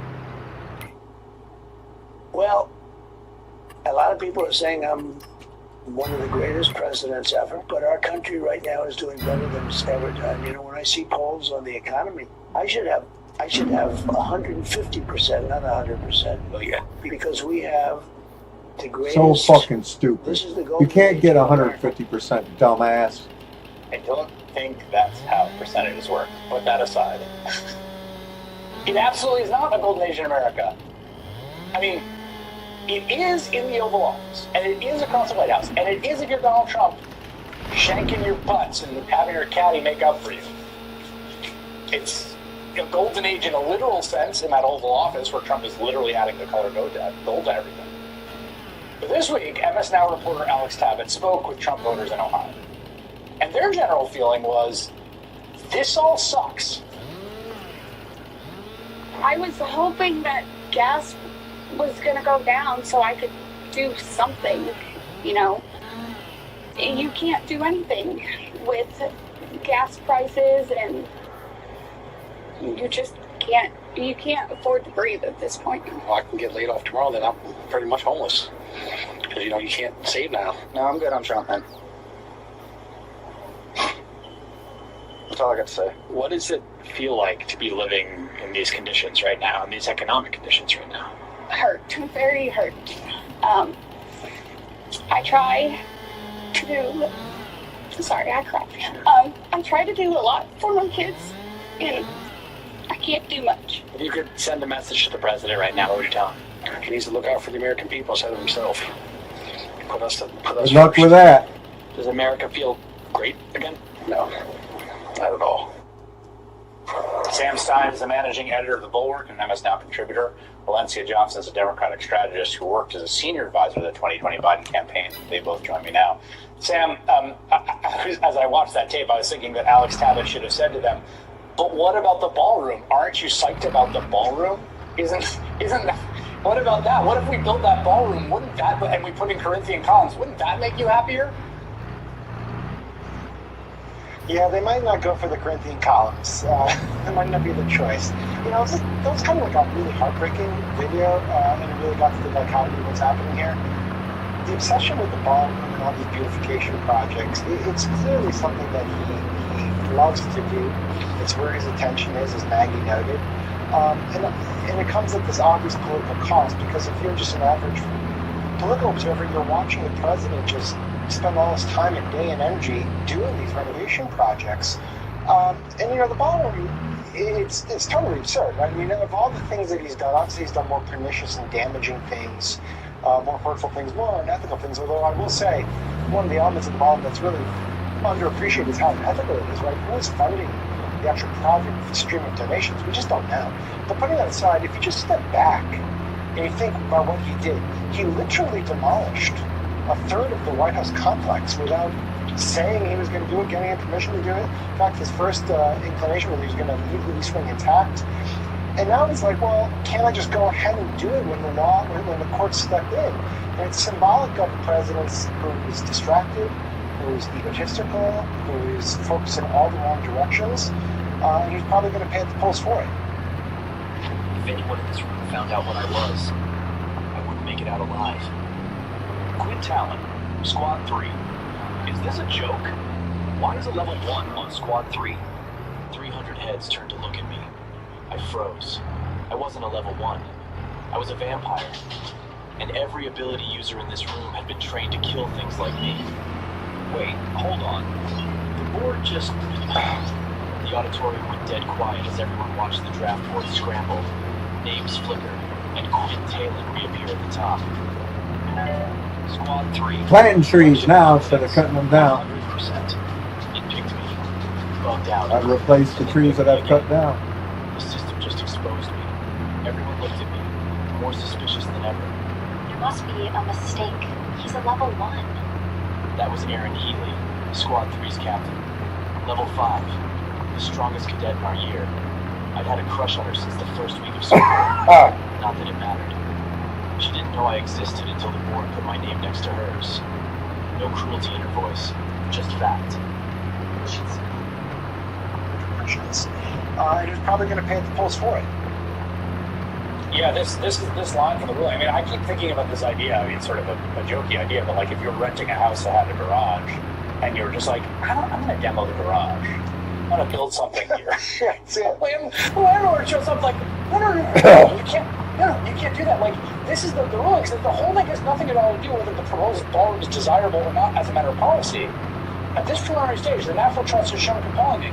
Congress has not ceded unfettered authority to the executive to rapidly redesign, reshape, and reconstruct the White House, the People's House, to fit a particular president's desires. Like, it isn't his house, it's ours. And Valencia, on the jobs part and also the price part, when you watch that tape that Alex Cabot put together, which is great, I gotta think about Biden people that were in the administration, who could not really control the fact that inflation was going on. There were external things that did it. There was not a ton the president could do about it. Having that be the signature issue of that election, and now turning around and watching all this play out, and how you feel about it. So we at 5 hours now? Wow. It is extremely heartbreaking to watch that video, to hear the pain in those people's voices. I have family members who actually help with people who are unhoused, who are losing their jobs. They actually need food assistance, and it is very real. And I remember during the Biden administration, there were a lot of conversations in Democratic circles, and that we actually have to do a better job of communicating how these policies would actually take a little bit of time, right? Like President Biden passed some very strong, economic bills, but it would take a long time for people to actually feel that. So how do you communicate this while also really talking about the dangers of the incoming Trump administration? I think one of the things that we are learning is that folks who would support us, whether Democrats or people who are tired of Trump, are actually tired of folks talking about who Trump is and what the Democrats are for. We have actually not had a great message until now, when the affordability conversation has actually been the thing that has poked through because of the big ugly bill that unfortunately passed. But I think a lot of folks are feeling a little bit of remorse and honestly thinking, what could we have done different to communicate to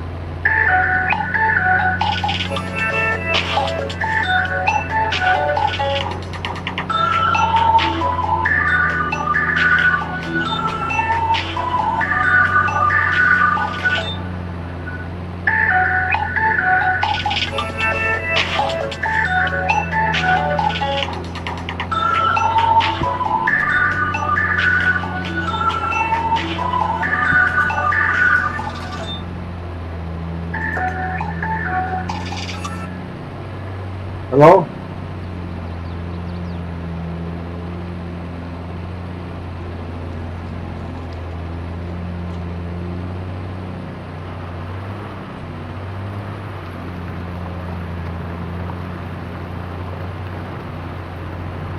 No, I'm not interested. Thank you. what could we have done different to communicate to the American people what this could be and what this could feel like? Yeah. New jobs numbers out this morning, and they really don't square with the economic golden age that President Trump keeps touting and talking about. The U.S. economy lost 23,000 jobs last month. The final count for May and June revised down, too. And the labor force participation rate, the number of people working or looking for a job, fell to nearly 61.5%, the lowest in more than 5 years. Those are tough numbers for a president campaigning on an economy that he claims is better than ever. But as usual, the White House doesn't seem too concerned. The spokesman saying in a statement, quote, "The Trump industrial resurgence is on schedule." Where's the schedule? And then there was White House economic advisor Kevin Hassett saying this just a short while ago. The momentum of the economy is we remain very bullish, even when there's a number like today that we think is temporarily slower. For more, I want to bring in Neil Irwin, Axios chief economic correspondent, Stuart Stevens, senior advisor to the Lincoln Project and former Mitt Romney 2012 campaign chief, and Julie Roginski is here on set with me, Democratic strategist and author of the Salty Politics newsletter. Neil, I'll go to you as the econ pro among us. What do you make of how the White House is selling this report right now, and square it with the golden age language that the president is using on the campaign trail? Yeah, look, they have a point that the numbers are probably not quite as bad as the headlines suggest. So 23,000 jobs lost last month, but 50,000 losses were in local education, which seems like it's a seasonal adjustment, kind of technical problem. Those will probably come back in the next month. At the same time, the underlying story is not ideal. We've seen a deceleration in job growth in the last, over the course of the summer. We've not seen the kind of rapid job growth you'd like to see in a moving economy. And look, there are plenty of good things happening in the U.S. economy right now, but you're right. There is this underbelly of weakness where companies don't want to hire. People who have a job can have a decent job, but people who are looking are having a hard time, and that comes across in a wide range of data, not just the pieces that came out this morning.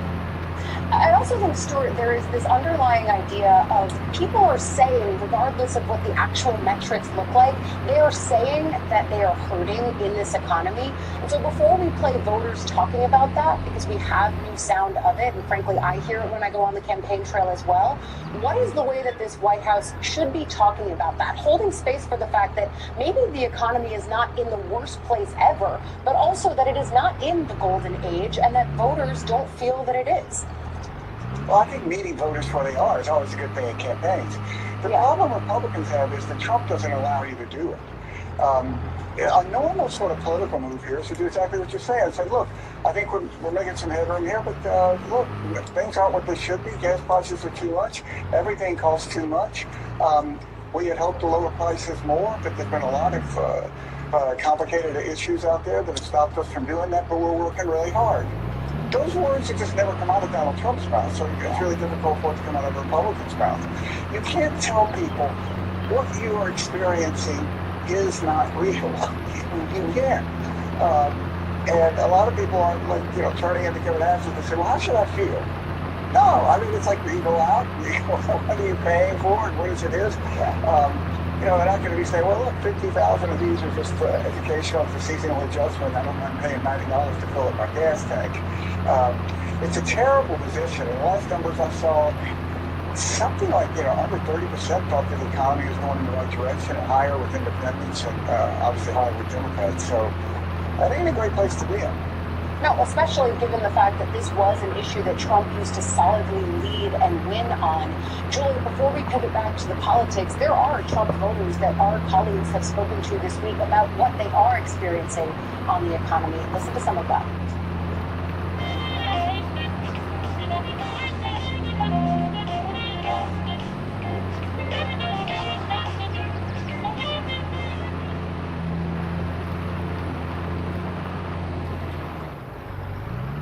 They put a photo of me from 2006 on a screen at my retirement dinner, and the room went quiet for a second too long. A guy from accounting was thinking. The job really took it out of you. First, the dinner. 41 years at the same company. And Gary, my oldest worker. Spoken to this week right. about what they are experiencing on the economy. Listen to some of that. That's a pretty good live stream. We might come back later on this afternoon. I may not. I don't know. But I think I'm going to go ahead and call it quit. I'm starting to get hungry. It's lunchtime. It is 7:33, April 2nd, fourth year of this map. he's saying he's doing more for Corky Duke Farminator, come the with me if people. you want And to I farm. mean, This is I Farming think, Simulator Trump 22, voters lately Michigan reckoning Farms with the fact Map, that the Schafer's Ag policies and the Service, focuses Part are not where they 114. thought they were going to be. This is when they an accurate voted for replica of the this farm I president. grew up on. Well, Thanks you for know, watching, and we'll see y'all later. Y'all we saw take this care. movie Bye. before the first time around, but look, when you have